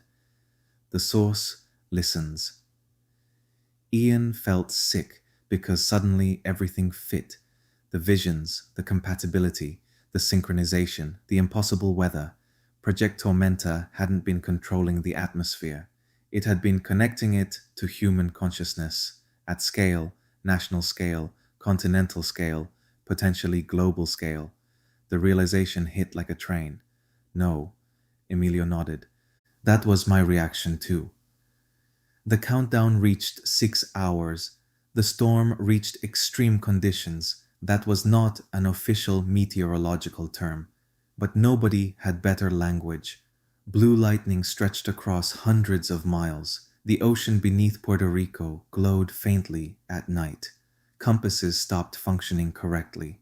Communication systems experienced random interference. And everywhere, people reported vivid dreams. The same dream, an island, a coastline, a blue horizon. No one understood why. Near sunrise, Lucia stood alone beside the source. The others slept, or tried to. The countdown continued. 5:18:11, 5:18:10, 5:18:09. The machine pulsed softly, almost peacefully. Lucia touched the outer ring. The vision returned immediately. Not her father this time. Puerto Rico, the entire island, different centuries, Taino villages, Spanish forts, American military bases, independence celebrations, blackouts, hurricanes, protests, reconstruction, generations, lives, millions of lives, the history of a people compressed into moments. She understood something then. The source wasn't connected to weather. Weather was just the symptom.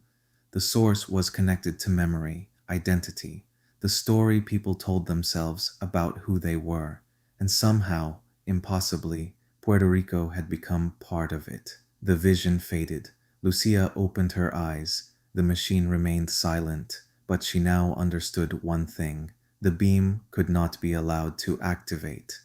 Hours later, the countdown entered its final hour. The storm covered the entire Caribbean. Governments across the hemisphere monitored the phenomenon. Military satellites focused on Puerto Rico. Emergency meetings convened. No one understood what they were seeing. No one understood what was coming. Inside the chamber, the final warning appeared. 005959. A second message followed. Phase 2. Initializing. The source brightened. The mountain trembled. Deep beneath the bay, machinery dormant for years roared to life. Emilio looked at the display, then at Lucia, then at Ian, and finally spoke the words he had feared for years. Now we find out whether I was right.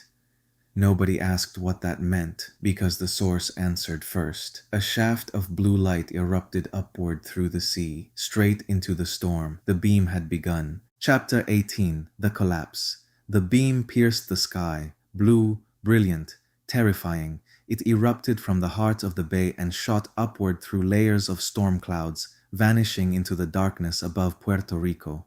For 1 second, the island fell silent. Then everything changed.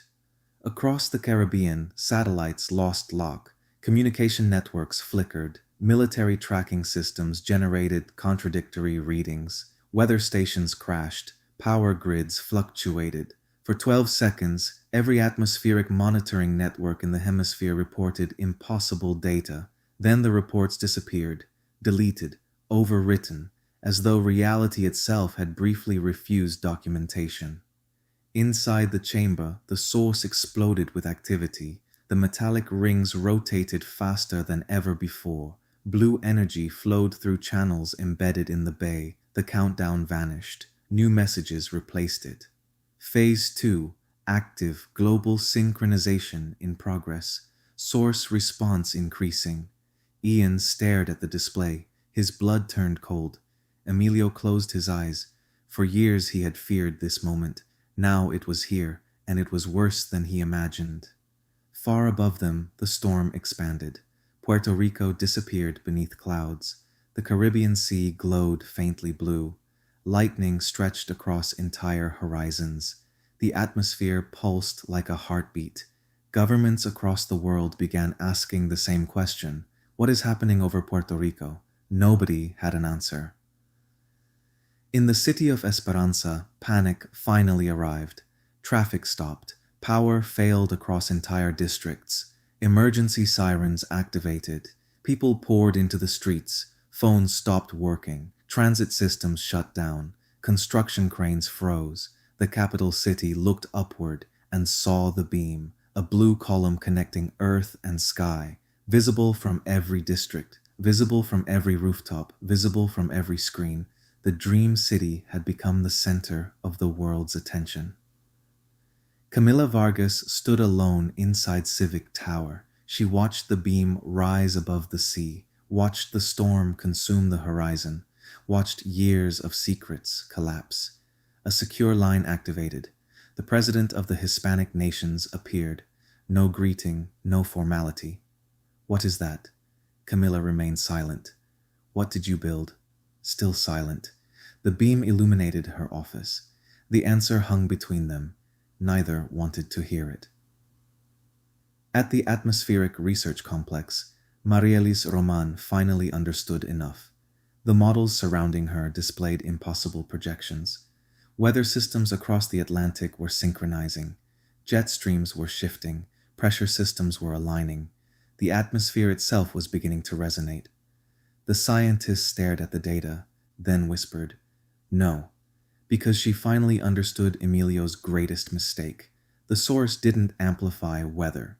Weather was simply the easiest thing for humans to notice. The source amplified belief. And now, millions of people across the world were focused on one thing, the beam, which meant the source was feeding itself. Back in Lajas, Emilio reached the same conclusion, and it terrified him. The attention is accelerating it. Lucia looked up. What? The source responds to collective focus. Ian immediately understood. The realization hit like a hammer.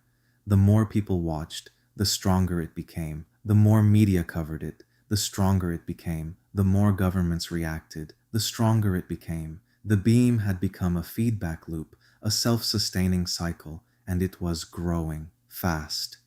The source pulsed. A wave of blue light swept through the chamber. Everyone staggered. Lucia froze. The vision returned, stronger, far stronger. She saw Puerto Rico, not one Puerto Rico, many, different futures, different possibilities, cities, storms, prosperity, collapse, millions of paths, millions of choices. The source wasn't showing predictions, it was showing potential. Every future shaped by collective belief, every future waiting to be chosen. The vision intensified. Lucia fell to one knee. Ian rushed forward. Lucia, she barely heard him. The source was showing her something else, something hidden, something buried, the truth.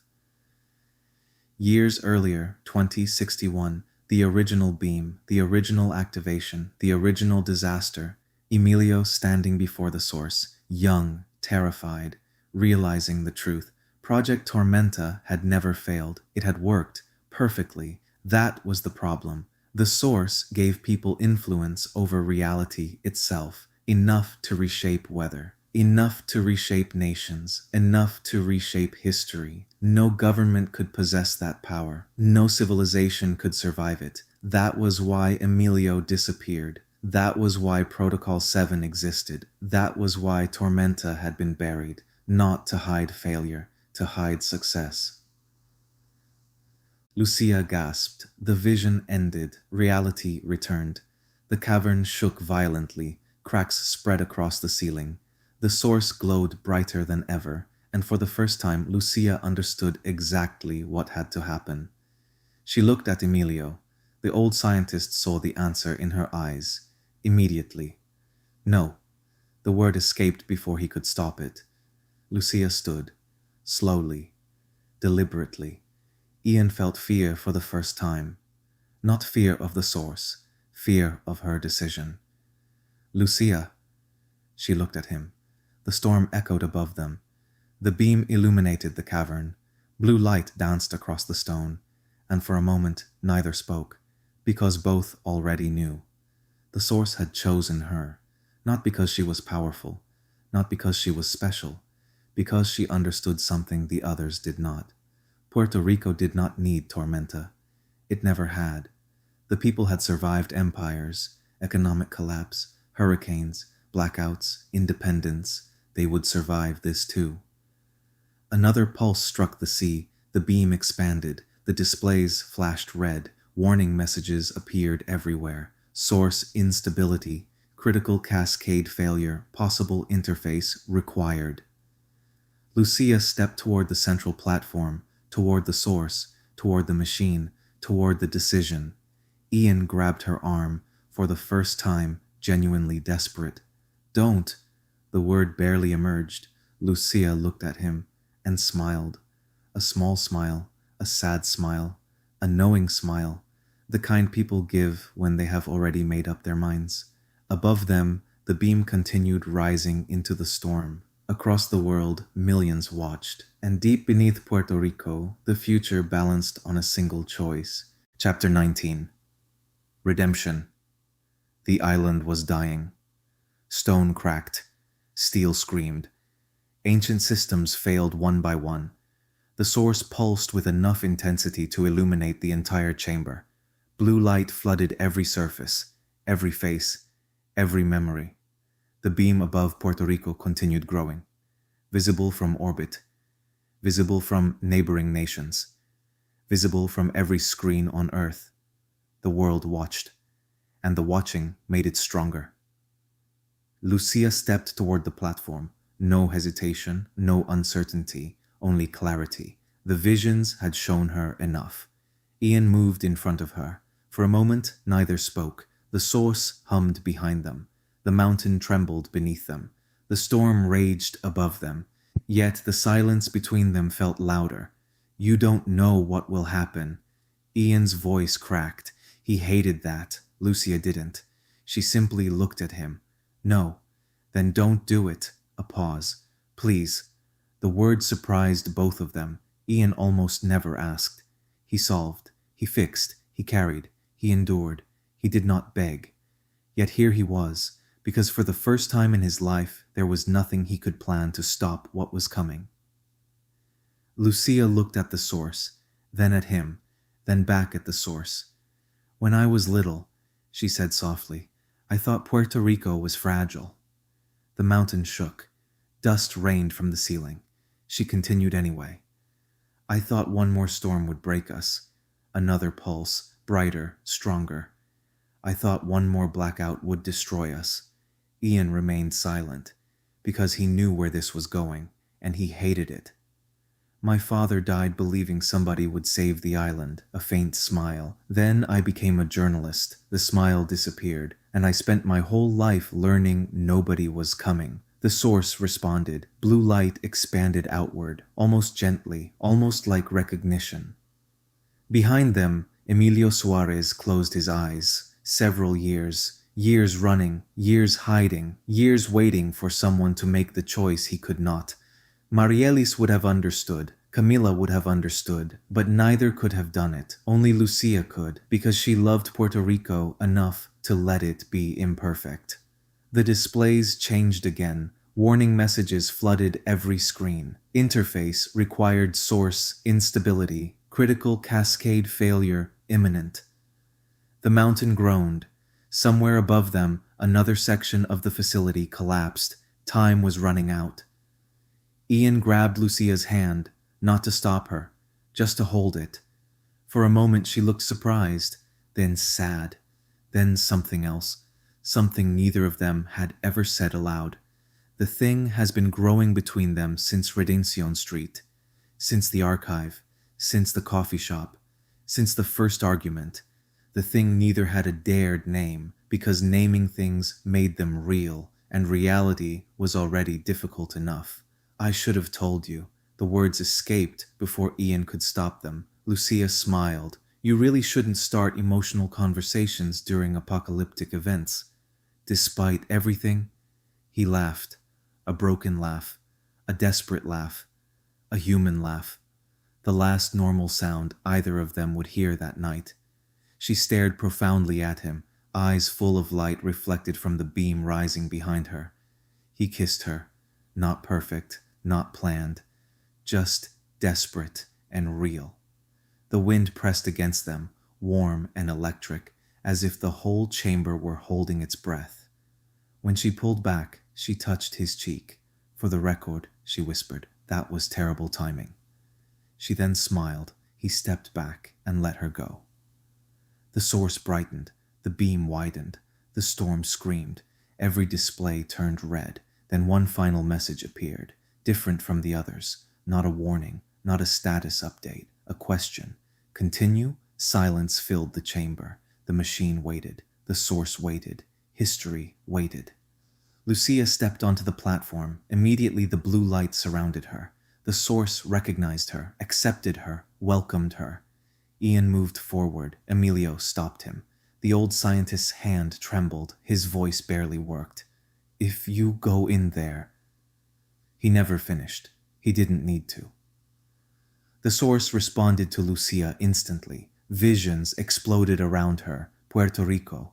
Every version, every generation, every struggle, every triumph. Taino villages, Spanish colonies, American rule, independence, City of Esperanza, Redención Street, the future, all connected, all alive, all unfinished. And for the first time she understood what the source truly was. Not a weapon, not a machine, not even an energy source. It was a memory made physical, the accumulated identity of a people, waiting for direction, waiting for purpose, waiting for someone to choose. And Lucia finally did. She placed both hands against the core. The question remained before her. Continue. She remembered her father, her mother, Ponce, the blackouts, the hurricanes, the people rebuilding homes with their own hands. The island survived everything history threw at it. Then she answered, "No." For 1 second, nothing happened.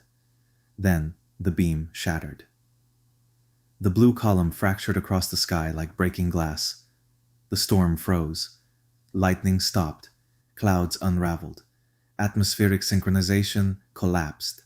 Across the Caribbean, sensors failed. Satellites lost track of the event. Weather systems returned to normal. The impossible began disappearing. Inside the cavern, alarms screamed. The source pulsed wildly. The metallic rings shattered. Power conduits exploded. The chamber began collapsing. Protocol 7 had finally completed, exactly as Emilio intended. Everyone that could ran for their lives, escaped. Ian turned around and watched the platform vanish beneath blue light. "Lucia!" The scream tore from his throat. The chamber shook. The stone collapsed. The source erupted. For one impossible moment, he could still see her, standing inside the light, calm, at peace, smiling. Then the light consumed everything. The explosion never came. The source simply disappeared.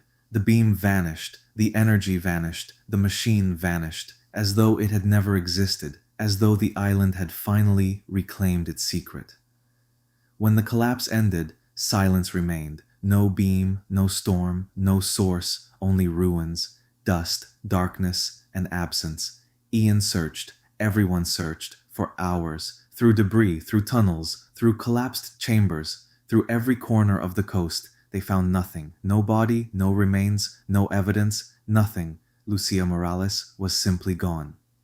At noon, the skies above Puerto Rico were clear. The storm had disappeared. The beam had disappeared. Project Tormenta had disappeared. The island remained, bruised, exhausted, alive. Ian stood outside the ruins, watching the first sunlight touch the horizon. The same horizon Lucia had watched her entire life. The same horizon she had chosen over power, over certainty, over control. A hand touched his shoulder. Mateo. Neither spoke. There was nothing left to say. Far away, the morning breeze moved through the trees. And for a brief moment, Ian thought he heard laughter. Familiar. Gone before he could turn. The island kept its secrets. Some of them forever. Chapter 20. The Last Storm. 6 months later, the world had moved on, mostly. The human race possessed an extraordinary talent for forgetting impossible things. Scientists published reports, governments released statements, universities hosted conferences, military agencies issued assessments. Everyone offered explanations, none matched. The official version eventually settled into history, a rare atmospheric event. A cascade failure of experimental weather infrastructure, a convergence of natural phenomena, complicated enough to sound credible, vague enough to avoid questions. Most people accepted it. People had lives to live, families to raise, bills to pay. The impossible became yesterday's news, then history, then memory.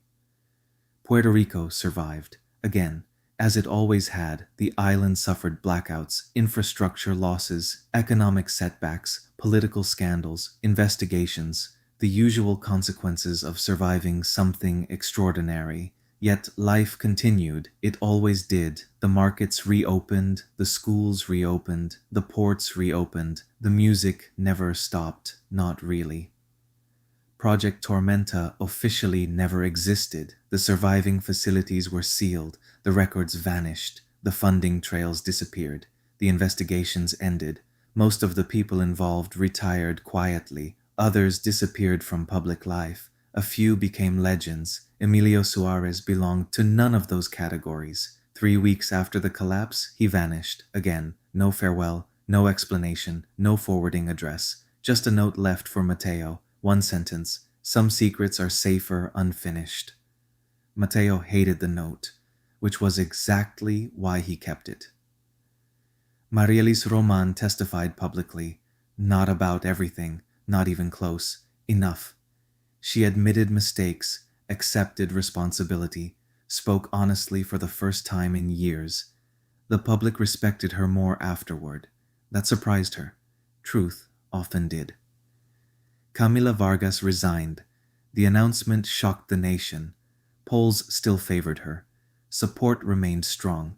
Future elections remained winnable. None of it mattered. She stepped away anyway. The day she left office, she walked alone through Redención Street. No cameras, no speeches, no ceremony. Just one final walk through the city she helped create. A city built on hope and secrets. She preferred the hope. The city continued growing, faster than ever. New districts opened, new parks appeared, New transit lines connected neighborhoods, children filled schools, businesses filled storefronts, trees filled plazas. The unfinished capital slowly became a real city, not a project, not a dream, a home. Ian Ruiz remained, at first because he had nowhere else to go, then because he wanted to, then because he realized he already had. Massachusetts felt distant now, not forgotten, never forgotten, just farther away. The island no longer felt borrowed, it felt earned. That surprised him, perhaps more than anything else. Some evenings, he still walked Redemption Street, old habits. The boulevard looked different now. The construction fences were gone. The empty lots had become buildings. The buildings had become neighborhoods. The neighborhoods had become memories. Life had settled into the cracks, exactly as it should.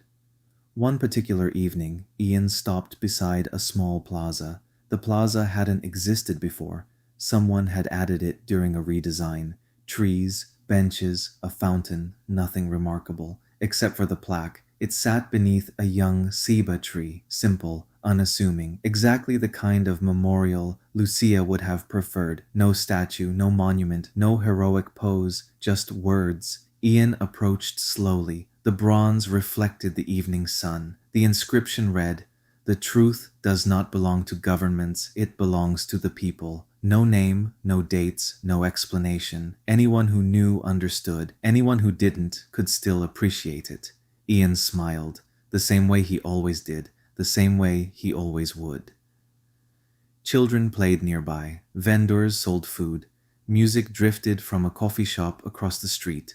Life, ordinary life, the thing Lucia had fought to protect, the thing Tormenta had nearly changed forever, the thing worth saving. A breeze moved through the plaza, warm, gentle, carrying the scent of the ocean. Ian turned toward the crowd and froze. A woman stood on the opposite side of the plaza, watching him. Dark hair, familiar posture, familiar stillness. For 1 second, the entire world seemed to stop. Neither moved, neither spoke. The crowd flowed between them. People crossed the plaza. Children ran past. A bus stopped. A vendor pushed a cart. Then someone stepped into Ian's line of sight, only for a moment. 1 second, maybe less. When the path cleared, she was gone. Ian stood there for a long time, long after logic returned, long after reason returned, long after certainty returned. Maybe it had been someone else. Probably it had been someone else. The city contained thousands of people. The odds meant nothing. The explanation meant everything, yet somehow neither felt important. The sun continued setting. Golden light spread across the city of Esperanza. The completed city glowed beneath the evening sky. Redemption Street stretched toward the horizon, exactly as it was meant to. Ian looked at the plaque one final time, then toward the sea, then toward the future, and for the first time since the collapse, he felt peace. Not because every question had been answered, not because every mystery had been solved, because some things never would be, and that was okay. Puerto Rico had survived, the city had survived, the people had survived. Maybe that was enough. Far beyond the harbor, beyond the shipping lanes, beyond the routes marked on ordinary maps, the Caribbean stretched into darkness. A storm moved across the distant horizon. Beneath the waves, something metallic reflected moonlight, then disappeared, gone before anyone noticed, gone before anyone could understand, waiting. The island kept its secrets, for now. Epilogue. 2 years later. The city no longer looked unfinished. That was the first thing Ian noticed every morning. The cranes were gone. The empty lots were gone. The temporary structures were gone. The city of Esperanza had finally become what people once claimed it would be, a home. Morning sunlight reflected from glass towers and solar canopies as people filled Redemption Street. Vendors opened their stalls. Children walked to school. Delivery drones crossed the sky overhead. The hardest thing any nation ever learned to build. Ian Ruiz stood outside the Department of Urban Development, holding a cup of coffee and watching the city wake up. 2 years. 2 years since the bay, 2 years since Lajas, 2 years since the beam, 2 years since Lucia disappeared. The world had moved on. Mostly, Puerto Rico certainly had. The economy had stabilized. The capital continued expanding. Tourists visited from across the Hispanic nations. Students studied the Blue Storm event in history classes. Politicians argued about it. Scientists published papers about it. Nobody agreed on what had happened. Ian no longer cared. Not as much. Some questions simply outlived answers. A familiar voice interrupted his thoughts. "You're late." Ian turned. Mateo Delgado, older, slower, still incapable of minding his own business. "You've been retired for 3 years," Mateo shrugged, "and yet I remain correct." Ian smiled. Some things never changed. The two men walked together toward the central plaza. People greeted Mateo constantly: teachers, students, shop owners, tourists. The historian had accidentally become famous. He hated it, which made everyone love him more. They reached the plaza just before noon. The ceiba tree towered above them now. Its roots spread beneath the stone pathways. Its branches stretched toward the sky. Beneath it rested the plaque, the same plaque, simple, unremarkable, exactly as she would have wanted. Ian stopped in front of it. The inscription remained unchanged. "The truth does not belong to governments. It belongs to the people." No name, no title, no explanation. Yet everyone knew. Fresh flowers rested beside it. Someone always left flowers. No one ever admitted who. Mateo looked toward the harbor. "You still think she's alive?" Not a question. Ian took a sip of coffee. "I don't know," Mateo laughed. "That's not an answer." "I learned that from you." The old historian nodded. For a few moments, neither spoke. The wind moved through the plaza. Children laughed nearby. Music drifted from a cafe. Life continued, exactly as Lucia would have wanted. Then Ian saw her, across the plaza, standing beside a fountain, dark hair, hands in her pockets, watching him. His heart stopped, just for a second, maybe less. The woman tilted her head slightly. The same gesture, the same posture, the same impossible familiarity. Ian took one step forward, then another. The crowd moved between them. A family crossed the plaza. A street performer gathered spectators. A delivery cart rolled past. Only for a moment, only a few seconds. When the path cleared, she was gone. Again. Ian stood motionless. Mateo watched him carefully. "Did you see someone?" The question hung in the air. Ian smiled, a small smile, the kind reserved for mysteries that deserved to remain mysteries. "Maybe," Mateo sighed, helpful as always. The city continued around them. The ceiba tree swayed gently. Far beyond the harbor, the Caribbean Sea stretched toward the horizon, toward places no map fully understood, toward secrets still waiting beneath the waves. A storm flickered in the distance, small, harmless, almost beautiful. For a brief moment, a faint blue flash appeared inside the clouds, then vanished, gone before anyone else noticed. Ian watched the horizon and smiled. Somewhere, he thought, Lucia would have a story to tell. The end.